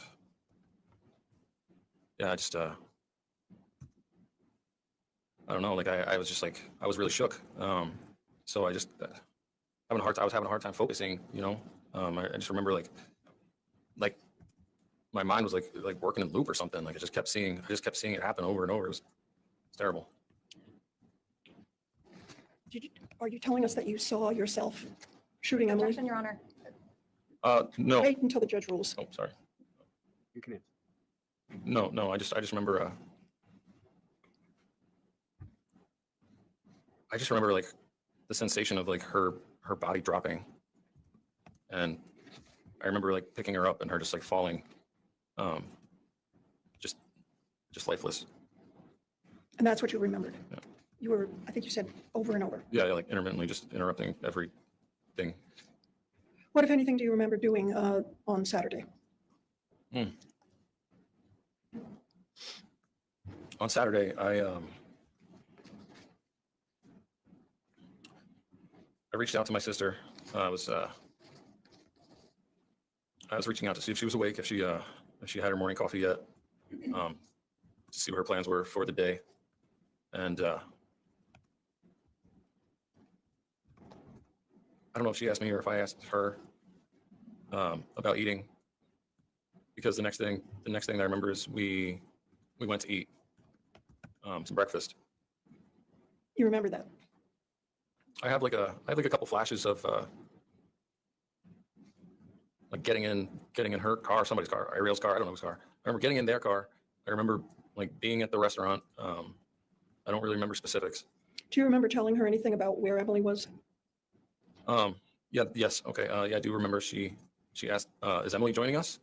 And I lied and told her that Emily was still sleeping. Why did you lie? We talked about how their trip was for their vacation, and that she didn't want us to bring our drama to their vacation. So I didn't want to dump that on her. So your testimony is that you didn't tell her that you shot Emily because you were honoring her request not to bring drama? Yes. Yes, I didn't want to bring the drama to her vacation. Okay. What else did you do on Saturday that you can now remember?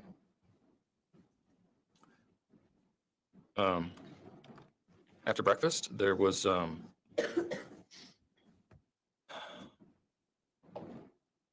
about her. She wanted a tattoo, and I said I'd be happy to give you a tattoo. So we made plans to meet up. Oh, you know what? I think at some point I took a shower.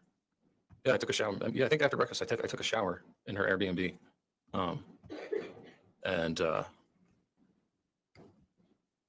So you remember her asking for a tattoo and you agreeing to do that, right? Yes. What else do you remember happened on Saturday? if anything? Took a shower. I went and I had to pack Rosie up for a trip. And after the events of the night, or the morning, the events of the morning, Emily was lying on the bed.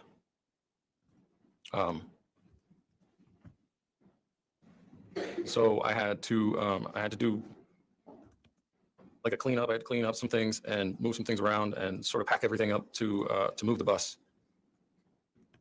And yeah, I collected some items, and like I said, I packed things away so they wouldn't move around during transport. And I moved Emily from the bed onto the floor of the shower. And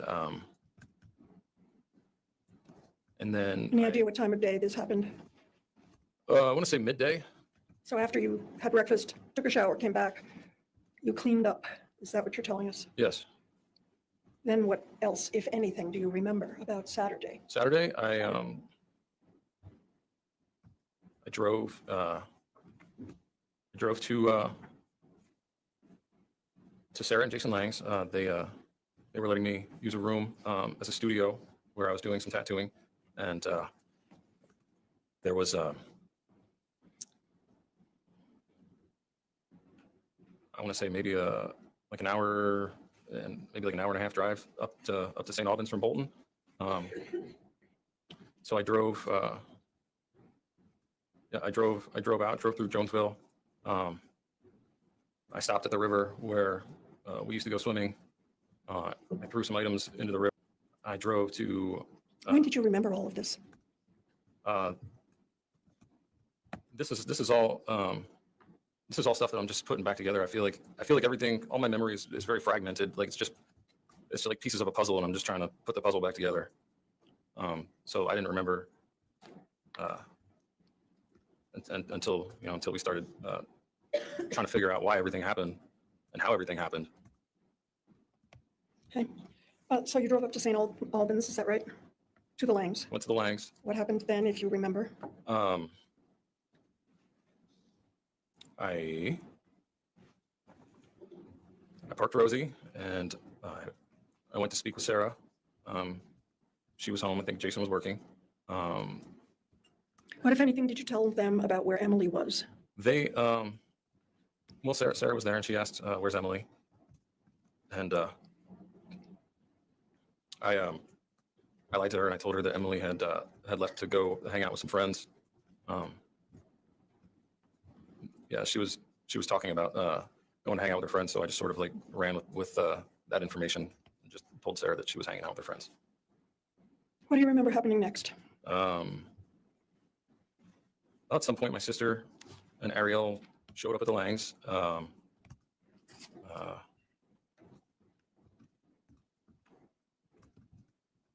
Yeah, she brought me my phone,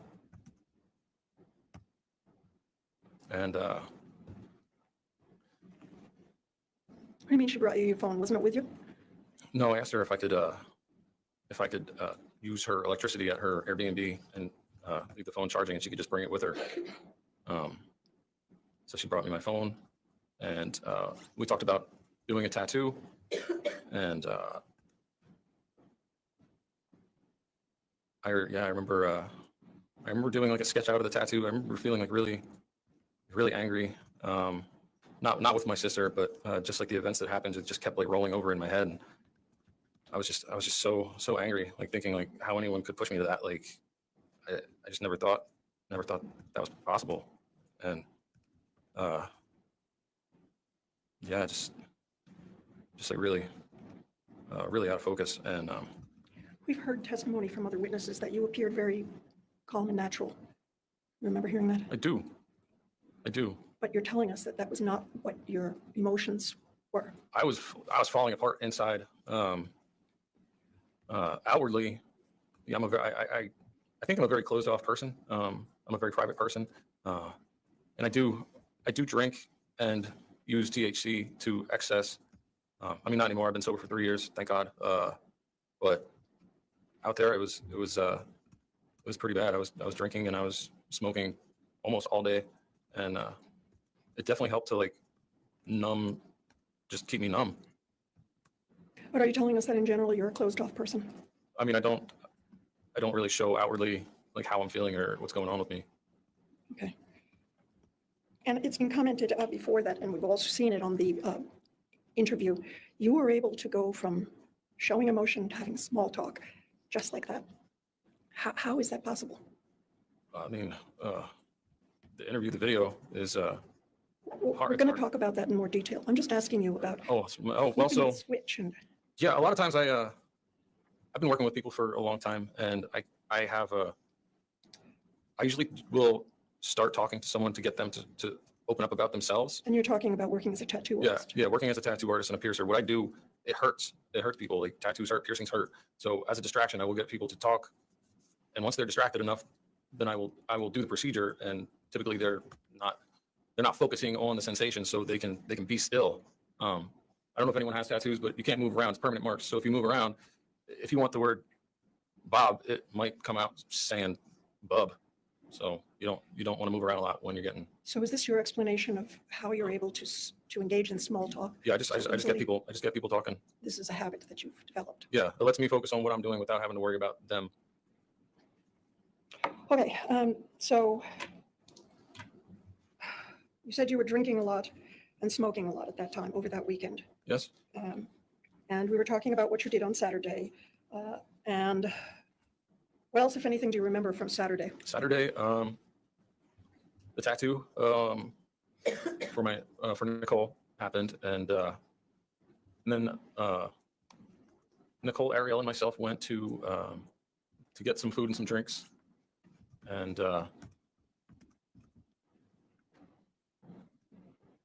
I believe they drove. I got in their vehicle, and we went to Twigs, and I remember having like a snack, and I remember having multiple drinks, and leaving.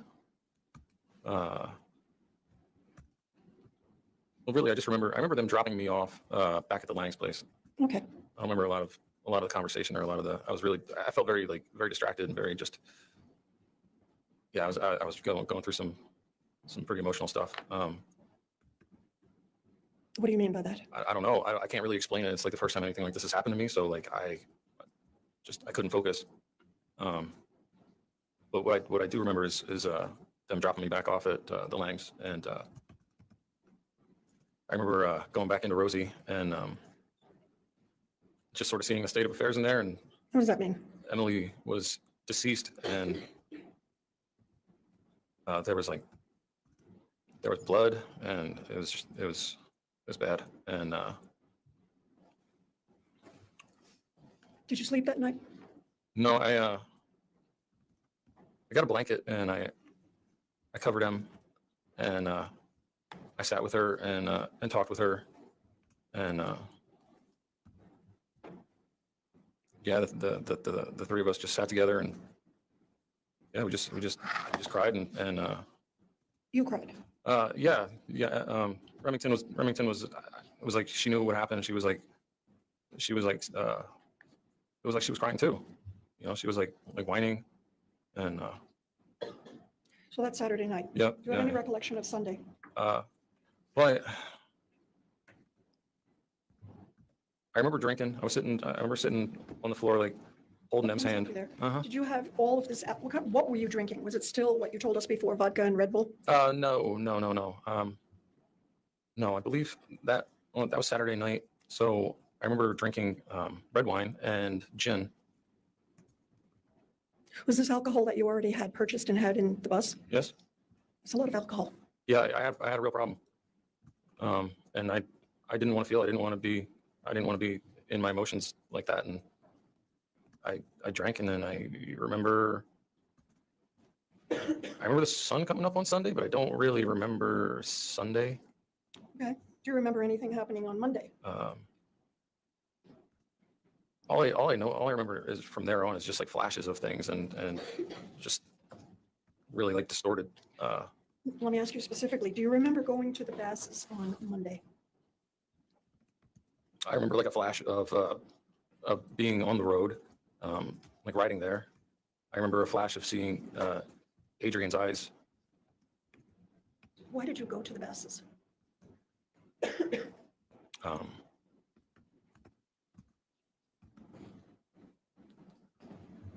So that was that Monday? I had I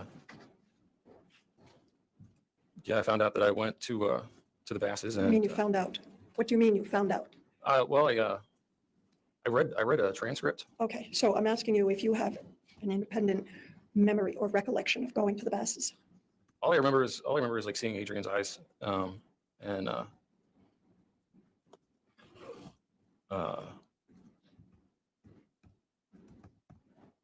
yeah. Then after that, I remember having like a sensation of like hugging Spencer and like falling into his car. Okay, so very sporadic memories. Yeah. It's just there's no there's no like memory reel. It's just, there's a piece here and a piece there and nothing lines up, and I can't, We'll take our afternoon break now. Okay. I want to talk to the parties for a moment.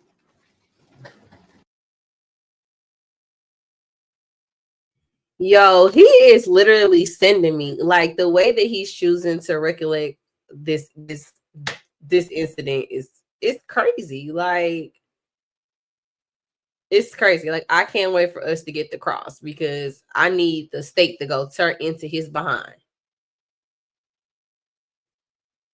Before lunch, you arrest State versus Joseph Palazzo Jr. After our mid-afternoon break, all members of the jury are present, and we'll continue with direct examination. Ms. Jan. Thank you, Judge.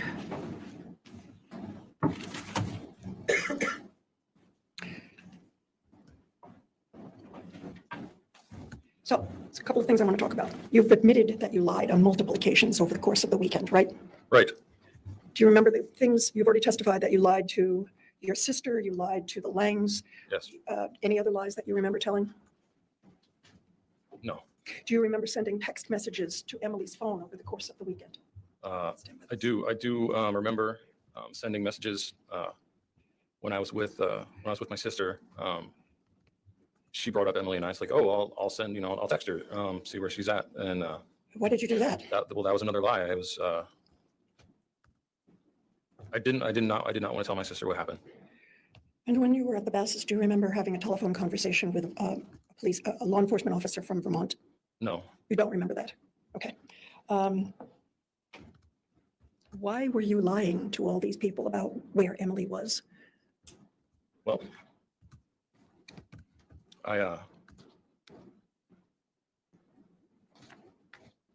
so it's like this. I had talked to my grandmother about coming to Pennsylvania to help get her out of her home and put her into a safer home, either like a one-story home or like an assisted living. And Emily and I were going to go to Pennsylvania to help make that process happen. And if I would have told people, then the police would have been called, and I would be detained, and I would not be able to help my grandmother get her life together. So I wanted to move forward with my plans, even though what happened made it impossible. So your testimony is that you lied because you wanted to get back to Pennsylvania to help your grandmother move. Yes. Why didn't you just go back to Pennsylvania instead of hanging around all weekend? Well, so I took the opportunity to be with my sister, as I hadn't seen her in years, and I asked her what she wanted to do, and she told me what she wanted to do. So I spent time doing that. I was catching up with my friends, the Langs, and spent time with them. I asked them what they wanted to do, and hung out with them. And yeah, that was why I was. Yeah, I didn't. I don't know. My everything sort of just like got turned upside down. So I spent time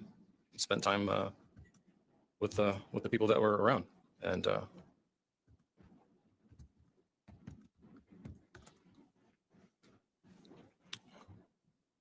Do you remember inflicting any stab wounds into Emily's body after she was dead? No. Do you remember cutting her up? I have one flash of memory where I cut into her leg with a knife, and then I stopped. It made me sick, and I remember being sick, like nauseous and vomiting, and that's all I remember is being sick. Just once? No, I drank. I drank and got sick multiple times. But I don't remember any other part of that incident.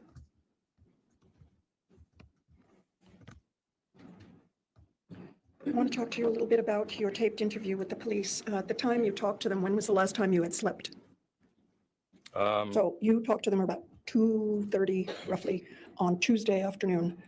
Prior to that, when was the last time you slept? We left for our trip Friday, so Thursday night into Friday. I woke up Friday morning. So Friday morning was the last time you slept before you were interviewed by the police. Is that what you're telling us? Yes, I woke up Friday morning, somewhere about 7:30. Yeah, we slept, and we were in New Hampshire, and we slept in her bedroom.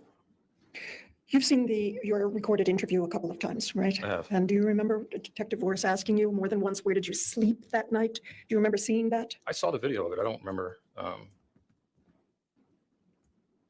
don't have a memory of that. I don't have access to a lot of my memories at this point. I only have what I've seen on the video. Okay. You saw on the video that you said to him, I slept on the bus more than one, in response to more than one question. Do you remember seeing that? I saw that on the video. Yeah. But your testimony is that you were essentially, you hadn't slept. I'm asking not to witness. Yes, certainly, Judge. Yep. The first time you saw the video, what was your reaction to seeing yourself and hearing what you said? It was revolting. My reaction was disgust. I was revolted to see and hear. I was like so like depersonalized, like disassociated. Just I don't know how to. It was revolting to me to watch that video. The first time you saw the video, did you remember participating? Do you have memories of that interview? No, it's no. When I watched that video, it's like I don't know if anyone here has ever gone blackout and then come to and found videos and photos where they just can't explain, but that's how it makes me feel. Like I see myself on the video, but I don't remember being there. You don't remember being there. You don't remember anything that you said.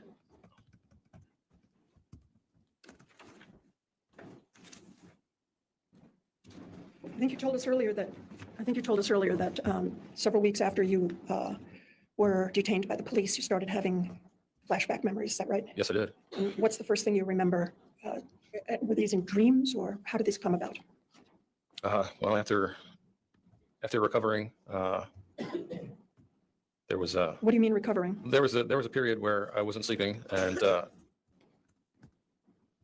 I felt like, I don't know how to say this, but I felt like I don't know, like I was broken in two. Like I was, my body and my mind weren't the same, and it took some time. I was having a lot of nightmares, and I was having poor sleep. So once I finally felt rested and realized where I was trying to figure out what had happened that had gotten me there. And that's when I was able to read the affidavit from that interview, the video interview, and none of it made sense to me. And so when did you first remember that, as you testified today, Emily was going to shoot you? When I was arrested and I was thinking, what happened? That's when the memories started coming to me. It was like those same kind of flashbacks that I was having, but like the pieces started kind of like coming together a little bit more. And it's frustrating because there's some memories there's some memories that aren't there. So this whole process has been kind of strange, picking up new pieces and trying to put the thing back together. And I've never experienced anything like this, so it just makes me feel like I have some very strong feelings about it. And I just need help putting the puzzle back together. So I don't think I went over this with you, but you have no criminal record, do you? No. And so you had no experience being. Objection, Your Honor. Can we approach?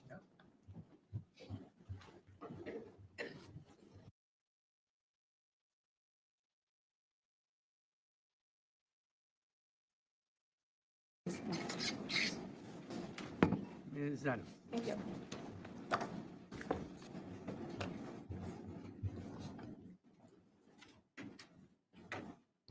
The truth is that before leaving New Hampshire, you stopped at Market Basket, right? I did see that, yes. That's the truth. I saw that on the PowerPoint. And it's the truth. I don't remember it, but yes. And you spent $60.43 at Market Basket. Is that what happened? It is what happened.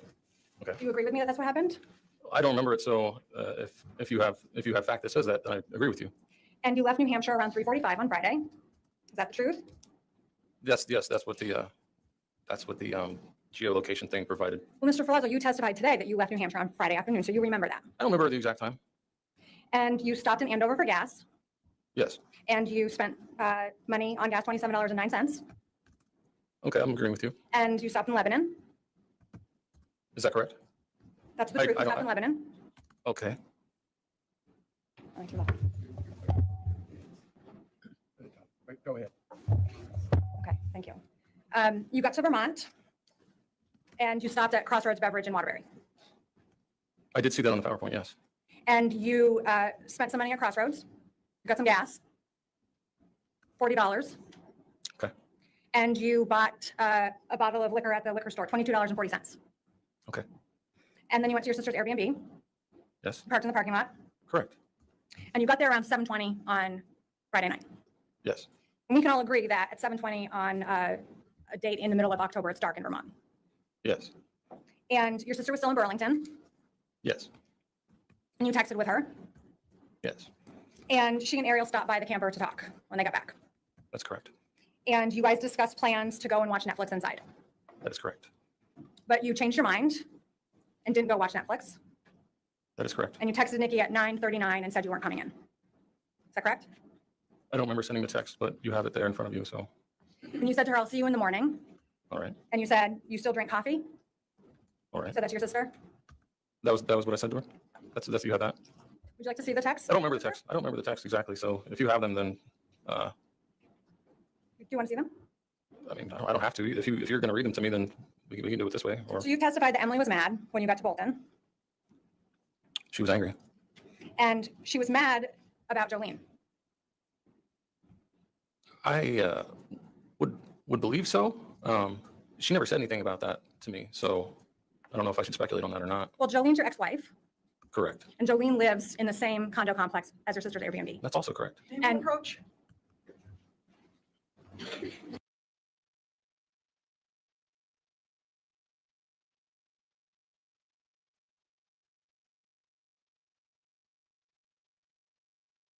And Emily doesn't like the candlelight. That's correct. And she tells you to put them out. That's also correct. And you don't put them out. No, I don't. And she gets up and she grabs one of these candles, Yes, these big Yankee candles, yes, glass, yes, ma'am. heavy. Very. And she starts hitting you in the head with it Yes, ma'am. and in the body. Yes, ma'am. And you're able to grab onto her and get the candle away from her. That's correct. And that is over. She goes and lays back down. Yes. Well, actually, I didn't see her lay back down. I grabbed the puppy and went outside. When you came in, she was in the bed, Yes, and you are trying to relax, yes, trying to enjoy your vacation, yes. and you make a decision, What decision? the decision that you need to stop this. I was having some drinks and smoking. You decided enough is enough. I'm going to put an end to this. No, You got up. You got up from the couch where you were was- having your drink. I wasn't on the couch. You told the police that you got up. I don't remember talking to the police. You heard yourself tell the police that you got up. I saw the video. And you heard yourself tell the police that you got up. I saw the video. Did you hear the video? I heard the video. And you heard yourself tell the police that you got up. That was on the video, yes, And you heard it. yes. Are And you got your Glock. we talking about the video? I'm talking about what happened. You got the Glock. Correct. And you put the pillow over her head. I hit her with a pillow at one point. The pillow was over her head when you shot her. That is correct. And it was over her head when you shot her the second time. That is correct. And when you realized that you had just shot your wife, you didn't call 911. No, You didn't go and get your sister. no. You had another drink. I sat with Emily for a while before drinking more. You actually put a bag over her head. I put a bag under her head. Mr. Ferlazzo, you put a bag over her head. I put a bag under her head. You tied a bag around her neck. When at some point there was the next day I had to move her body from the bed to the floor of the shower, and I wrapped the bag around her head and tied a bag around her neck. You remember doing that? To move her body. You remember doing that? I remember you saying it. You remember doing that? I remember putting a bag under her head. You cleaned up? Yes. You picked up her shoes? Yes. You picked up her phone? Yes. You shut her phone off? Her phone was off. You told the police that you shut her phone off. I told Emily to turn her phone off. You shut her phone off after you shot her. Her phone was off. She shut it off. You put her wallet in a bag. No.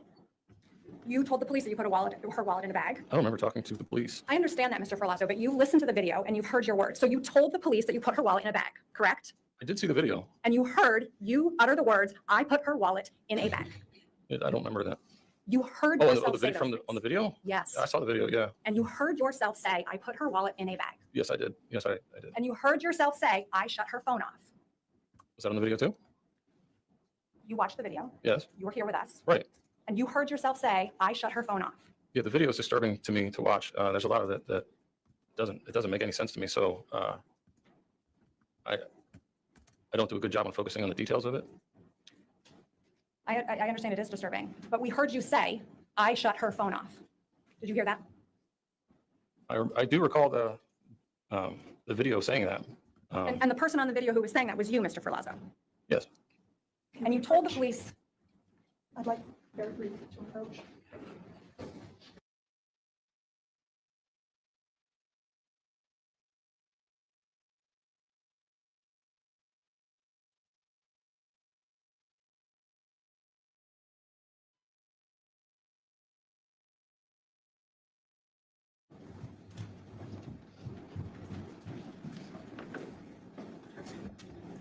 So, Mr. Ferlazzo, you told the police that you shut Emily's phone off. Is that correct?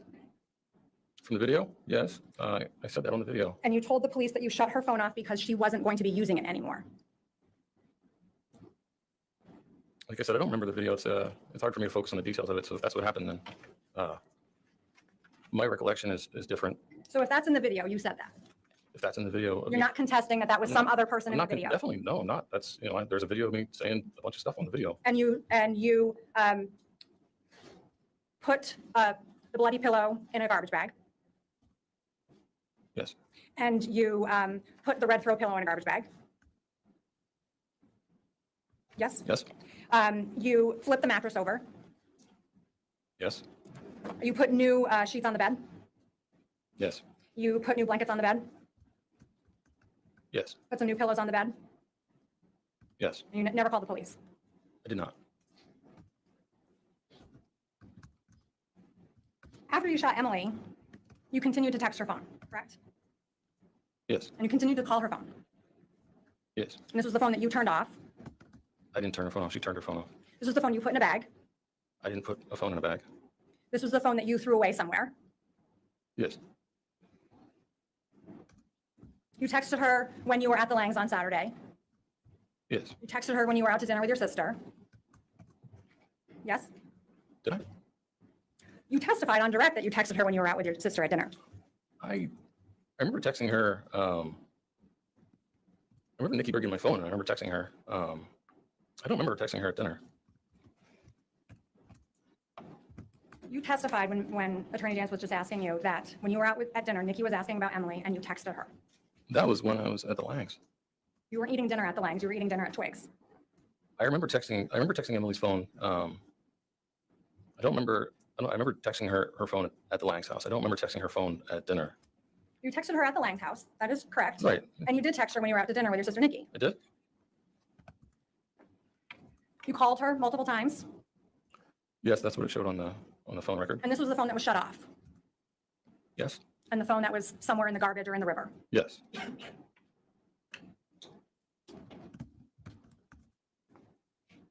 you texted her throughout the weekend. That's what the records say. And you called her throughout the weekend. Yes.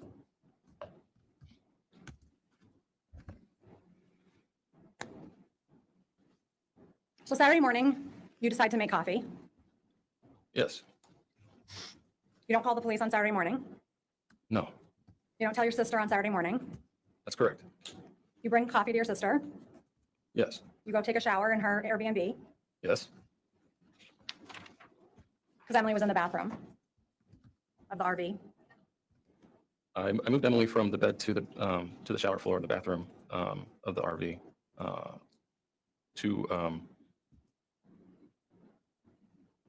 so she wouldn't roll off the bed on the trip to the Langs. You went to breakfast with your sister That's right. at Maxie's. Yes. You didn't tell your sister at breakfast that you had shot Emily twice the night before. No. I had a talk with my sister prior to our reunion not to bring any of our drama, You didn't want to. ruin my Wait, sister's vacation. Understood. You ordered a mimosa at breakfast. Yes. You ate breakfast. I don't remember eating, but I feel like I remember seeing I saw the receipt on your evidence. You ate breakfast. Yes. Had some eggs. I don't remember eating. Saturday afternoon, you drive the camper up to St. Albans. Yes, Emily's in the camper. that's correct. She's not alive. No, she's deceased. You drive through Richmond, Williston, South Burlington. You don't stop anywhere to tell the police that Emily was dead. That's correct. You drive right past the Vermont State Police Barracks in Williston on the interstate. I don't know where that is. You don't stop.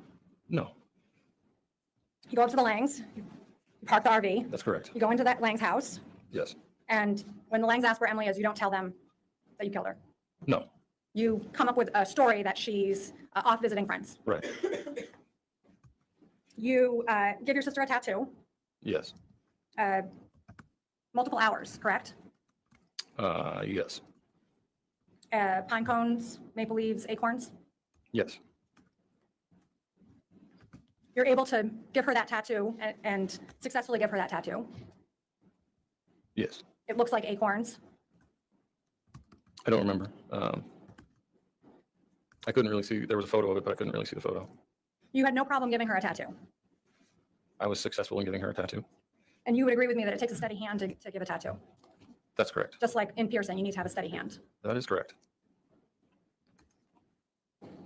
You don't say anything to your sister while you're giving her the tattoo about what happened to Emily. No, You lie to your sister. that's correct. You tell your sister that Emily ran off Yes. somewhere. She was getting an Uber back to New Hampshire Yes, I remember saying that she was getting an Uber. because you didn't want to bring any drama. That's correct. You guys go out to dinner at Twigs. Okay. Do you remember going out to dinner at Twigs? I remember being at Twigs. Yes, yes, Had some drinks. yes. Told Detective Boris, good food, good drinks at Twigs. Detective Forrest James, from the interview video. He was here. He was here a couple days ago, right? you told him that That's right. Twigs has good food and good drinks. That's what I said. And you didn't tell your sister out at dinner about what happened to Emily. No, And when you got back to, when she dropped you off at the Langs, you didn't tell them the truth about what happened to Emily. no, I did not. You get up on Sunday morning, you come to Burlington, you hang out with your sister, you don't tell her what happened. I don't really remember Sunday so well, but I did see from the PowerPoint that we were having breakfast in Burlington. You ate breakfast. I don't remember eating. You don't call the police on Sunday. No, ma'am. You don't tell your sister what happened. No, ma'am. On the way back to St. Albans, you stop at Hannaford's. Is that correct? You saw the PowerPoint presentation. I don't remember this part. You buy bleach. I saw that. Yep. You hang out at the bonfire at the Lang's house. I do have a flash of memory of seeing a bonfire. And you don't tell Sarah at the bonfire about what really happened to Emily. I don't remember much other than like the flash of seeing a fire. Is it fair to say that you didn't tell Sarah what happened? I don't remember anything but seeing a flash of a fire. So there was a time on Saturday when I remember seeing Sarah and telling her that Emily had left vacation. So you lied to Sarah. I did lie to Sarah. And you didn't tell anybody at the bonfire, Sarah, Jason, their kids, the off-duty police officer. You didn't tell anybody about what really happened to Emily. Yes.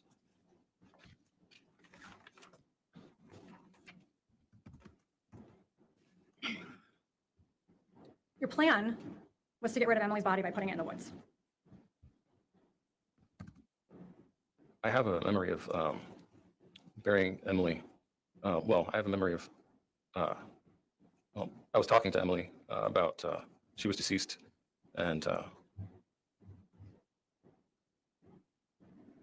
well, I was talking to her about giving her a burial, and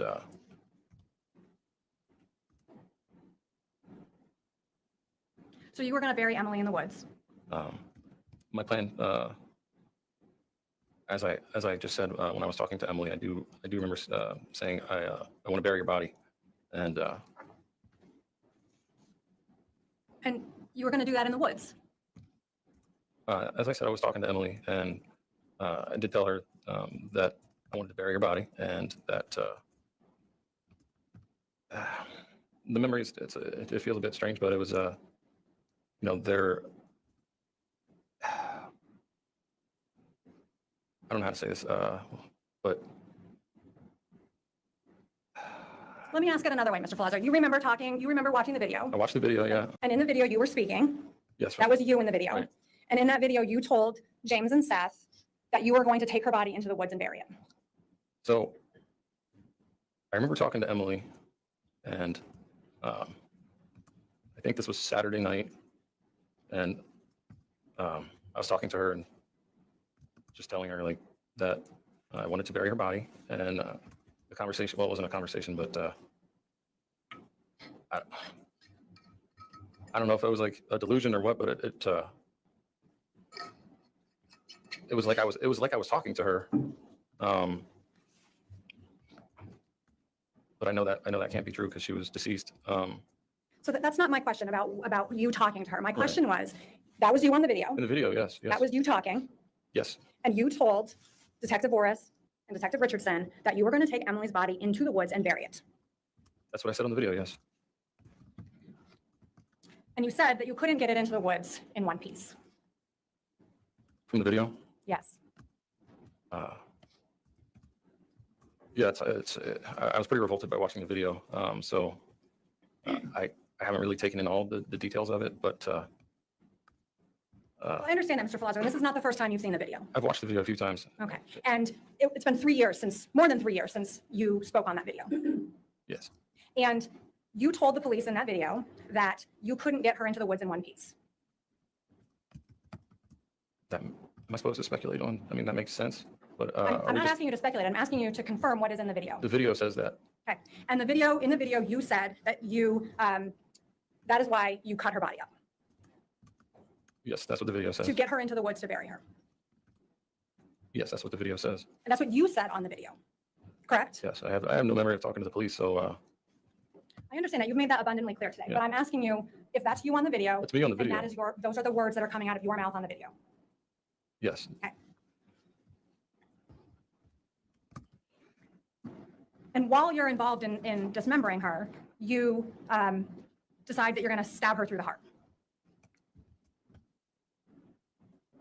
Did it say that on the video? Are you disputing that Emily was stabbed through the heart? That's what the autopsy experts said. And you stabbed her 8 times in the abdomen, I have no memory of it. and you stabbed her 9 times in the back? Still, Still. no memory. And as you were using the carpenter saw in the van to dismember Emily, at no time did you have a thought of, I should call the police? No, I did not call the police. As you're cutting her arm off and you're getting sick, you don't think, this has gone far enough, I have to call the police? I don't have a recollection of a lot of the event. You do have a recollection of getting sick when you Yeah, did that. I do have a recollection of, there was one recollection, it's like a flash of a recall of like taking a knife across her leg. Well, you used a saw to cut her body up. That's what the evidence shows. Yes, and that's what you told police in the video. I have no memory except for there was a memory about the like cutting into her leg with a knife and being sick over it. Mr. Ferrazza, you didn't cut into her leg with a knife, you cut into her leg with a saw. I have a memory of cutting into her leg with a knife. You told police that you cut her with a saw. On the video, Yes, that's what was said on the video. that's what you said on the video. Yes. And you did this multiple times. What did I do multiple times? Cut her with the saw. I don't have any memory except for, like I said, I have a memory of cutting into her leg, and You're not disputing that her arms were cut off? the evidence shows that her arms were cut off. And you're not disputing that her legs were cut off? That's what it shows. And you're not disputing that her feet were cut off? No, And you're not disputing that her head was cut off? no. You also took her wedding ring off and put it in the cup holder. Okay.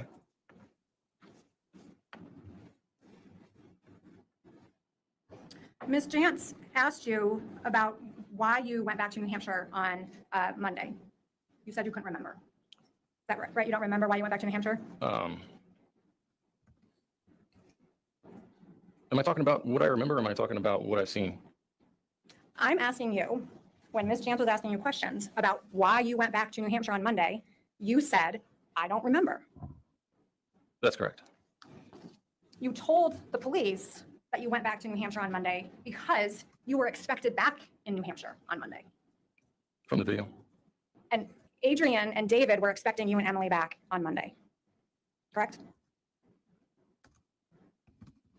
Is it? And you needed to get your Jeep. Okay. You got your Jeep, right? That's correct. Because you needed something to get Emily's body into the woods. Yes. You didn't tell Emily's parents what happened. Correct. You didn't tell Emily's parents I acted in self-defense. I don't remember talking to Emily's parents.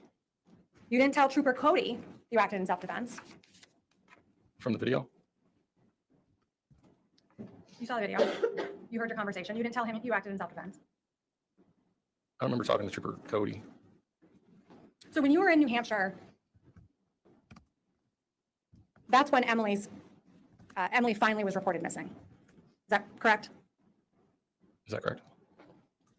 Mr. Ferlazzo, have you been present for the last 3 days here in court? Yes. And you heard the testimony, correct? And you've seen the evidence, correct? I need a That's verbal correct. That response. is correct. And the testimony and evidence is that Emily was reported missing on Monday. Is that correct? That's correct.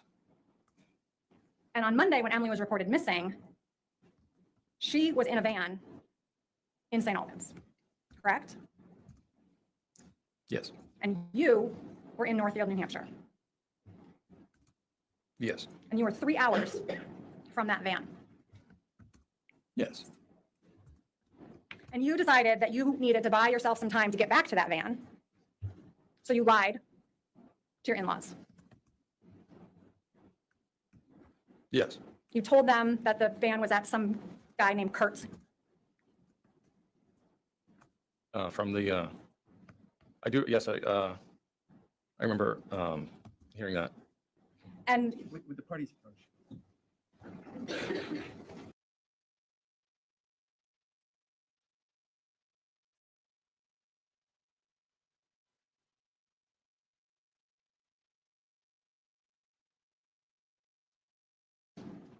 head back to Vermont from New Hampshire in the Jeep. Okay. Do you have a memory of that? No. You go to Spencer's. Yes. You text Spencer on the way to let him know you're coming. Okay. You don't remember that? Clarify whether he simply She asked Do you not remember? No, ma'am. And you arrive at Spencer's house. Do you remember that? No, ma'am. You remember giving Spencer a hug I do remember feeling an embrace. from Spencer, Yes. and you head off to get your van That's correct. because you need to move it so that the police don't find it. I had told Spencer, I'm not asking you what you told Spencer. I'm asking you about going to the van. okay, You go to the van because you need to move the van. okay. Yeah. So, Mr. Ferlazzo, do you have a memory? No, ma'am.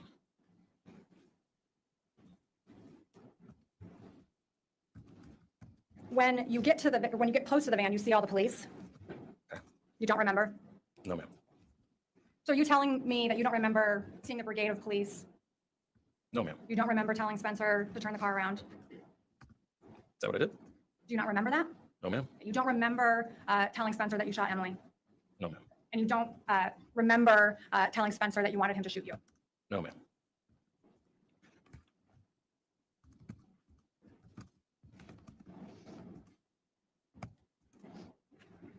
You slept in the woods that night. I don't remember that. You went to Maple Field's convenience store the next day. I don't remember that either.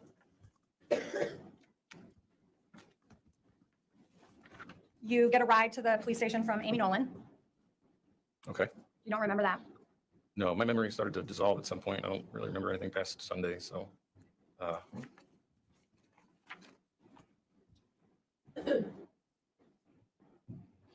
When you are at the police station, you have memory. What memory? You told the police what happened on Friday. Are we talking about the interview from the video? When you were at the police station on Tuesday at 2:15 in the afternoon, Okay. you had memories of what happened on Friday. I don't have any memory of being at the police station. Would you agree with me that from what we've seen, We've seen videos. that you had a memory of what happened on Friday? We've seen a video of me on a video. And in that video, you are telling the police what you remember. I don't remember talking with the police. I just remember watching a video.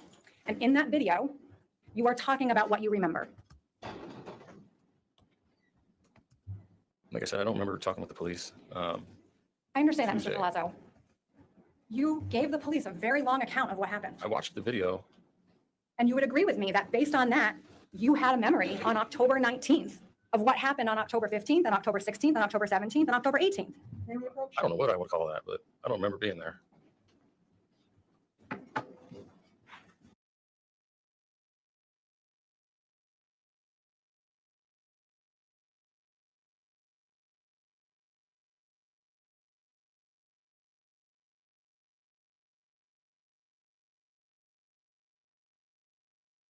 Got it. Do you remember going to Pero's and buying it? I remember going to Paris. I don't remember when. And we can agree that September of 2017 was 2.5, 3 years before you met Emily? I met Emily 2018 for the first time. Well, before you and Emily started seeing each other romantically. We're talking about, did you say September of 2017? Well, that's what I said a couple of questions ago, but you and Emily started dating in the spring, summer of 2020. Okay, yes. Is that true? Yes. And you purchased the Glock before you met Emily Yes. at Pero's Correct. in Waterbury Correct. in 2017. Correct. And you purchased the Taurus in 2018. Do you have a record of that? I don't remember when I got that one. You got it at Pero's? Did I? No, it doesn't seem right.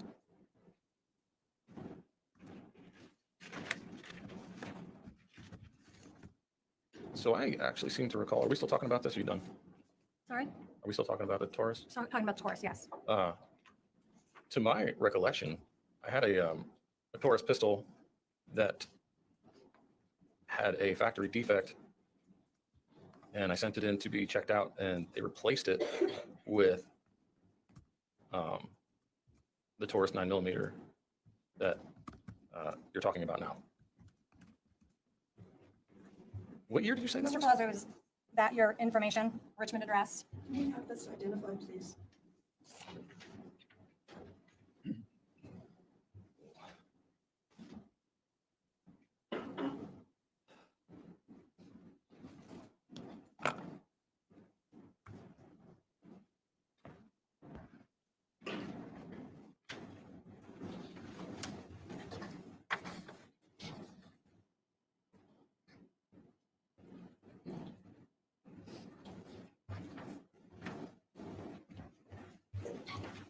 Mr. Palazzo, that is your contact information, right? What we got here?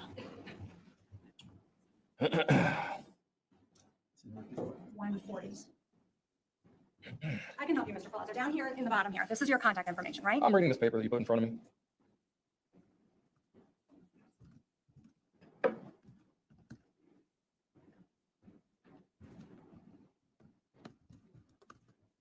What says right here that the ship due date was August 14th, 2018. Thanks for interrupting, but it has been marked. Can we identify it by an exhibit number and what it is? So I did, you may not have heard, I did it quietly, and I'm sorry for that. It's exhibit number 140, and you can suggest what it is since she's asking. So it's Don't have to show it to you, I just want to identify the murder. And the purchase date is August of 2018, correct? I saw a ship-to date that said that. Is it, Mr. Claus, I'm going to help you. help me out. Right here, purchase date, Oh. 8/20/2018. Yes, I was looking over here at the ship-to date. So purchase date, 8/20/2018. I see that. Okay, you agree with me that you purchased it in August of 2018? That's what it looks like. And that was before you and Emily started seeing each other. Yes. And all of the hunting rifles in the camper are your hunting rifles. Yes. The gun, the Taurus, that you are claiming Emily had under her pillow was found in the drawer of the camper, Yes. not under the pillow. They found it in a drawer. I saw a picture of evidence that it's a photograph of it in the And drawer. it got in that drawer because you put it there. That's correct. The gun that Emily pulled on you, That's correct. tucked it away in the drawer, It was in a drawer. holstered it, It was, yes, it was in a drawer. holstered. Yes, it was in a holster in a drawer.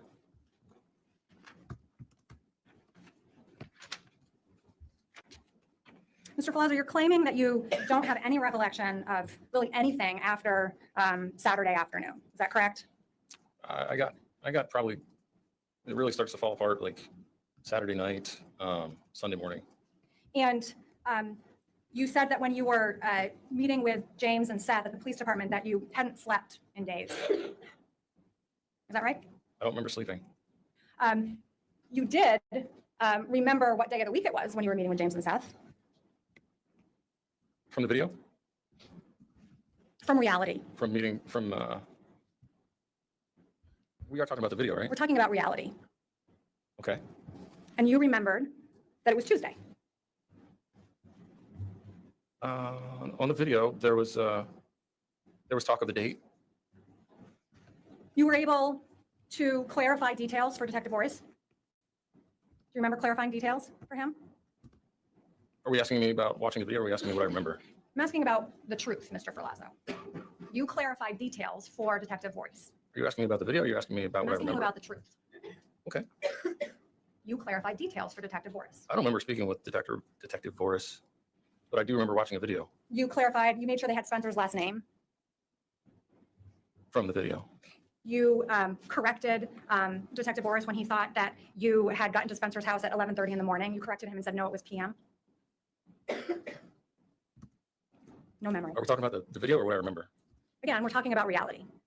Yeah, like I said, my memory started to dissolve like really like about Sunday. So, yeah. So, Mr. Ferlazzo, we can agree that you lie. Yes, I have lied to people. You lied to Nikki. That's correct. You lied to Nikki and told her that Emily was sleeping. Yes. You lied to Nikki and told her that Emily had run off. Yes. You repeated that lie to Nikki later that night at Twigs. I don't have the best memory of being at Twigs. You lied to Sarah Lang about what happened. I do. Yes, I do remember telling Sarah that Emily ran off. And you lied to Jason Lang. I don't remember that. You lied to David Bass. I don't remember that. You lied to Adrian Bass. Don't remember that. You lied to Trooper Cody. Don't remember that. You're lying today. About. Everything.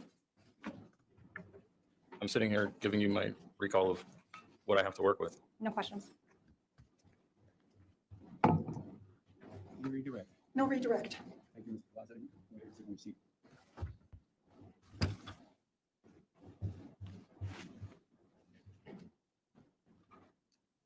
Does the defense have any other witnesses? No, we do not. Defense rests. The parties approach.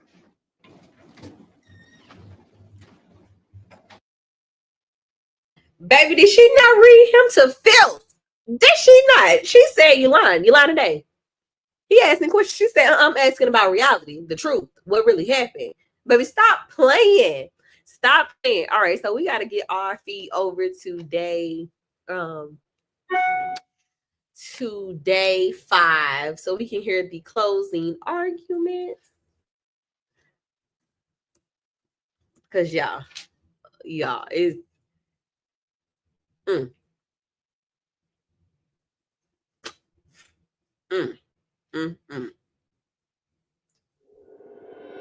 This is Mosey, a Yes, simple, she did. beautiful tea infuser designed to change. You lying right now? Mm-hmm. It looks like they were sitting here kind of working. And here goes the judge. Mr. Palazzo's testimony. So the first question is, are you still seeking to have no instruction on voluntary manslaughter? No, Judge, I think that our appellate folks think that the voluntary manslaughter, there's probably sufficient for that. It's the involuntary manslaughter we are certain. That's good. And I would point us to Yo and Delisle and Belansky, all of which, Yo and Delisle particularly, did not seem to have an extraordinary amount of support for it. And the Supreme Court was still pretty clear we needed to instruct it. My next question is this. It has always, the absence of great provocation language has always been addressed in second-degree murder cases. The language of the court has been broader than that. But in Yo, maybe paragraph 23, it talks about that a finding of premeditation and deliberation necessarily precludes a finding of great provocation. I don't know whether I read that to mean you don't give it in the first because it's already embedded in the definition, particularly of deliberation, or whether you still give it in first degree. And I couldn't find, I don't know if you have it back in your files, Ms. Jantz, from when Jerry Schwartz tried the case, but I'm wondering if you know what the language of the first degree was. I don't, Judge, but I did speak to Attorney Saxman. She's the one who was the appellate attorney on Molaski, because we've talked about how there's no rational, logical distinction between first and second degree in terms of the passion provocation instruction. And that the only reason it wasn't addressed in Molaski is because he was only charged with second degree, not first degree. In Yo, he was charged with first degree.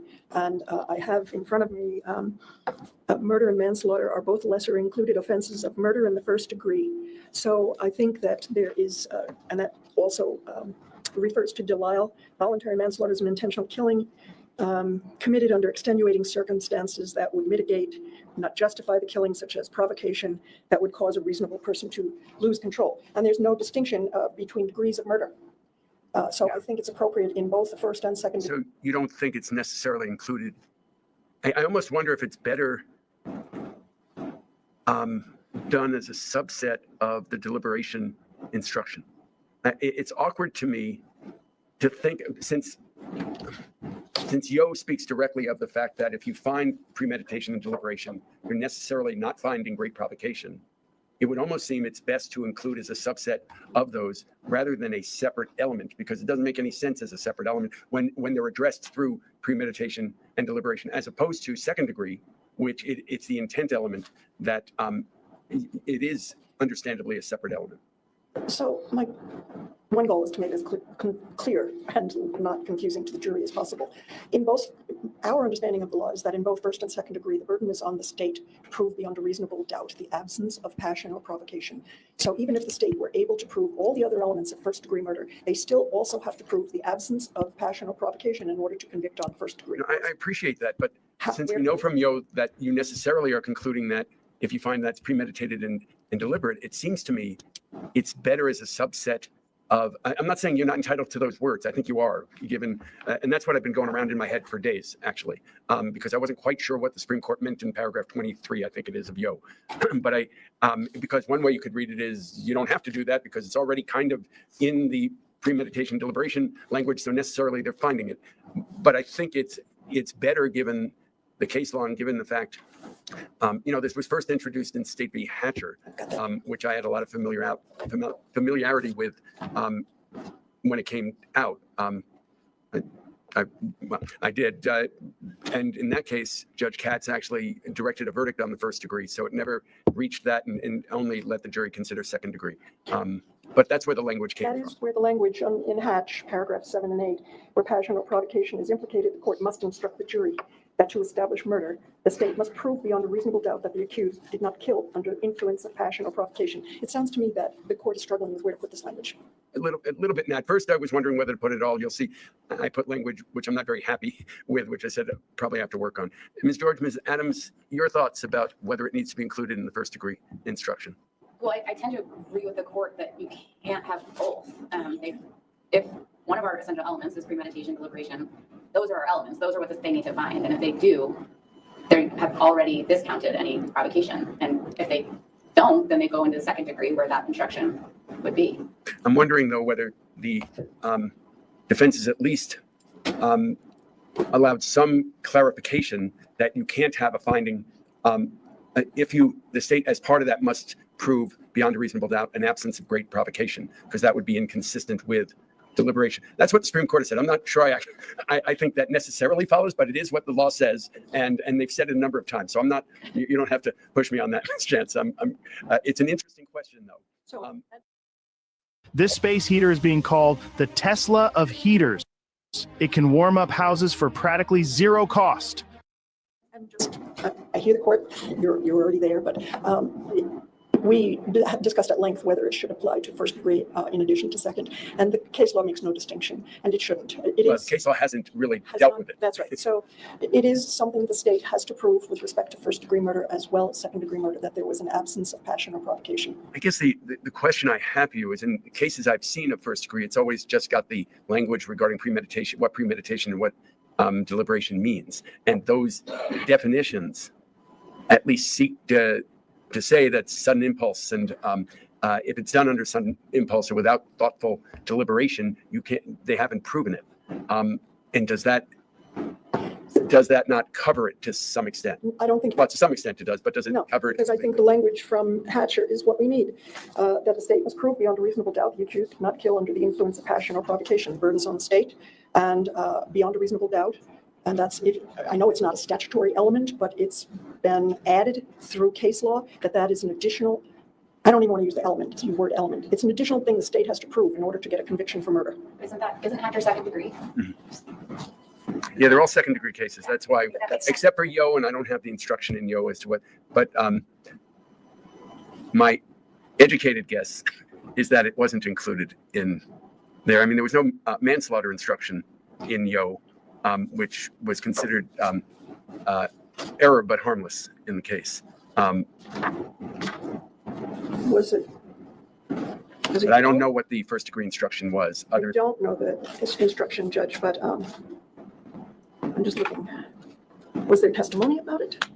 It's not. I mean, I had something to do with Yo too, and I don't remember that specific issue coming up. Do y'all want to skip to argument? Y'all really want to watch this? And I don't see it in any of the reported decisions. So I'm looking at Yo and distinguishing between first and second degree. I'm looking at paragraph 15 and 16, and it says, without more, though, we would still reverse appellant's conviction if the jury had chosen to convict him. Right, of second. Second degree. So, but they convicted him of first degree. Right, but that's what I'm saying. Because they necessarily find that a finding of premeditation and deliberation negates the great provocation. So the inference I drew from that is that those instructions on that were sufficient, and at least at that point, there's argument to be made that it's not as clear as it should be if we've got.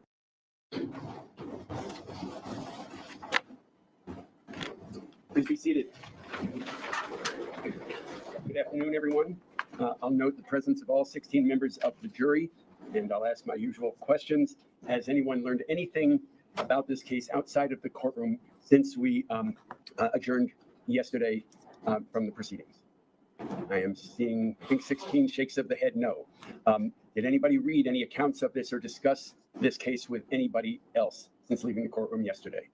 Again, seeing shakes of the head no from all 16 members of the jury. It is now time for closing arguments. We'll start with the state. Ms. George. Thank you, Judge.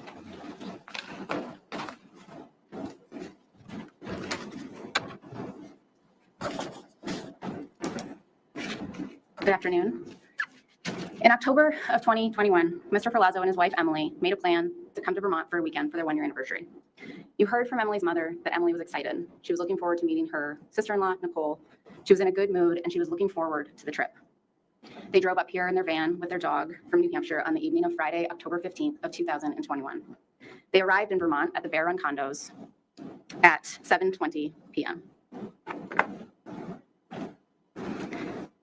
They parked at a condo complex on Bear Run in Bolton. They met with Nicole for about 15 minutes out in the parking lot inside the van with a plan for Mr. Ferlazzo and Emily to meet them inside the Airbnb to catch up, watch Netflix, and hang out. But they never did. And we know that Emily sent her last Facebook message to her family at 8:13 p.m. We know that Mr. Ferlazzo sent a text message to his sister Nicole inside the Airbnb at 9:39 p.m. Hey, we're gonna take the night to rest, smiley face. You still drink coffee? We'll see you tomorrow morning. Shortly after, Emily's last location data from her Facebook is logged as 10:14 p.m. Instead of going inside and spending time with his sister, Mr. Ferlazzo and Emily argued. They argued because Mr. Ferlazzo had brought Emily on their one-year anniversary to the very same condo complex that his ex-wife lived. They argued because Mr. Ferlazzo seemed to believe that he didn't have any obligations to be monogamous with his wife, be faithful to her, and she told him she was done. She told him she did not want to be with him, that she could not do it anymore, and that she wanted to leave. And 1 minute after midnight, Mr. Ferlazzo turns off his phone. Done arguing, Emily laid down in bed while Mr. Ferlazzo stayed up and stewed. He became enraged at Emily while she lay in bed scrolling on her phone with her head on her pillow. Mr. Ferlazzo sat on the couch thinking, planning. For what he told police was 5 to 10 minutes. For at least 5 minutes, Mr. Ferlazzo sits on the couch and stews.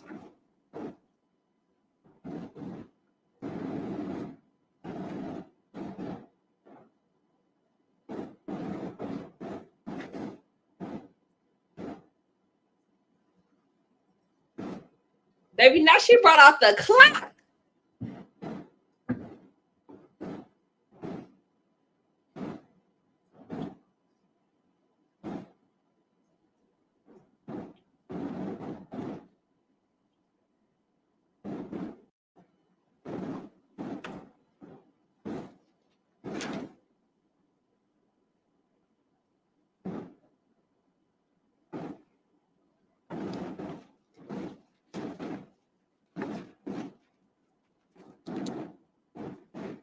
By this time, Mr. Ferlazzo has a plan. He's made a decision. He has decided that he needs to stop her, that she is not leaving him. I don't even know. I just know that I sat down and was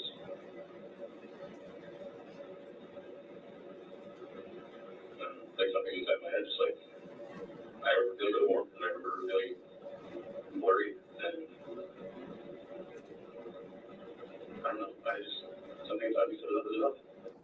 Something inside of him said, enough is enough. But instead of walking away from Emily, going into his sister's Airbnb, out of the van, instead he executes his plan. He got up from the couch. He went to the closet. He grabbed this Glock 19 with this silencer. He walked over to the bed. Emily's head was resting on this pillow. He picked up this throw pillow from the couch. He jumped onto the bed. He put this throw pillow over her face, and he shot her once and twice, directly into the left side of her head, killing her. Both of those bullets exited her skull on the right side of her head and came to rest inside the very pillow that her head was laying on. You jumped on her. Did she say anything to you?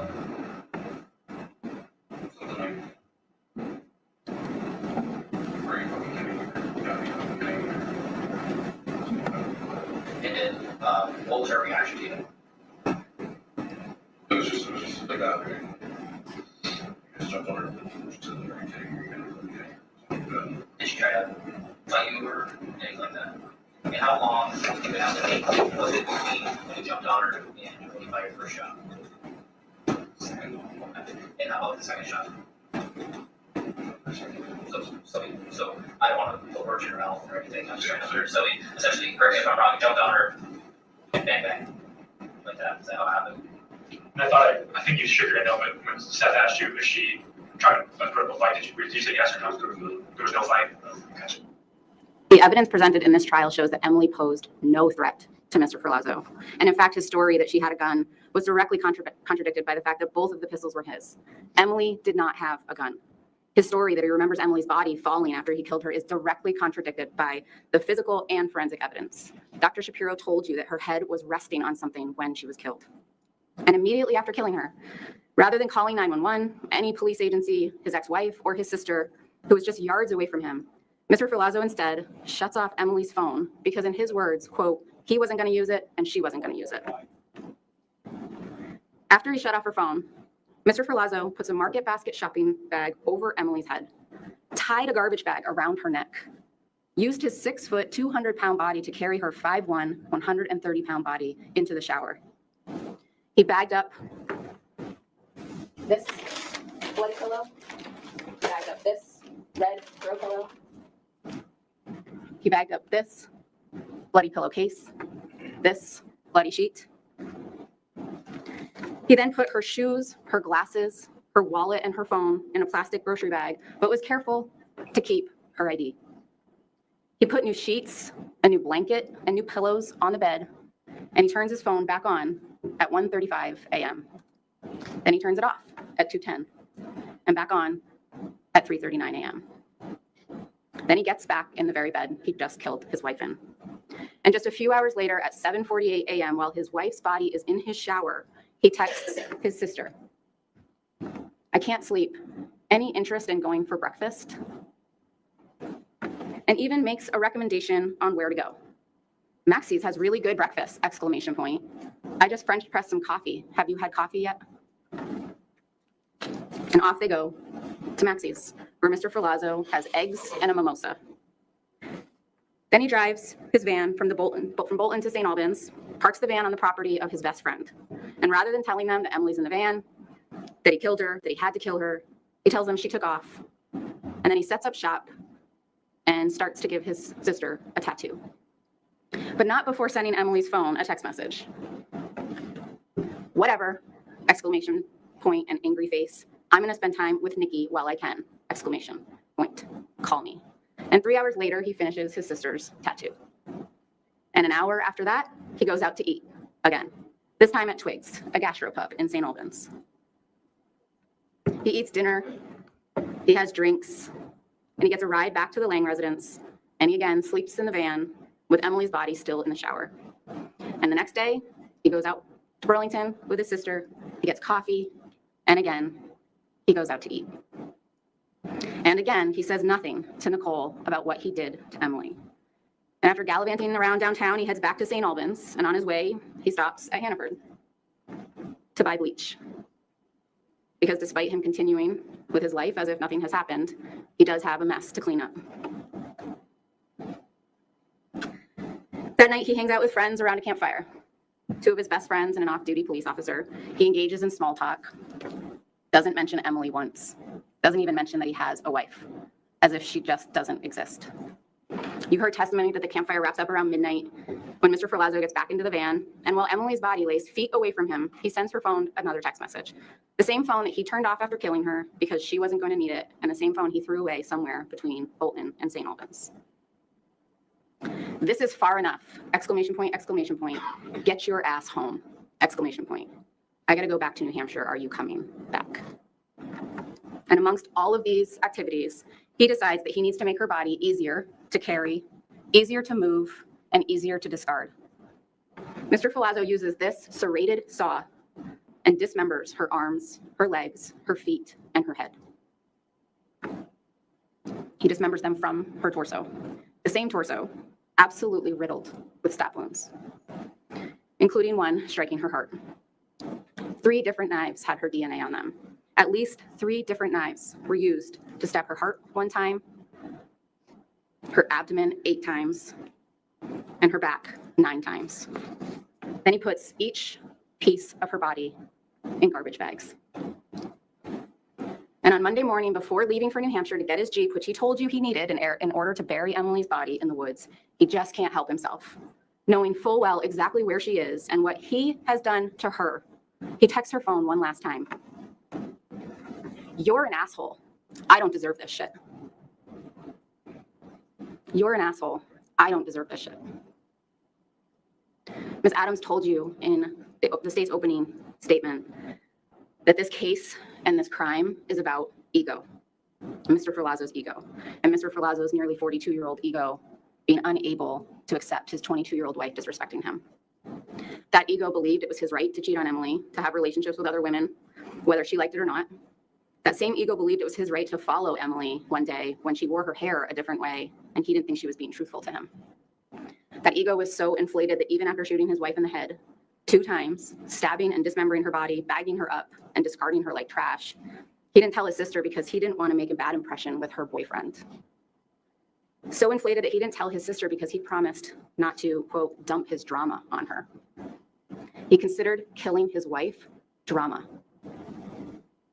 An ego so inflated that after killing her, taking her life because he didn't like the things she was saying to him, because she didn't want to be with him anymore, he calls her an asshole. He tells her that he doesn't deserve this. The state submits that it is Emily, and only Emily, that did not deserve this. All of the credible evidence presented by the state during this trial, the witness statements, the physical evidence, the forensic evidence, was checked and verified. The details of her death, the details of the weekend, of the dismemberment, the trip back to New Hampshire was all corroborated, checked, verified, proven beyond a reasonable doubt. We are confident that you will find that Mr. Ferlazzo killed Emily and that killing was unlawful. There was no legal justification for it. It was willful, it was intentional, it was deliberate, and it was premeditated. And the state requests that you find him guilty of first-degree murder.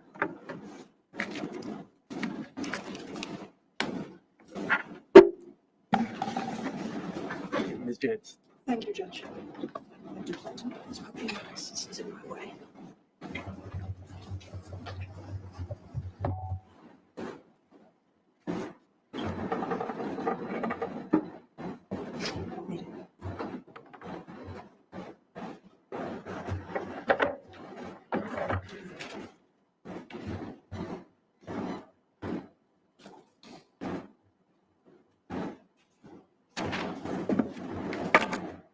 What I say to you now and what Attorney George just said to you is not evidence. We're just giving you our spin on what we hope that you will conclude after your deliberations. It's up to you and only you to decide what the evidence shows. Not what I say, not what she said. You are the finders of fact, not us. There's been some conflicting evidence in this case, some undisputed evidence. You've seen the video of what Mr. Ferlazzo Joseph told the police on the day he was arrested and detained. You know that in that video, and as he told you yesterday, he hadn't slept for multiple days, hadn't eaten. He says multiple times, my mind is scrambled, I'm not thinking clearly. But there is a roughly 2.5 hour recorded statement of what he tells the police happened. One of your jobs is going to be to decide if that was the whole story. If he was able, because of lack of sleep, the events that had transpired over the weekend prevented him from being clear and rational. You heard him tell you yesterday, he has no memory whatsoever of that interview, none. He said it was like watching himself if he'd been at a party and been blackout drunk. He's seen that video 3 times now. He told you yesterday that he was revolted by his apparent detachment in describing the events of what happened over that weekend. And you saw him on multiple occasions express emotion in talking and thinking and remembering what happened. The detachment that he described, his demeanor, is part of his habitual, he said he was a closed person, very private, didn't like to express his feelings. And it's something he learned from childhood, something he learned in the course of his work as a tattoo artist, how to compartmentalize feelings, emotions. He told you as a tattoo artist, he'd learned that because it hurts, you make small talk with people and distract them from the pain that they're experiencing. This is just habit for him. It comes across, as he described, as revolting detachment, but it's his way of coping. What he told you yesterday is not what he told the police. He explained to you that his memory of what happened ended at some point that weekend. He remembers the events now. He remembers the events leading up to him shooting Emily. He remembers some of the events of Saturday, what he did. He doesn't remember much, if anything, of Sunday, Monday, Tuesday. He told you that after he had had an opportunity to sleep for a couple of days, he came to and he started having nightmares and remembering things, bits and pieces. And even as he talked to you yesterday, he said his memory is fragmented, very fragmented. And he is struggling to understand what happened and why. What he told you yesterday is that over the course of their relationship, Emily had become physically abusive to him. One of the reasons the state would have you believe is that the state would have you believe that he's an egomaniac. It's up to you to decide if you saw any evidence of that in his demeanor or his testimony yesterday, that he shot her because she disrespected him. He told you clearly about how many times she had hit him with objects, with cell phone, with her fists, with a laptop, with a wine bottle, gave him a black eye once. And he never hit her back. He said, I would take her arms and restrain her. I would, until she calmed down, and say, we don't hit, we don't hit. They even went to a counselor together to address issues in their relationship. He said, I grew up with domestic violence and I didn't want to bring a child into a relationship like that. That was his experience of interacting with Emily when she became frustrated and acted out physically against him.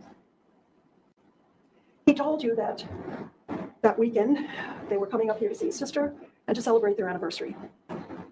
They got here, they were both happy to be coming, both excited, and on a dime, she flipped. I won't be here. F you, F your family.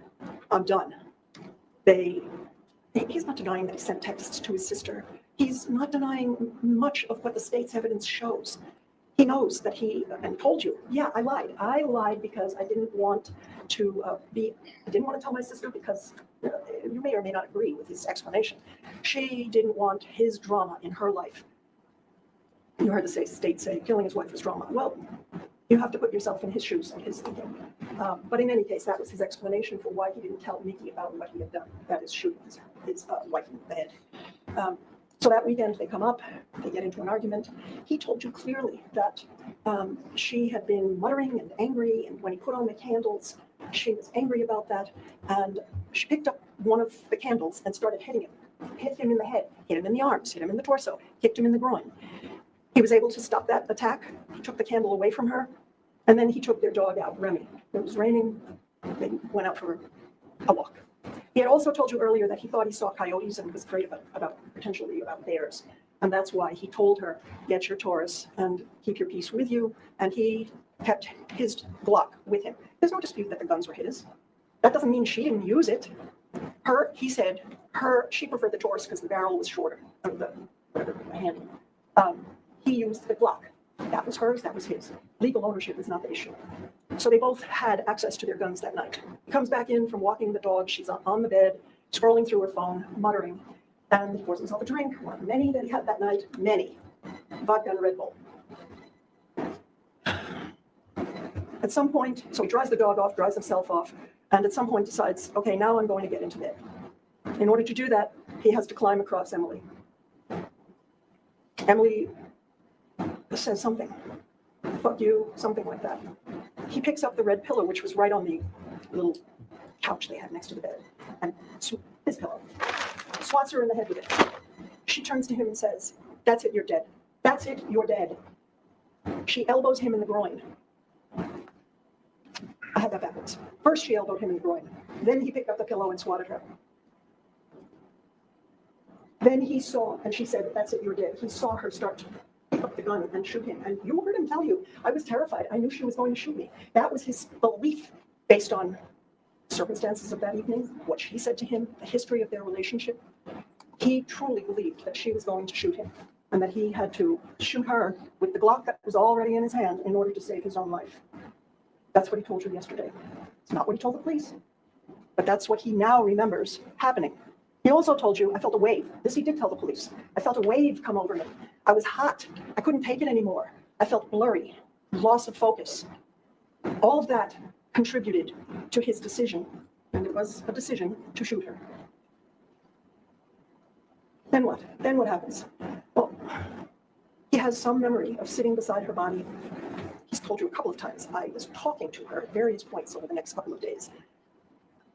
This is a man who was somewhat, if not heavily intoxicated, also smoking marijuana, just experienced a trauma, and is grasping, what do I do now? What do I do? When he talked to you about this, you saw him break down and become emotional and cry. This is not someone who is a cold-blooded murderer. He cared about his wife. You heard him describe their early relationship as euphoric and magnetic. He was in love with her. He kept telling her, this is not how we treat each other. You don't hit people. But on this night, he truly believed that she was going to shoot him, and that's why he shot her. So over the course of the rest of that night and into Saturday, he made attempts to prevent anyone knowing what had happened to Emily. He doesn't deny sending some of those texts. Some of them he doesn't remember. Some of them he does. And he told you, I lied. I know I lied from what he can remember. He was intending to try and go back to Pennsylvania to help his grandmother. You can decide whether or not you think that was a good enough reason for what he did, but that was how he was thinking at the time. He also said, I wanted to give her a burial. He has no recollection of stabbing her. None. None. The medical examiner told you there's no way of knowing when those injuries were inflicted, except that they were not immediately following death. Similarly to the dismemberment, they also were not immediately following her death.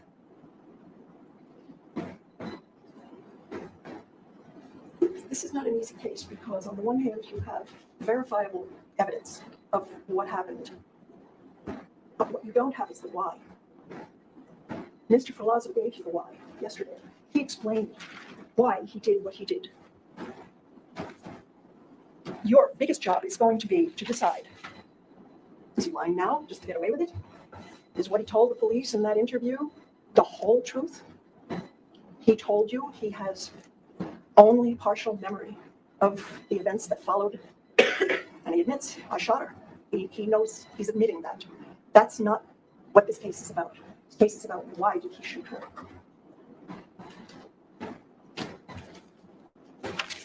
Ego, or someone who had been pushed to the point where they could no longer tolerate being hit. And I know, he's big, a man, 20 years older. She was a little girl. You heard him tell you that she hit him and hurt him each time. She hit him with a bottle, hit him in the head with a wine bottle, hit him in the head with a big Yankee Candle. That hurts. You can do that however small or the discrepancy in your size. And he didn't hit her back, not once.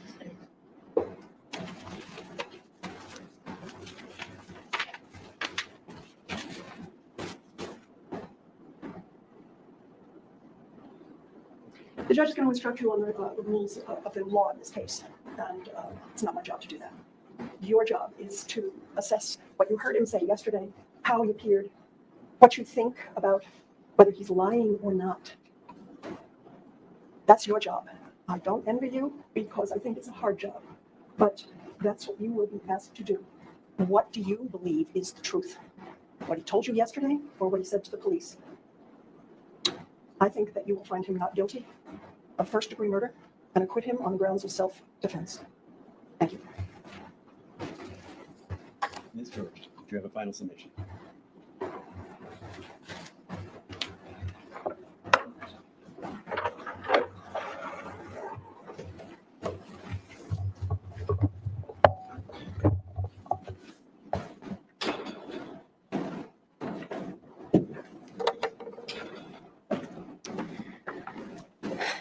Mr. Ferlazzo claims that he doesn't remember what he told police, that he doesn't remember being in the interview with police, and that he doesn't remember much of the night he killed her, and that his memories were not full at the time and are still fragmented. Luckily for Mr. Ferlazzo and for all of us, every single word that Mr. Ferlazzo said to the police about what happened to Emily was recorded. The reason that Trooper Cody turned on his body camera when he called Mr. Ferlazzo. The reason that Detective Voris did the interview in a room equipped with video and audio. The reason that Detective Voris made sure to have an extra recorder on his body when he went into different places, went to the breaks, went to the holding cell, just in case. The reason was all to make sure that everything Mr. Ferlazzo said about what happened to Emily was recorded, and that we would all be able to refresh his memory. You all heard every word that he said to the police, just days after he killed Emily. We played you every video, every recording. You have the transcripts. There are no secrets here about what was said or done. There are no mysteries. And immediately after signing the Miranda warning with Detective Voris, Joseph was ready to talk. All right. So Joe, is it fair to say that you have an idea of what we want to talk about? Yeah, all right. I'm here to talk to you. Like, you don't have to be around. Okay. I'm sure you already talked to Spencer. I fucked up. Like I said, I had a fucking blast and did something that I can't undo. So here we are. And less than 2 minutes after that. So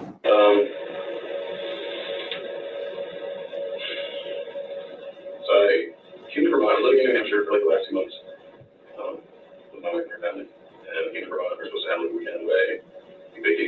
camping, like have some fun. And like as soon as I like put the vehicle in park, like my wife went completely completely psychotic. And I shot her. That's the result of that. And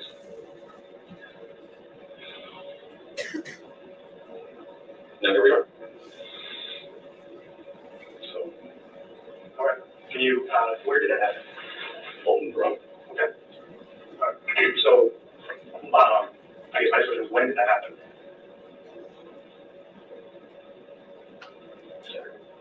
You know about what time? Saturday evening? Okay. No.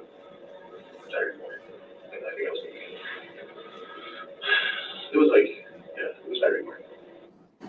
The state believes that the interview, the recordings, and the transcripts of the same all show that Mr. Ferlazzo was ready, he was willing, and he was able to give a coherent, a voluntary statement.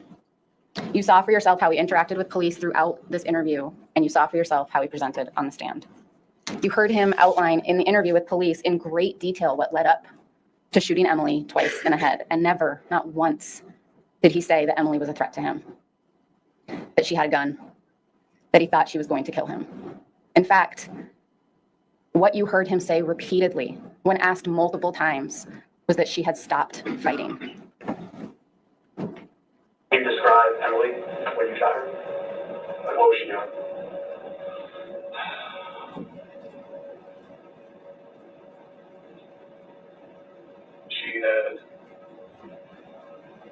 She had stopped fighting, and she had gone and lay down. And I went and jumped on top of her. And I shot her. How many times? She had stopped fighting, she had gone and lay down.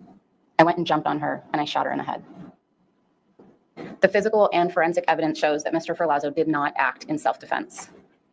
Just days later, he had no injuries, no bumps, no lumps, no bruises, no scratches, no burn marks from this alleged burning candle that was wrestled over during this interaction that he testified to yesterday.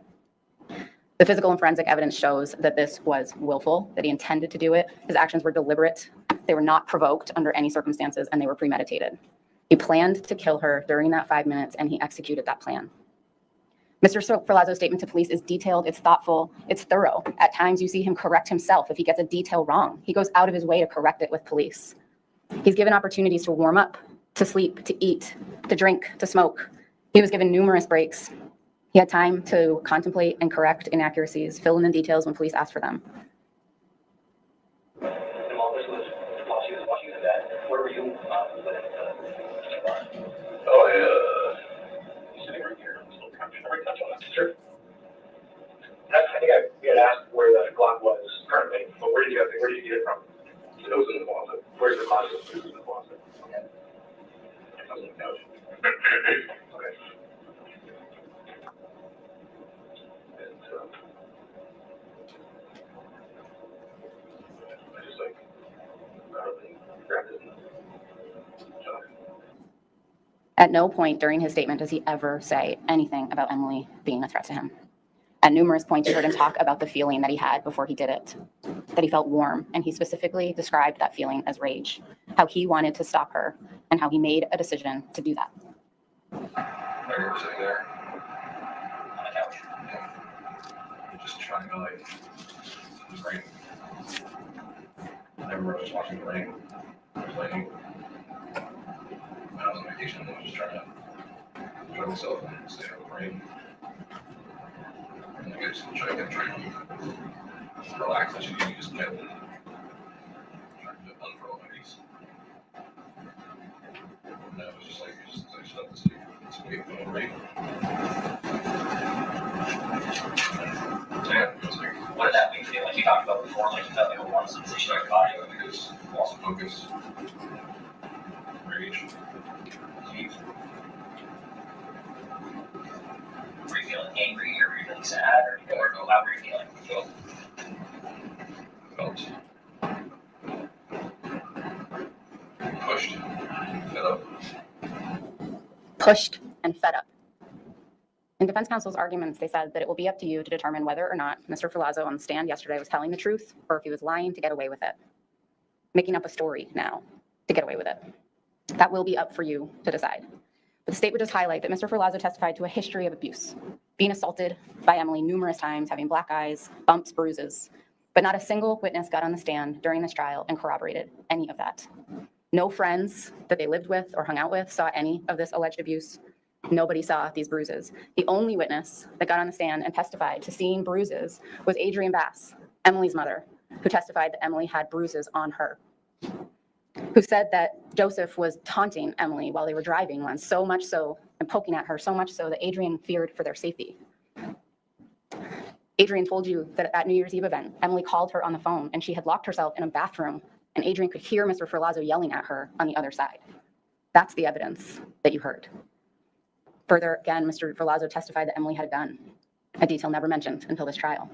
The detail that Mr. Filazzo now says he left out of his interview with police, the reason, the why he killed Emily, arguably the most important detail for a self-defense claim, the most important detail that most people would have led with, is now the detail that he wants you to believe over everything else. He wants you to believe that detail so much that you acquit him of this crime. But not so important that he didn't tell his sister, he didn't tell his best friend, he didn't tell the police. Specifically, he didn't tell Trooper Cody, he didn't tell Detective Voris, he didn't tell Detective Richardson, he didn't tell Detective Truex, he didn't tell Detective Nolan. A detail so important that he only knows this detail exists because it came to him in flashbacks. This is not a flashback. This is not a merry-go-round. This is reality. And in reality, there is not a single piece of evidence to corroborate this one detail. The truth in this case is not complicated. The truth is simple.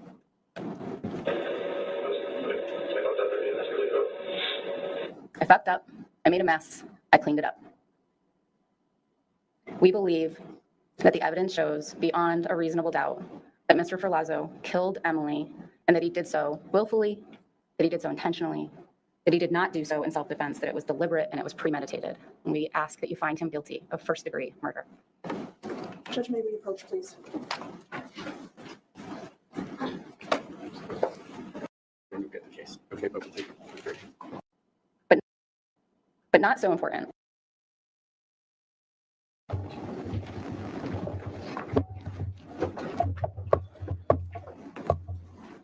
Folks need a break, or are we ready to hand out? No, because I had sent the court.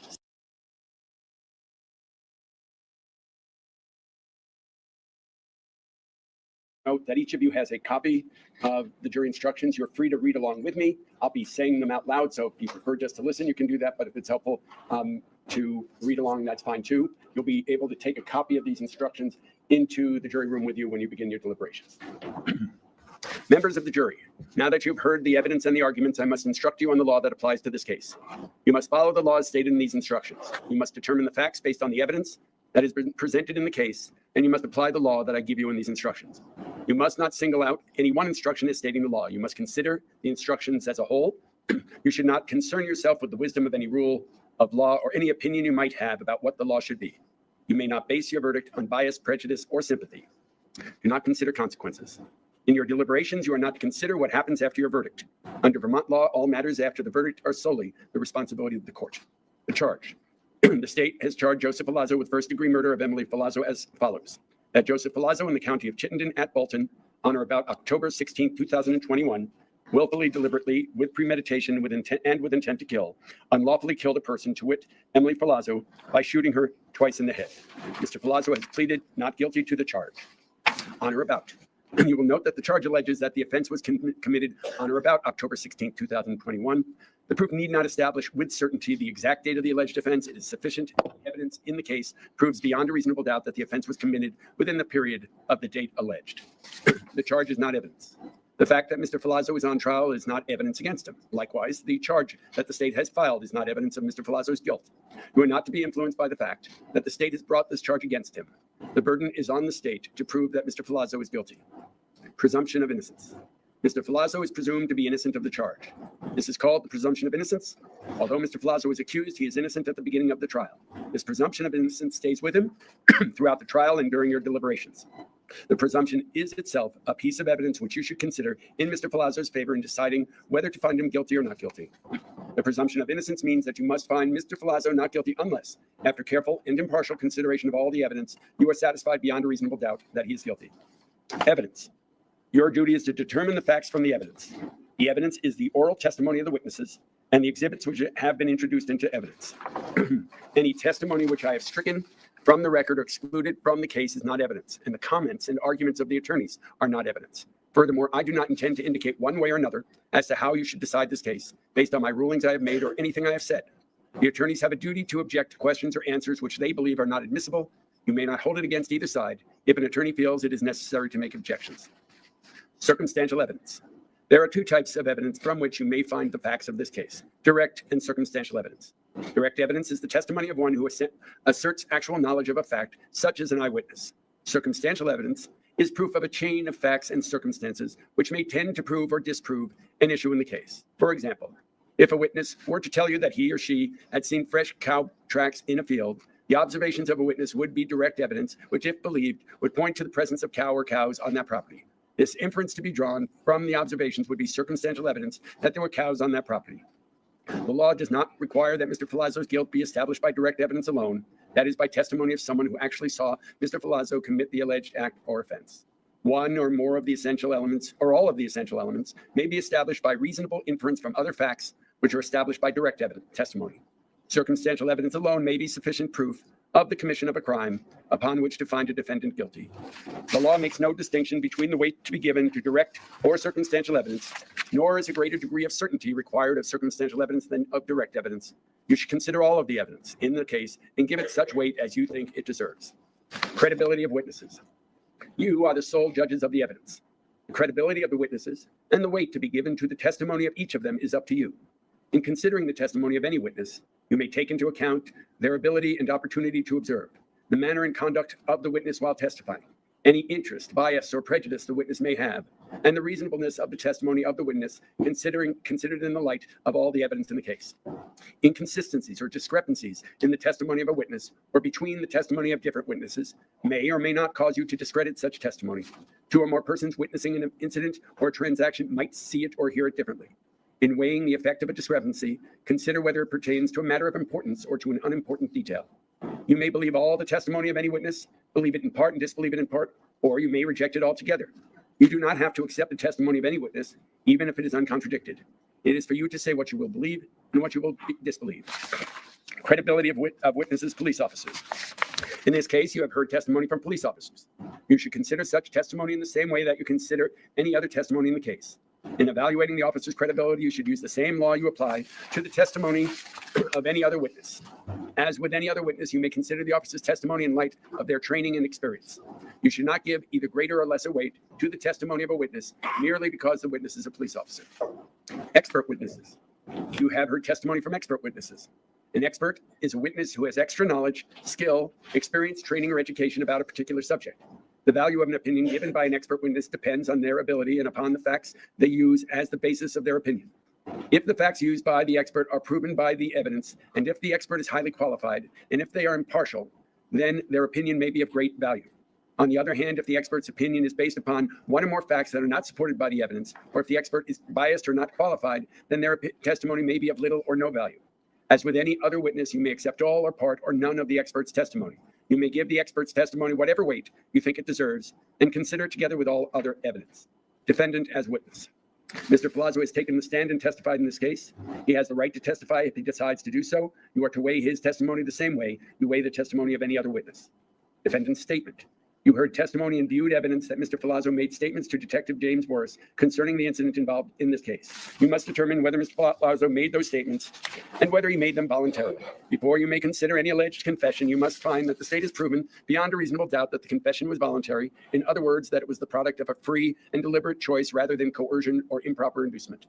In assessing voluntariness, you should consider the totality of the circumstances under which the statements were made. You may consider such factors as the location, the other persons present, Mr. Palazzo's emotional state, and his personal characteristics.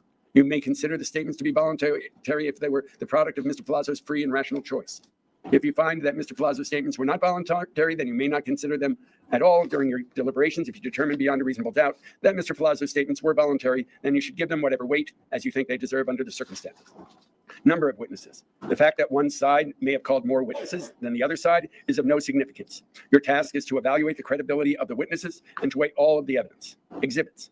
The exhibits which have been introduced are evidence, along with the testimony for your consideration. The court officer will take the exhibits to the jury room, and you may examine them in your deliberations. When you reach a verdict, you should return the exhibits to the court officer. Two kinds of exhibits: a magazine and live ammunition exhibit, and also the video and audio recordings, including Mr. Palazzo's recorded statements and the PowerPoint of the geolocation evidence, will not be in the jury room. To view these exhibits, please give a note to the court officer, and they will be played for you or viewed by you in the courtroom. Stipulation of fact. The state and Mr. Palazzo have agreed that you may find certain facts. These are called stipulations of fact and have been admitted as exhibits. As with any evidence in this trial, you must decide what weight you will give these stipulations. Use of electronic devices. Your verdict must be based solely on the evidence admitted during the trial. During your deliberations, you must not seek any information about this case from any outside source, including but not limited to television, newspaper, radio, cell phones, iPhones, smartphones, social networking sites, or any site on the internet. You also must not communicate by any means about your deliberations with anyone who is not a fellow juror. This includes tweeting, texting, blogging, emailing, posting information on a social networking site or other website, or any other means of communication at all. Juror note-taking. During this trial, you have been provided with pen and paper, and some of you have taken notes. As I explained at the beginning of the trial, all jurors should be given equal attention during the deliberations regarding of whether or not they have taken notes. Regardless, of whether or not they have taken notes. Any notes you have taken may only be used to refresh your memory during deliberations. You may not use your notes as authority to persuade your fellow jurors as to what a witness did or did not say. In your deliberations, you must rely upon your collective memory of the evidence in deciding the facts of the case. If there is any difference between your memory of the evidence and your notes, you may ask that the record of the proceedings be read back. If a difference still exists, the record must prevail over your notes. Personal knowledge or experience of juror.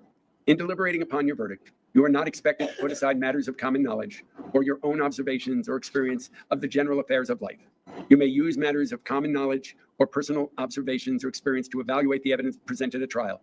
You may use the knowledge and experience which you possess in weighing evidence and testing its credibility. However, a juror having special knowledge of a subject may neither state this knowledge to fellow jurors nor act upon it themselves in arriving at a verdict. You must not tell your fellow jurors about matters which are based on special knowledge concerning an issue in the case on trial, which did not come from the evidence received in the courtroom in this case. Burden of proof. The state bears the burden of proving Mr. Palazzo's guilt beyond a reasonable doubt. This means that the state must prove each of the essential elements of the charge beyond a reasonable doubt. This burden of proof remains on the state throughout the trial and never shifts to Mr. Palazzo. Mr. Palazzo does not have to prove that he is innocent. He is not required to call any witnesses or to present any evidence or to testify in his own behalf. Reasonable doubt. The state's burden is to prove Mr. Palazzo's guilt beyond a reasonable doubt. There is no precise definition of reasonable doubt. The state does not have to prove guilt beyond all possible doubt. A reasonable doubt is a doubt based on reason and common sense, which comes from a fair and rational consideration of the evidence or the lack of evidence in the case. It is not a vague, speculative, or imaginary doubt. Mr. Palazzo may not be convicted based on suspicion or conjecture. If you have a reasonable doubt, you must find Mr. Palazzo not guilty, even if you think that the charge is probably true. If after you have considered all the evidence in these instructions, you have a reasonable doubt about Mr. Palazzo's guilt, then you must find him not guilty.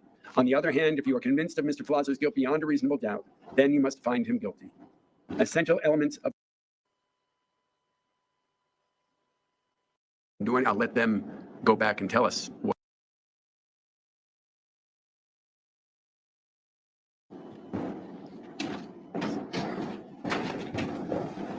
All right, we're back in the record in State versus Joseph Palazzo.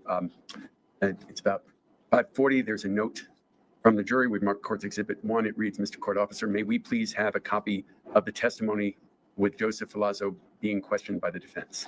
And it's signed the foreperson. We, of course, can't give a copy of the testimony. I will let them know that they can hear the testimony, but that would take 4.5 hours. So we'll see whether that is what they're really asking, or they want to narrow the request, or what they wish to do. But at this point, I'm not going to do it. I'll let them go back and tell us what they want. If they want the whole thing, they'll get the whole thing. They'll get it tomorrow, because I'm not going to do it tonight. As I mentioned, I really need to leave at around 6 tonight. So I'm going to bring them in now and explain we don't have copies, that we do have it in they can listen to it, but we certainly can't do that tonight. And if they still want to hear the whole 4.5 hours, they get to hear it. If they don't, then we'll see what they want to do with it. Okay? Yes.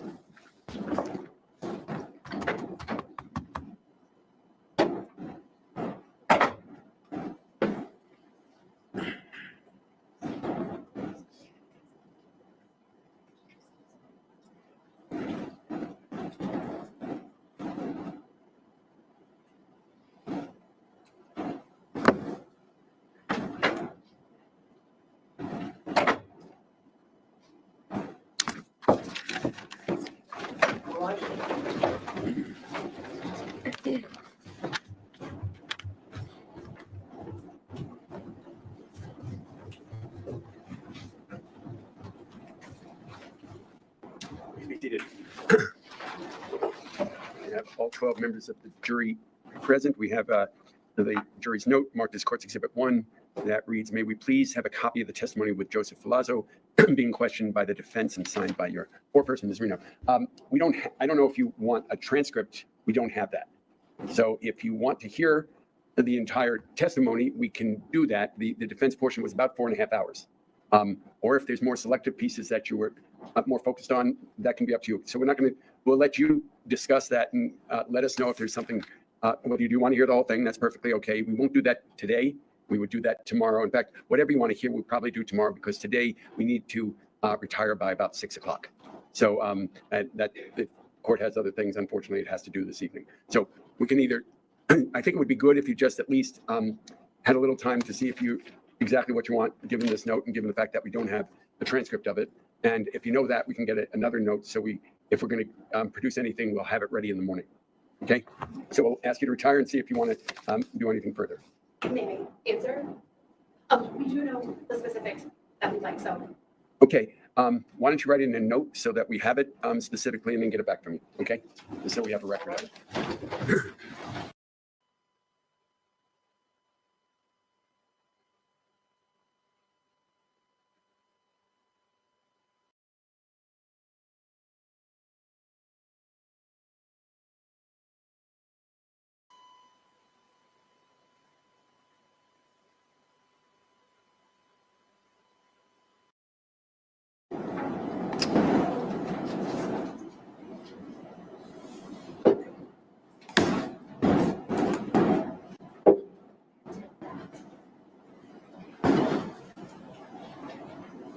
Here in the matter of State versus Joseph Filazzo Jr., 21 CR 8967,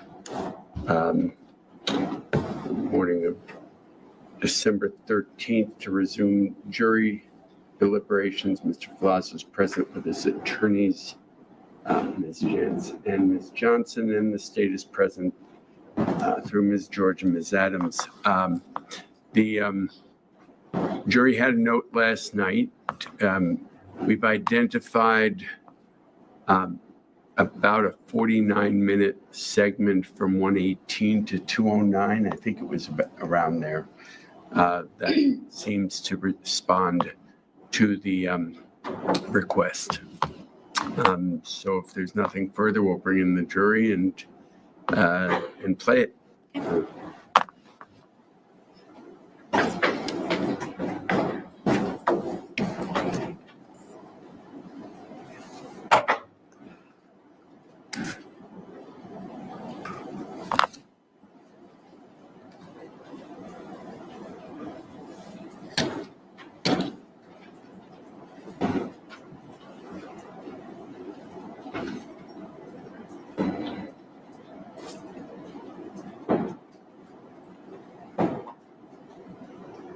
Will it be loud enough for everybody to hear?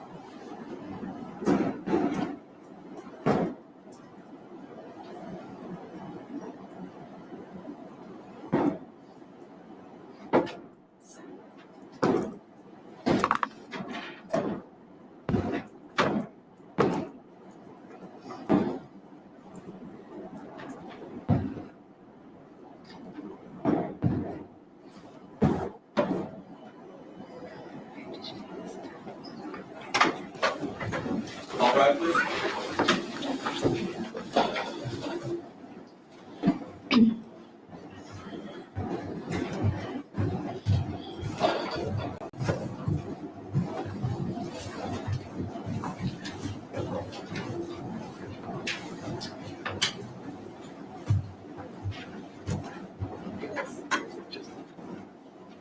Please be seated. Good morning to everyone. We'll note all 12 members of the jury are present. We'll just ask the basic questions. Anybody discuss this case since our completion of deliberations, or your completion of deliberations yesterday till this morning? Did you discuss this case with anyone else? Did you learn anything new about the case? I'm seeing both answers, shaking the head no to all these answers. If anyone has learned anything new or talked about it, please raise your hand. Seeing nothing. Okay, we're now ready. Ms. Reno, we're propped to do the read back. It's about 49 minutes in length, and if that's what the jury wants, we'll start now.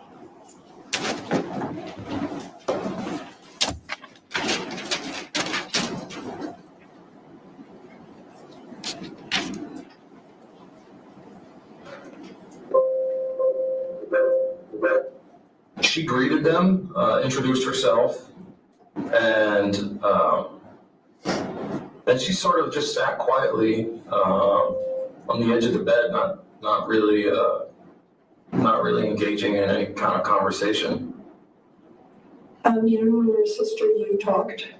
Yeah, we were just catching up on sort of current events, what was new with her, how it was great to see her. And then the introduction of Ariel, I had never met him before, so just trying to get a little backstory on how those two got together. So I think you said, but I don't remember what you said. How long was she in the camper? I would estimate a half an hour. And what happened after that?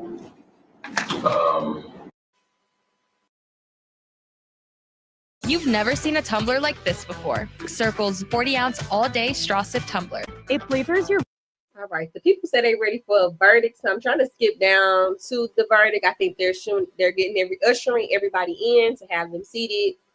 Right now, the verdict clock is at 4 hours and 14 minutes, 15 minutes-ish. And so we'll just get right into the verdict. Absolutely, we can skip all of that. So we'll get into the verdict. We don't have to re-listen to it. Listen to testimony at all. The clock, I believe.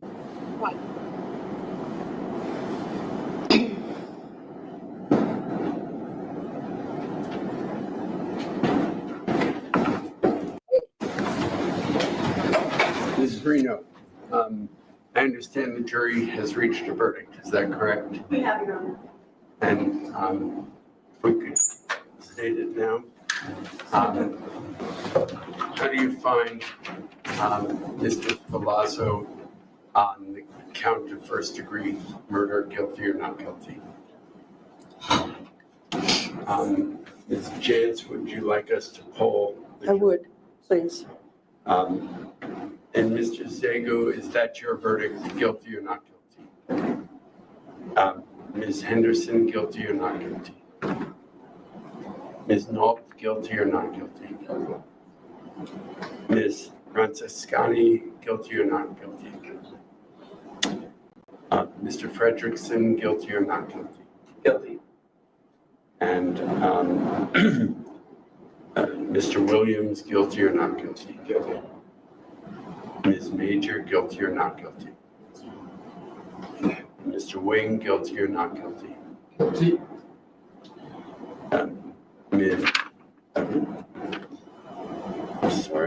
Ms. Hammond, guilty or not guilty?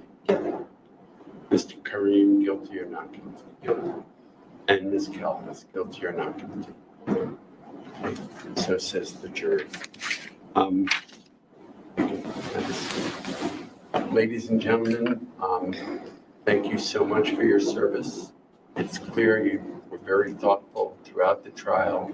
Really appreciate how you were always on time, you were always listening, taking notes, and really studying the evidence as it was coming in.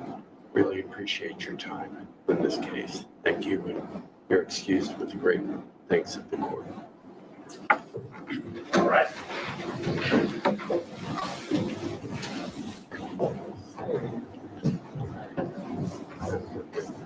There it goes, Taylor Gang.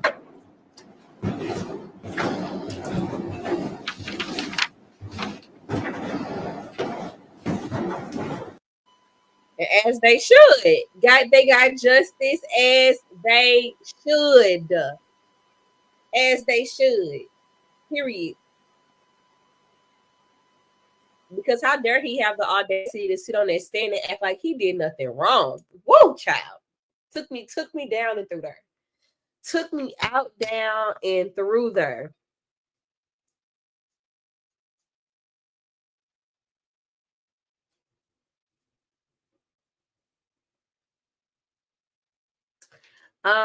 It did not phase him. Taylor, what's next on our schedule? Well, if you must know, I gotta do some research on our next trial. We'll probably start it tomorrow.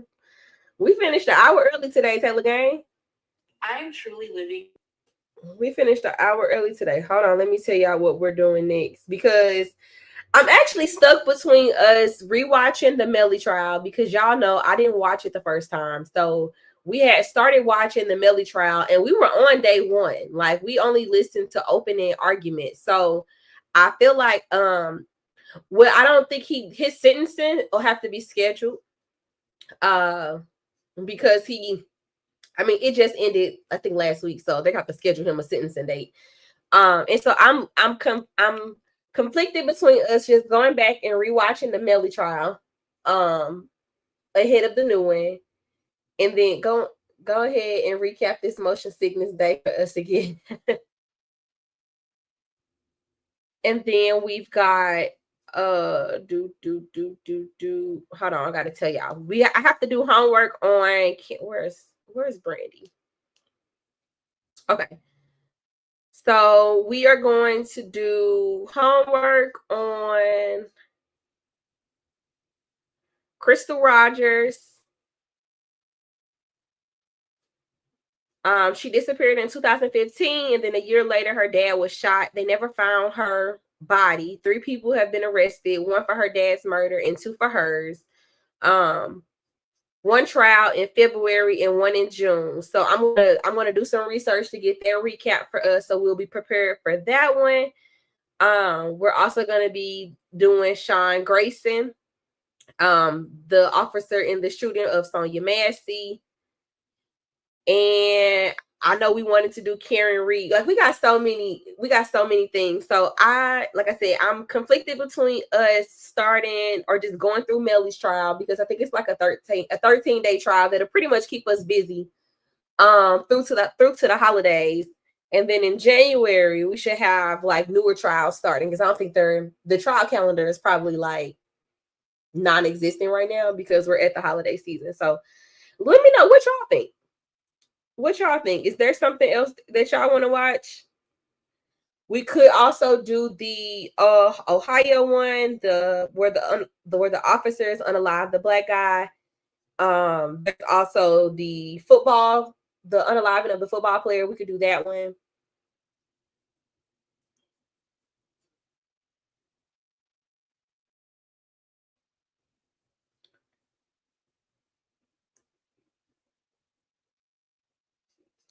Oh,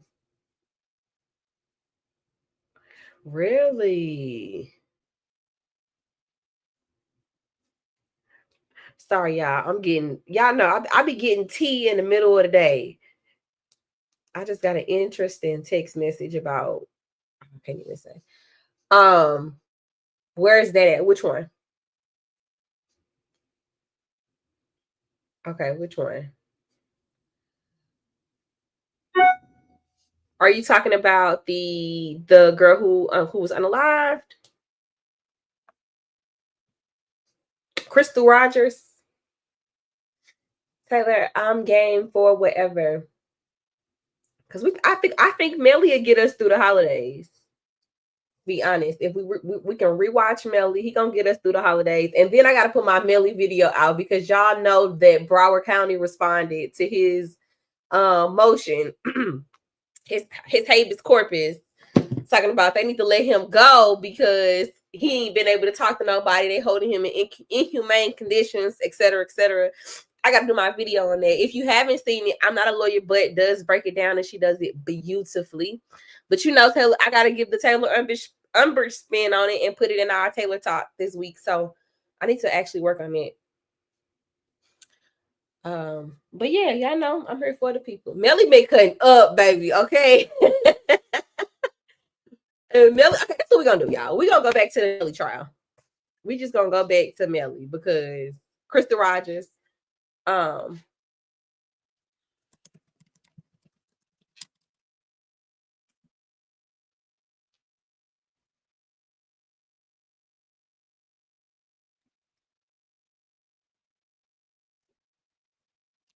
Kentucky. Krista Rogers is in Kentucky.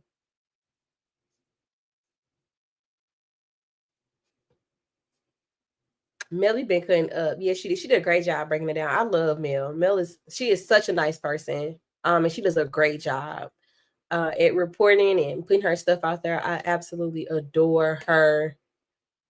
Absolutely adore her. So, all right, we're gonna go back to Melly. We're gonna go back to Melly.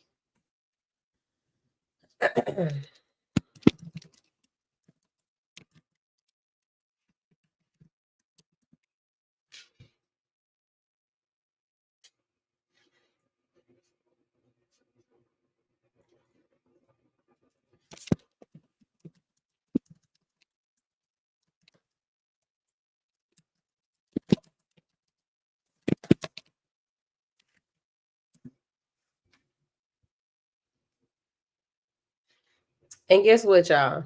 It's right where we left. Stressed out? Time to refresh your rhythm with Trident. Counsel, you ready to proceed? Sure. First witness? Yes, Your Honor. The state calls Officer Jessica Amenger.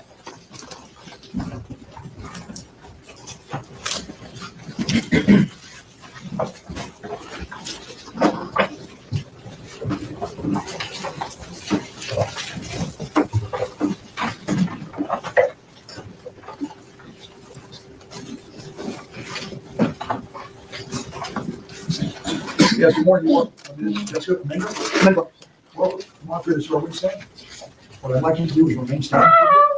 Put your things down. Right, you raise your right hand as best you can. Do you solemnly swear or affirm the testimony you should give in this case should be the truth, the whole truth, and nothing but the truth? Yes, sir. And state your full legal name for the record. Full legal name is Jessica Hyde Amenger. Can you spell it as well? Yes, first and last, please. First is going to be Jessica, last name Amengor. Thank you. Please have a seat. Mr. Amenger, that microphone doesn't move back or forward, it will only adjust up or down. Okay. Right? Are you ready to proceed? Yes, sir.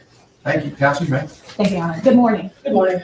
Can you introduce yourself to the jury and tell them where you're currently employed? Good morning. My name is Officer Jessica Amenger. I work for Miramar PD in Broward County, State of Florida. Okay. And how long have you been employed by the Miramar Police Department? A total of 11 years.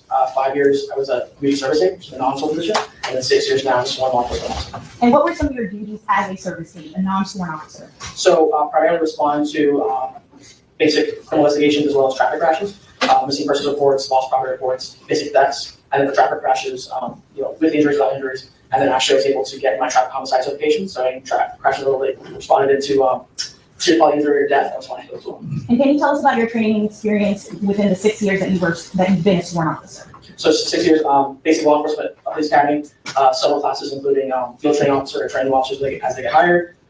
Continued my traffic homicide investigation courses, fraud investigation, injury and death investigation, case preparation, a number of certifications I have for professional development classes, as well as my 4-year bachelor's degree in criminal justice from FIU. Okay. And back on October 26th of 2018, you were employed as a police officer, correct? Yes, ma'am. And as part of your duties as a police officer, do you often conduct detail or work details? Yes. So as a police officer, I'm allowed to work off-duty security details.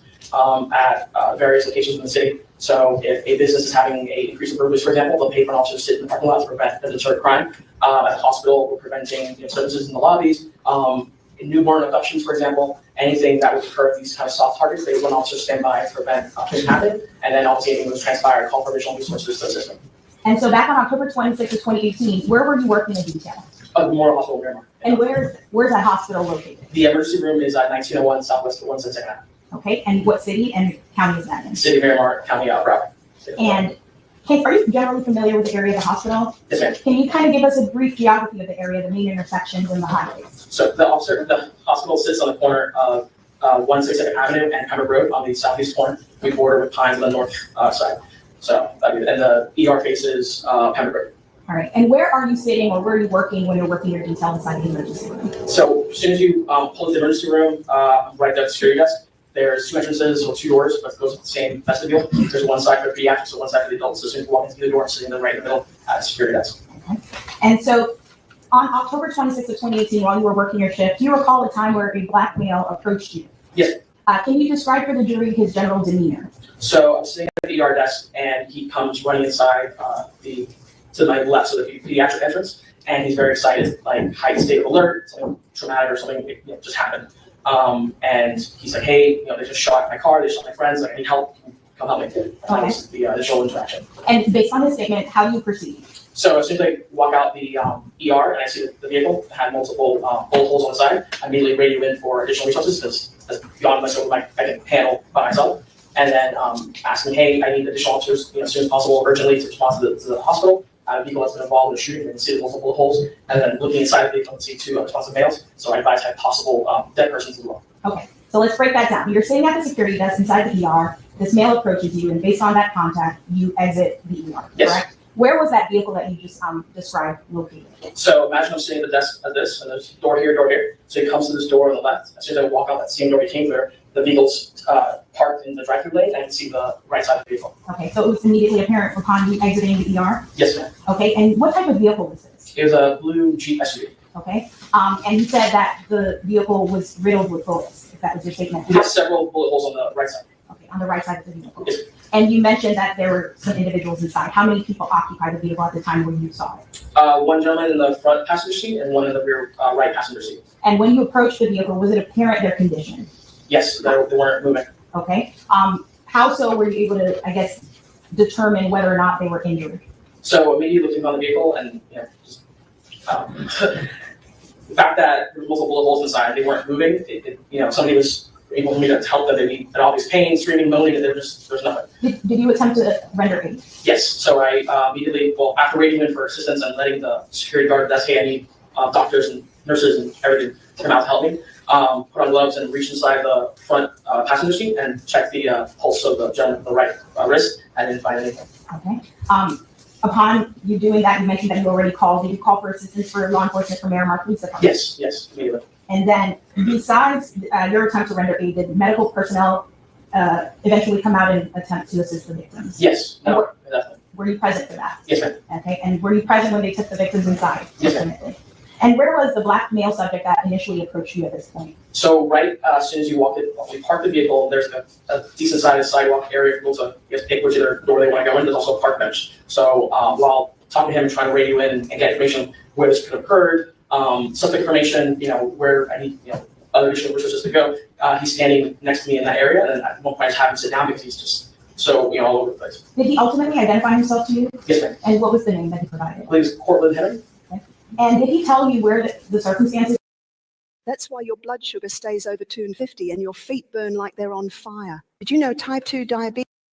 Surrounding how he ended up at the hospital? So he advised he just left the studio with his friends in Fort Lauderdale, and that he wasn't familiar with the area, but he had just gotten off a highway because they're staying at a home somewhere near the hospital.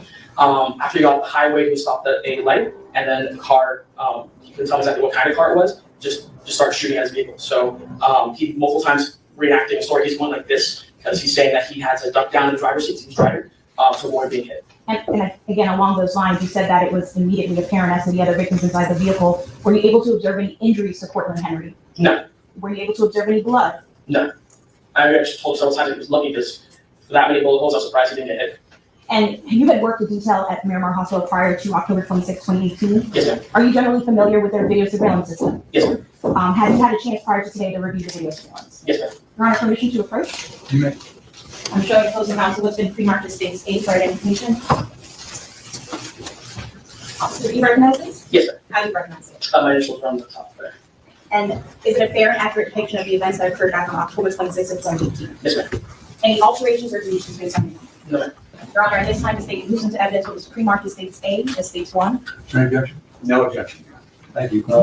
It would be, ladies and gentlemen, as you heard, this video has been accepted into evidence.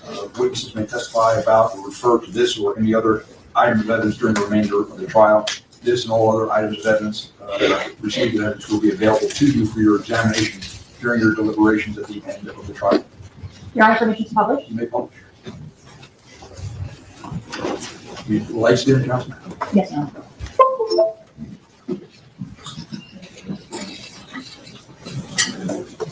Excuse me. Can you see? Can you tilt the screen? Yes, sir. Yes, sir. Hold on.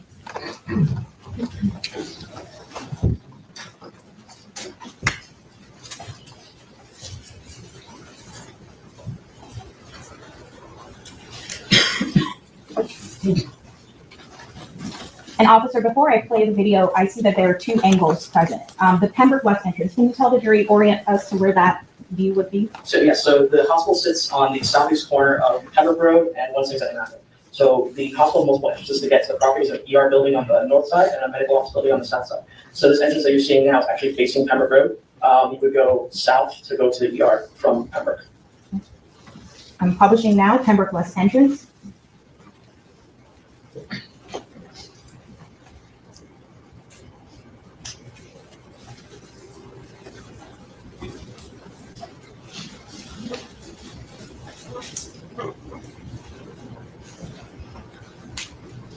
And officer, so we don't have to go through the entire video. Did you recognize the vehicle that just entered the hospital? Yes, ma'am. And was that the vehicle that you observed that you testified to earlier? Yes, ma'am.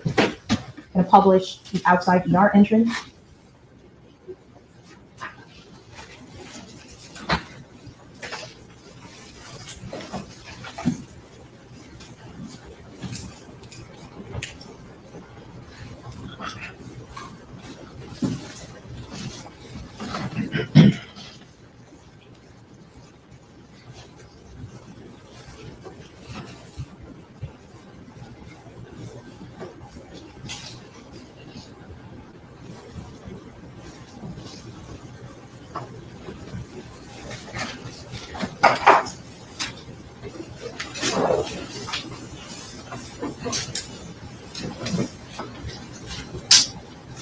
What are we seeing on the screen right now? So this is the sidewalk portion I was telling you about. Immediately on the bottom left corner of the screen, we see those white dashes. That's where the cars drive through. The dashes are for when the see pedestrians are walking across into the yard. Then there's a sidewalk portion. There's the 2 doors of the ER. The left door on the left side of the video is the ER, the adult entrance, and the right is the pediatric entrance, but it's one big area. And then in the middle is the park bench. Right behind that glass is security desk. I'm sitting in the middle of both of those doors. And that subject that we see in the video, That's the gentleman that the person made. continuing to publish.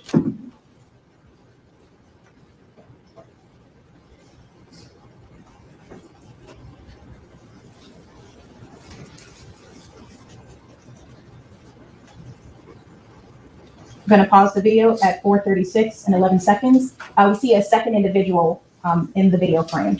Can you recognize that person? Yeah, that's it. Publishing, continue.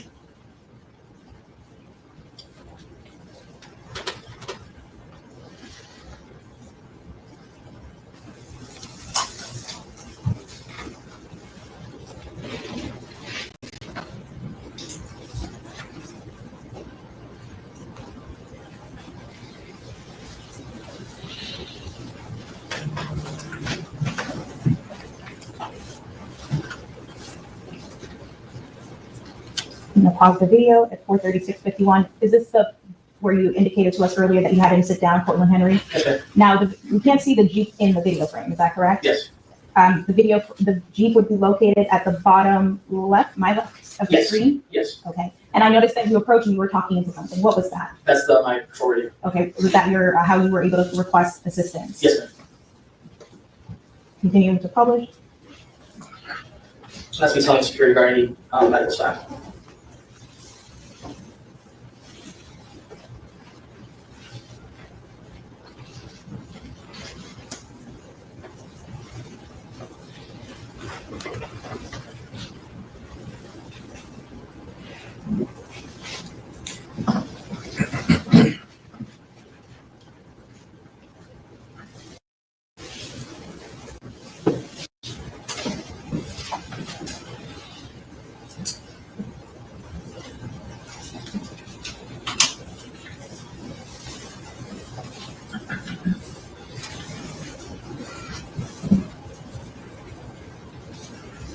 Put envelopes that check purples.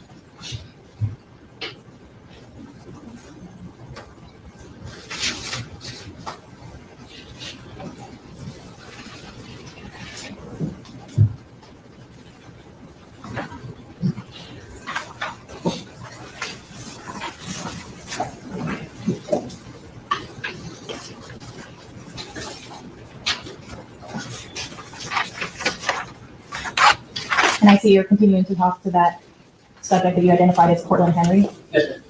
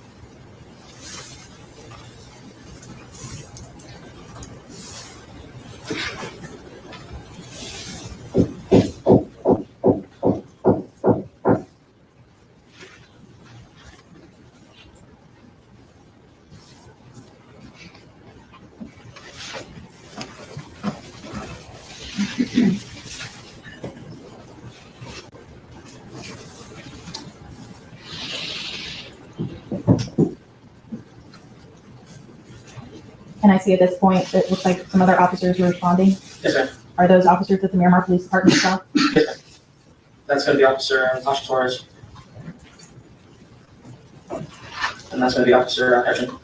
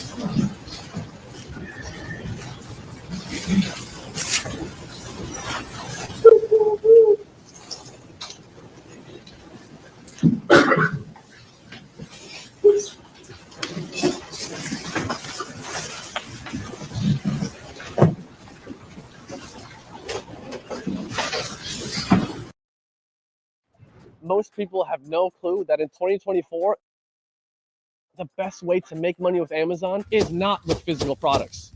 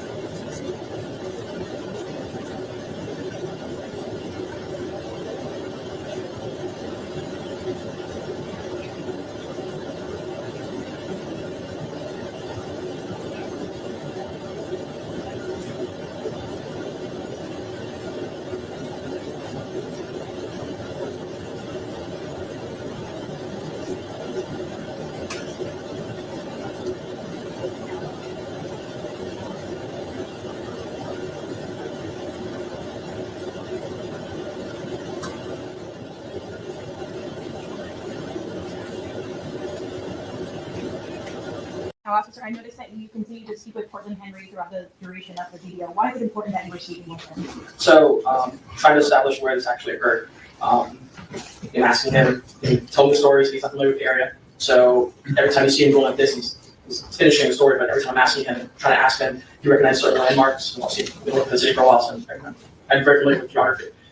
There's several highways that go through the city. So I'm asking him specifically, asking him about these landmarks, to narrow down which highway he actually came off of.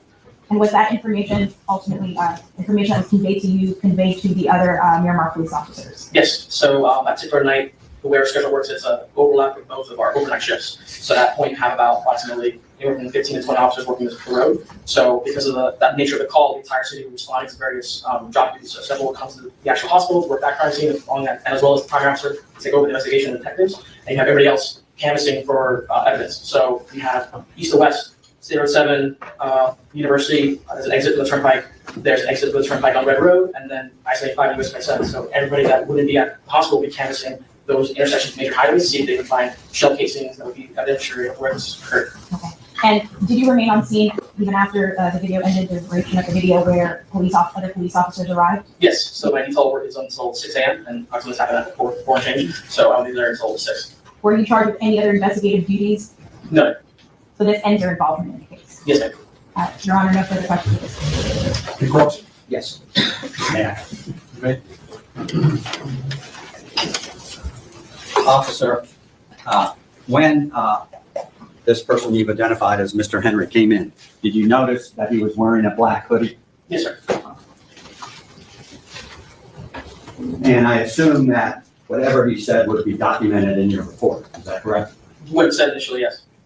And the questions that you asked him, you would document his responses if he said anything, correct? Whatever he responded to, I put out eventually once I put it on the radio, but I did not write a complete report of our entire dialogue. No. You did not? Our entire dialogue, no.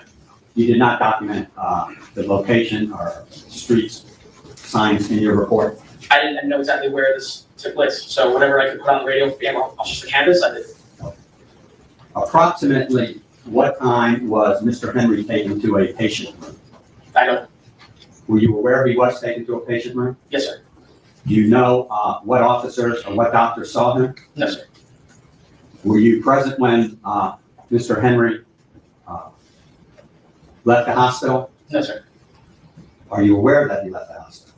Eventually, I assume he had to leave the hospital. I don't know exactly what time he left the hospital. When this vehicle first arrived, it was nighttime, correct? Yes, sir. What time did you get off? 6 a.m. Was it still dark outside? I don't recall. Do you recall anybody or any persons arriving other than police officer? It's a hospital. They remember them shutting down the ER because of the situation. So anybody would be routed through the main hospital entrance to in and out. But in terms of law enforcement staff, you have other officers, detectives, crime scene techs.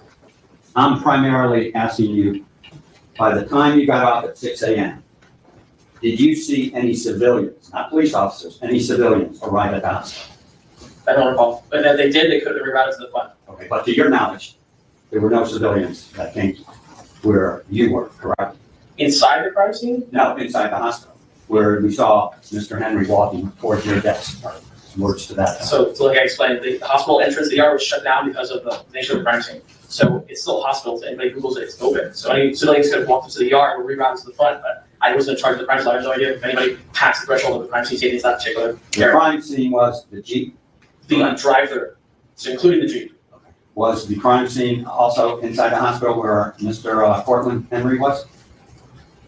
Yeah, the whole ER was shut down. Okay, so in other words, no one was allowed in that area that we saw. Unless they were needing emergency care, that would go to another room, but the ER was shut down. So I'm real clear. Do you know the names of all, did you document the names of all the officers and detectives that responded? No, I didn't.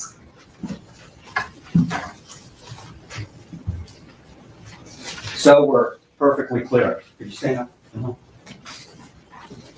You didn't see this young man getting out of the Jeep at any time, correct? No, sir. Fair enough. Can I have one moment? Yes, sir. Thank you so much. Nice meeting you. Council's any redirect? Yes, Your Honor, briefly. Officer, when you're speaking to your radio or speaking to dispatch, is that logged in any manner? Yes, ma'am. And what is that called? That's the central dispatch radio traffic. It's called a record, so anybody can request it, but it's documented. So everything you were saying or everything you communicated from what Mr. Henry told you would be documented in your dispatch log. Yes, sir. The crime scene log that counsel just referred to you as, were you charged? Was that one of your tasks that you were assigned? No, ma'am. In fact, you weren't assigned any duties, correct? No, ma'am. Your job began and ended with your detail and assisting the gentleman in the meeting, Mr. Cortland Henry. Yes, sir. Nothing further.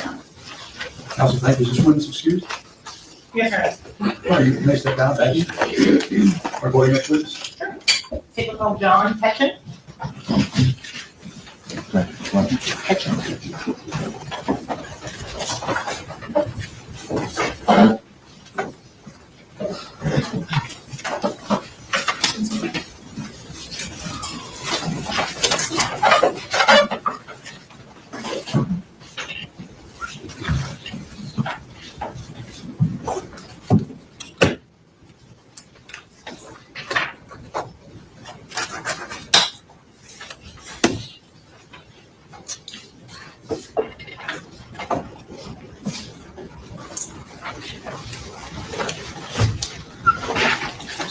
Good morning. Are you John Hedges? Yes, sir. Welcome. This is our witness stand. Monitor for a second. When you get there, just remain standing. Raise your right hand, be sworn. Do you solemnly swear or affirm the testimony you should give in this case should be the truth? Please state your full name. Full name is John Hedges. Please spell your first and last name. J-O-H-N, and last name is H-E-T-T-C-H-N. Have a seat. That microphone in front of you, do not move back or forth. It just goes up or down. Just up or down. Yes, sir. You all set? Yes, sir. Councilman? Thank you. Good morning, Officer Hudson. How are you today? Good morning, how are you? Very well, thank you for asking. Where do you work? Currently employed with Boca Raton Police Department, How long have you worked for the Boca Raton Police Department? going on 4 years. What hats have you worn at Boca? When I first started, I was assigned to Road Patrol, and now I'm assigned to their tactical team.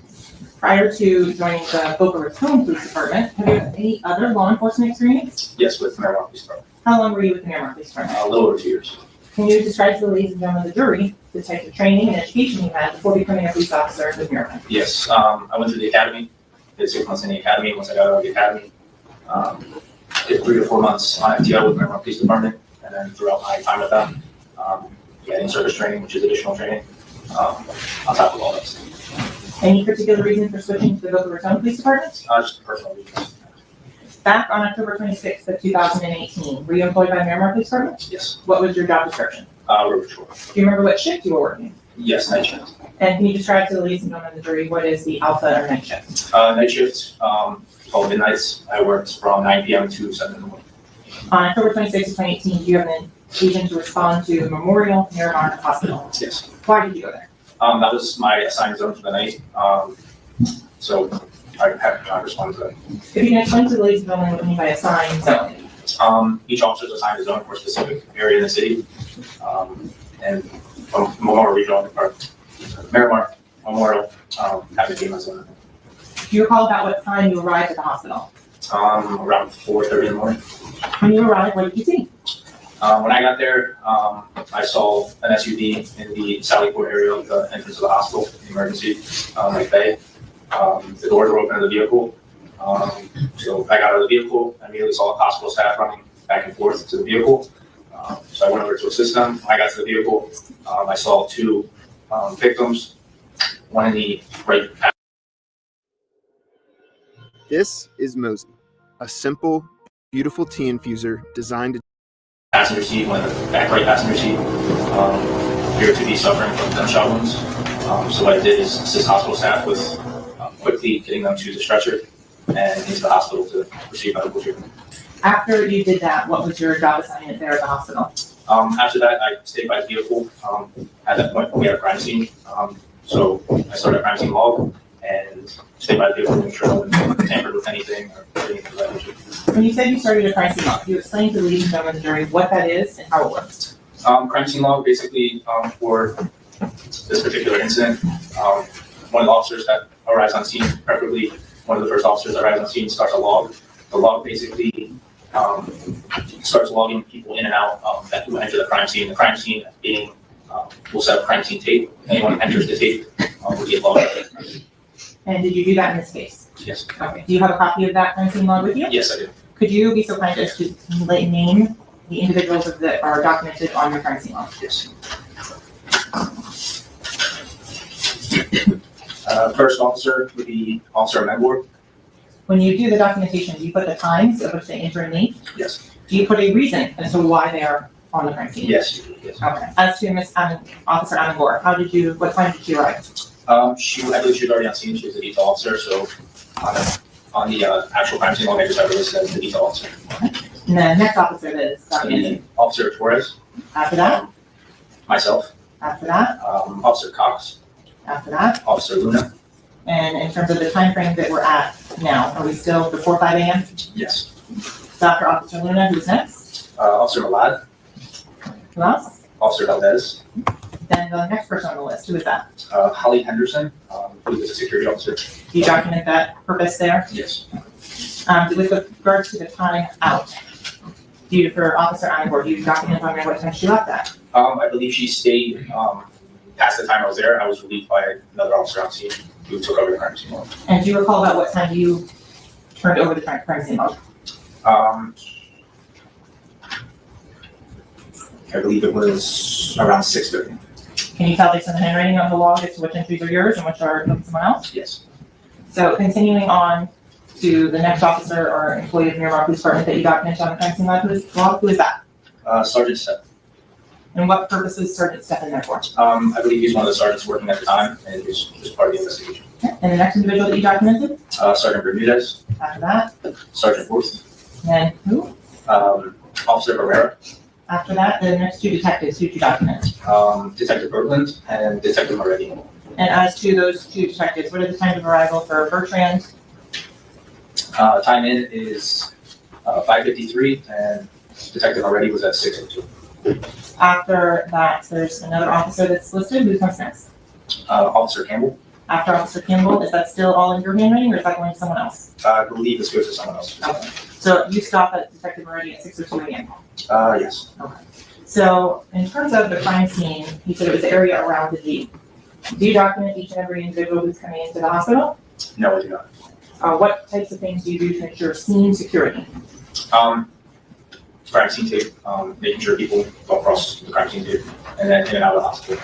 Did any civilians try and cross the crime scene tape while you were there on the outside? There may be one or two that came up that we told them they can't come through. And when I say civilians, are you including in that definition medical personnel and hospital staff? Yes. Any statements or recollection that you have of any interaction with Cortland Henry, the driver of that vehicle? I do not believe I had any conversations. No further questions, John? Others in cross to this witness? One question, can I do it from here? Yes, sir. When you left at 6:45, roughly, it was still dark outside, wasn't it? I don't recall. Fair enough. Thank you. And redirect? Yeah. Is this witness excused? Yes, sir. Thank you, sir. You may step down. Okay.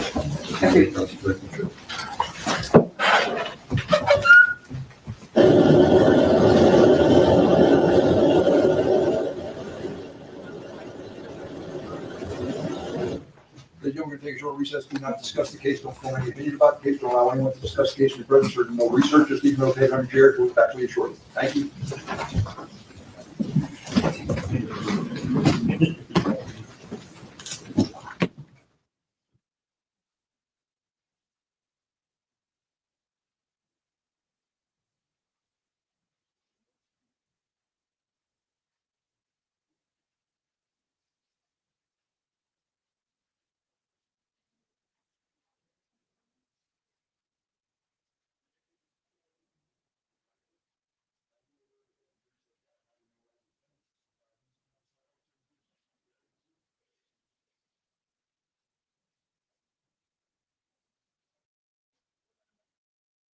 When it comes to ideas for your bath project, you have options within options at Floor & Decor.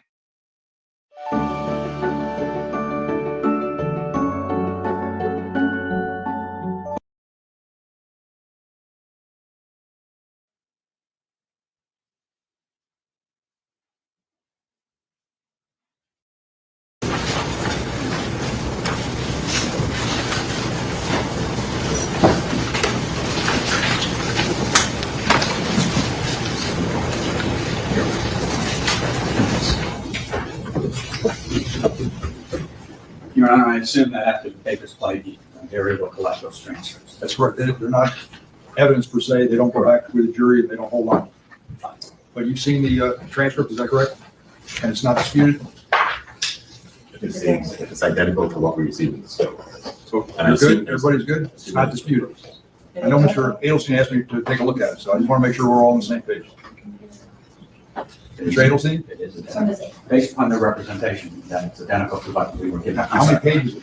It's 25 pages of 25 pages. Based on the representation that it's got. All right, so it's based on that representation, you're not disputing it, and the instructions are like 2.6. We're going to read that at the appropriate time. All right, so Gary, you can just put one on each of the chairs? Yes, sir. Gary, may I go first, John? Would you like a copy? That's fine, I'll take it.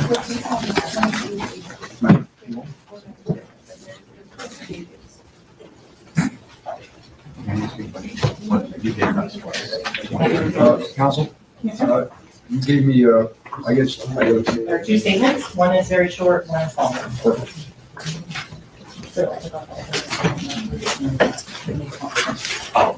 And Counsel, you've seen both statements, is that right? We're comparing them right now, but yeah, there's a difference in the pagination, but I think it's, you said you need the font. But they're not being disputed. All right. That's just the both statements, not being disputed.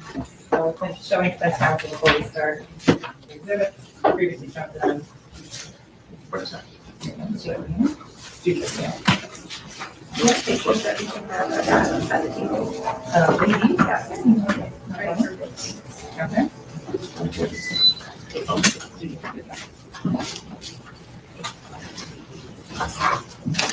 You got it.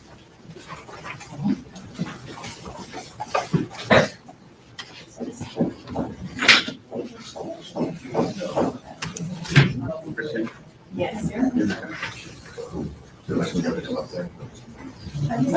Just so you, I didn't realize.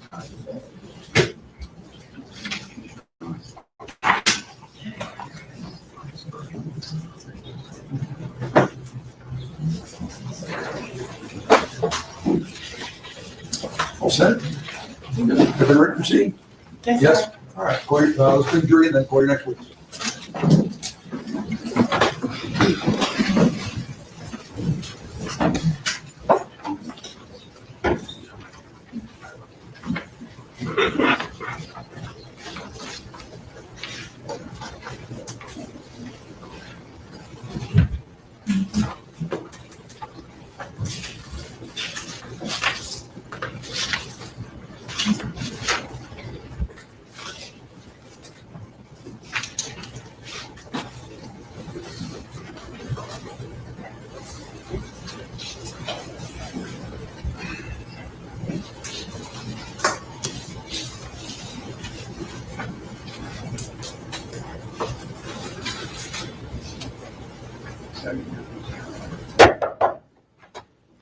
Jury entering.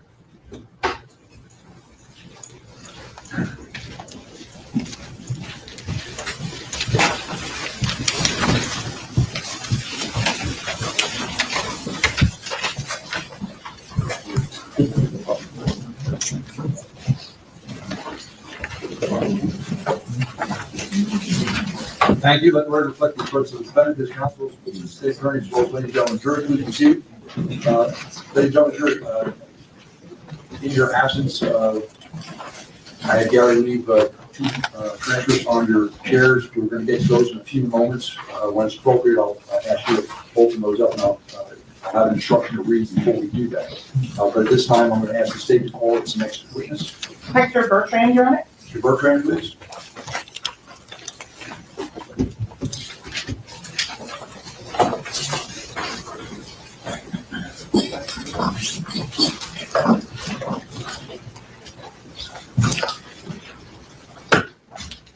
Good morning, you are Hector Bertrand? Yes, sir. Welcome. Come on up here, please.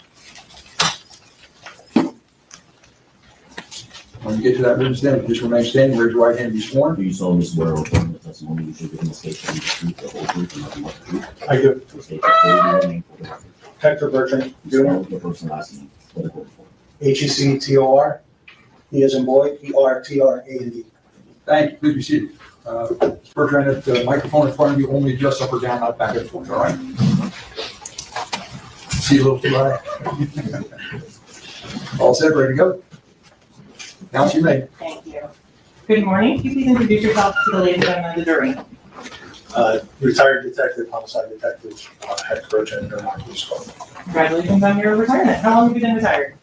About 2.5 years, Prior to that, how long did you work for the Miramar Police Department? 28 years. Can you tell the ladies and gentlemen of the jury some of the different hats you wore while employed at the Miramar Police Department? Initially, after graduating the academy, I did a couple years in road patrol. Then there was a position open in Detective Bureau as like a training position that was going to be for 6 months and then go back to the road. I never left the Detective Bureau. I did a couple years in juvenile and sex crimes. I did 10 years in undercover narcotics. And then the last 15 years was in homicide. During the course of your time in the homicide unit, how many cases were you involved in the investigation of? A lot. Is that I couldn't give you a number. A lot. more than 100? Yes. With regards to the homicide unit back in October 26th of 2018, were you employed with the Miramar Police Department then? Yes, ma'am. Tell the ladies and gentlemen a little bit about the training and education classes you take while you're preparing yourself as a homicide detective. I've taken a lot of classes. I couldn't name them all, but anywhere from in the narcotics, surveillance, court, advanced, basic homicide, advanced homicide, some forensic classes, crime scene reconstruction, things like that. So drawing your attention to October 26th of 2018, did you have an occasion to become involved in a Miramar police case investigation documented under Miramar case number 18-10-06269? I did. What was your role? Initially, I was called out as primary detective, but we kind of had an agreement within our unit because I was only 2 years away from retiring, that any cases that would get assigned to me, that one of the other detectives would take over it and that I would assist to avoid having to come back. Well, it didn't work out. At Harbor Freight, we do business differently from the other guys. We design and test our own tools. So you still come back and testify in all your old cases? Yes. Okay. So Detective, do you live locally still? No. I'm not gonna ask you. So going forward, do you remember about what time you got called out? 5 o'clock in the morning. What types of procedures are in place? How do you get called out? Typically, it's I would either get a call from the sergeant or I get a call from our dispatcher at the PD. In this case, I got a call from Sergeant Shaw. Okay. Once you get that phone call, how long do you have before you must respond to the scene? There's no real set time. It's just, from wherever you're at, you try to, put some clothes on or shower, so, and then prepare to go. So I think it took me like about 45 minutes to get to the scene. Okay. When you arrived on the scene, who else was there? Well, prior to going out to the scene, I actually called Detective Moretti.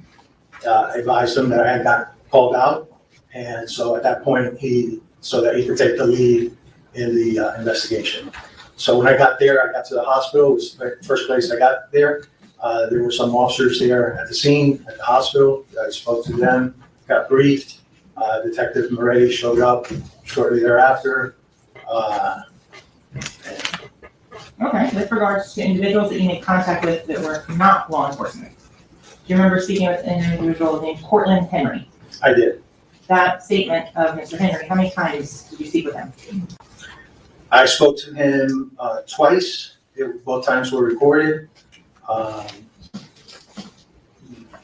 At some point towards the end of the first one, don't know if I got called out to something else or I just briefly walked away, turned off the recorder. Then I came back, asked a few more questions just to verify location, and wish I recorded that portion, but it was very short, maybe a couple minutes. So I want to go back to the set of the geography. You said you worked in Miramar for 28 years. Yes, ma'am. And during that time, did you become familiar with the areas of Miramar Parkway, I-75, US 27? Yes, ma'am. Can you describe to the ladies and gentlemen of the jury what is the northern boundary between the city of Miramar, your jurisdiction, and Pembroke Pines to the north? Typically, it's Pembroke Road, what divides Miramar and Pembroke and Pembroke Pines Police Department, Pembroke Pines. But there are sections within the city that kind of encroaches like a block or two into Pembroke Road. That's on like the east side of the city by the turnpike.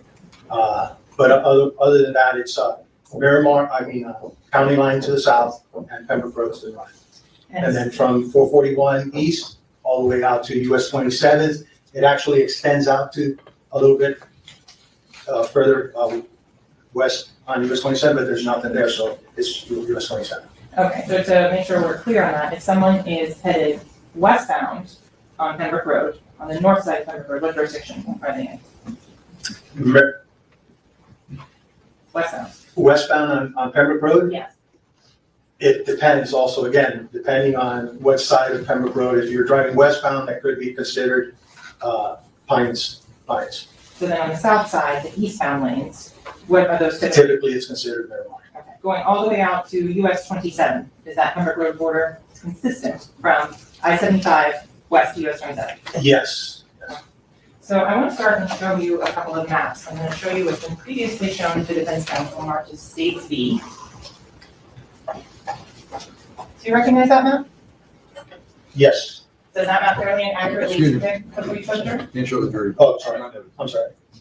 Does that map fairly and accurately depict the Miramar geography from I-75 through 172nd from Miramar Parkway north to Pembroke Road? Yes, ma'am.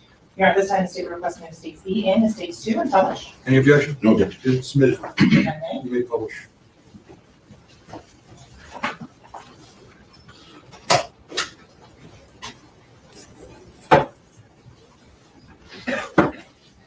Thank you. States B, Mark States B. So Detective Bertrand, this is a small version. I have a bigger version that's identical to make it easier for the jurors to see. Thank you so much.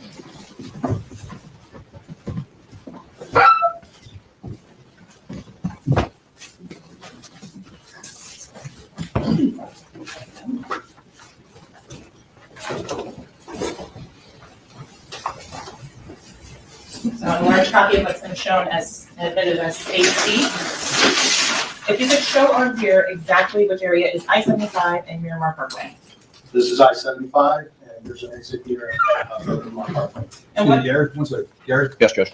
can you move the screen back a little bit? Yeah. Thank you. You're welcome. And Detective, can you so kind of step down so we can use the easel? Sure. Thank you. Counsel, you can move this. So if you could show, ladies and gentlemen of the jury, where is I-75 and Miramar Parkway? Yes. What direction does Miramar Parkway travel? East and west. Can you point out some of the locations on Miramar Parkway? I'll start with Bo Camper's Restaurant.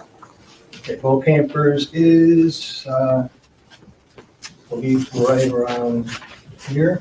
Okay. You're pointing to an area north of a water feature. Yes.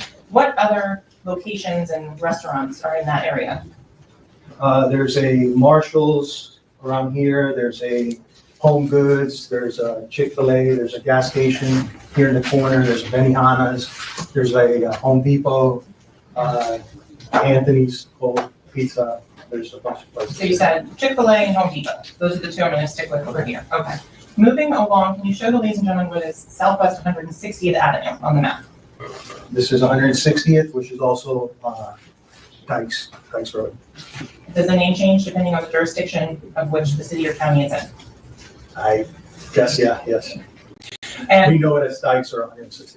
okay, moving further west, what's the next major intersection that's reflected on this map on the far left on Miramar Parkway? The next major intersection is going to be over here, which is 172nd. On this side is Silver Lakes Development. Over on this side is the Miramar, the hospital, which is I believe here. And then there's a regional park. On this side, there's a Target here, a Winn-Dixie, Pollo Tropical, and liquor store. Okay, so Pollo Tropical has been indicated as on Miramar Parkway before 172nd, if you're headed Yeah, westbound? it's right around here somewhere. I think this is Target, Okay, does 172nd run north and south? north and south. Yes. Okay, can you show the ladies and gentlemen where is Pembroke Road on this map? It's right up here, runs again east and west. There's no exit off of 75 to Pembroke Road, and it goes out. Okay. So I want to move on to what's been marked as State C for identification purposes. You have an opportunity to look at those maps prior to coming to court today. Don't update them in Jersey.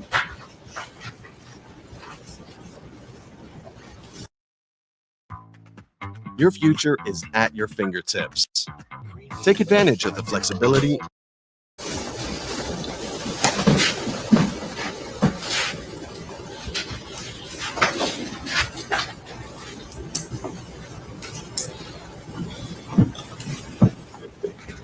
Yes. Detective, do those two maps fairly and accurately depict the intersections between 160th and 172nd in the first one, and then 172nd and 184th in the second map? Yes. To your knowledge and experience working in the city of Miramar, is it an accurate measurement that it is 1 mile between each of those two intersections? I know for a fact the one from 160th to 172nd, because I actually measured that when we searched that area. The one from 172nd to 184th sounds about right, but I don't know for a fact. Without saying exact, does that sound approximately correct in terms of the distance between the two intersections? Yes. Here at this time, the state requesting that states C in is states 3 and published to the jury. Any objection? Your Honor, we'd object to the extent that it might indicate that it's a mile when the witness said he cannot test.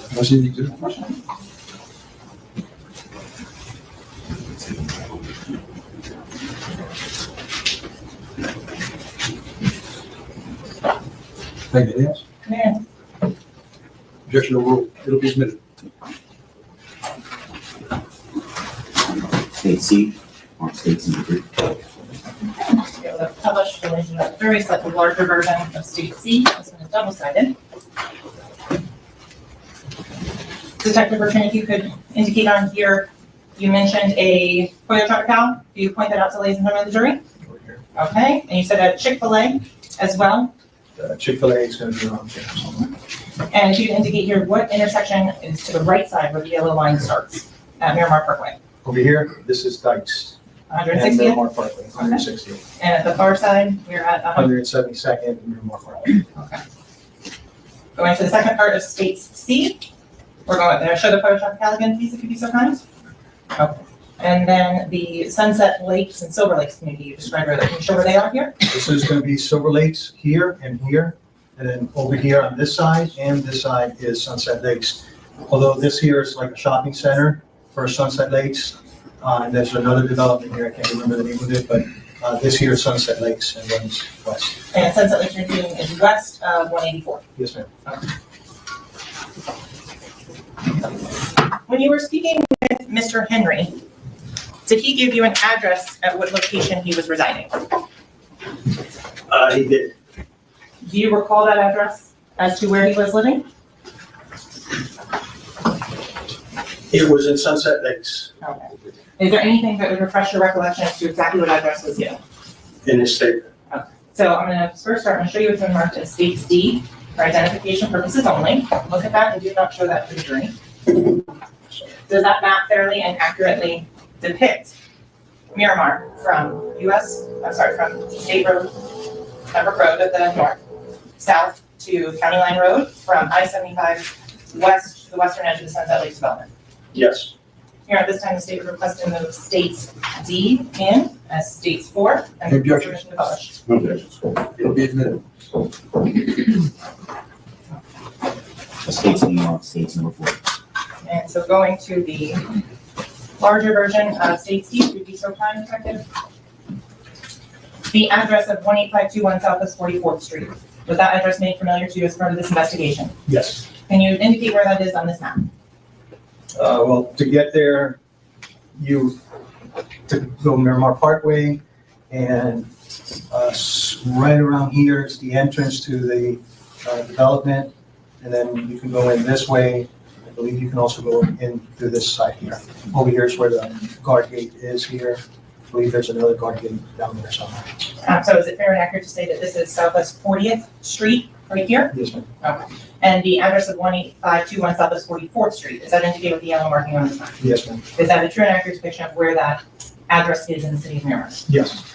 Your Honor, I would request that when the witness makes indications on the matter. Mr. Recycle.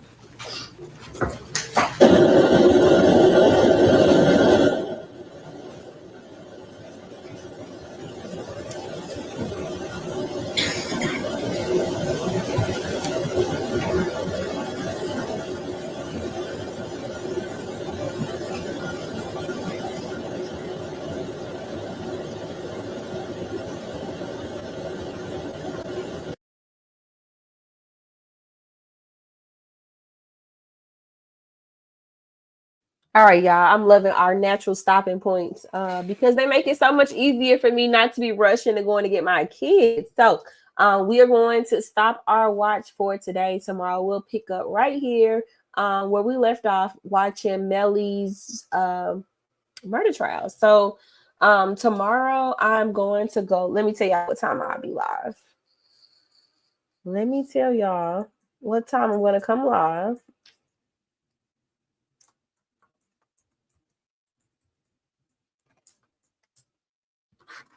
Sorry.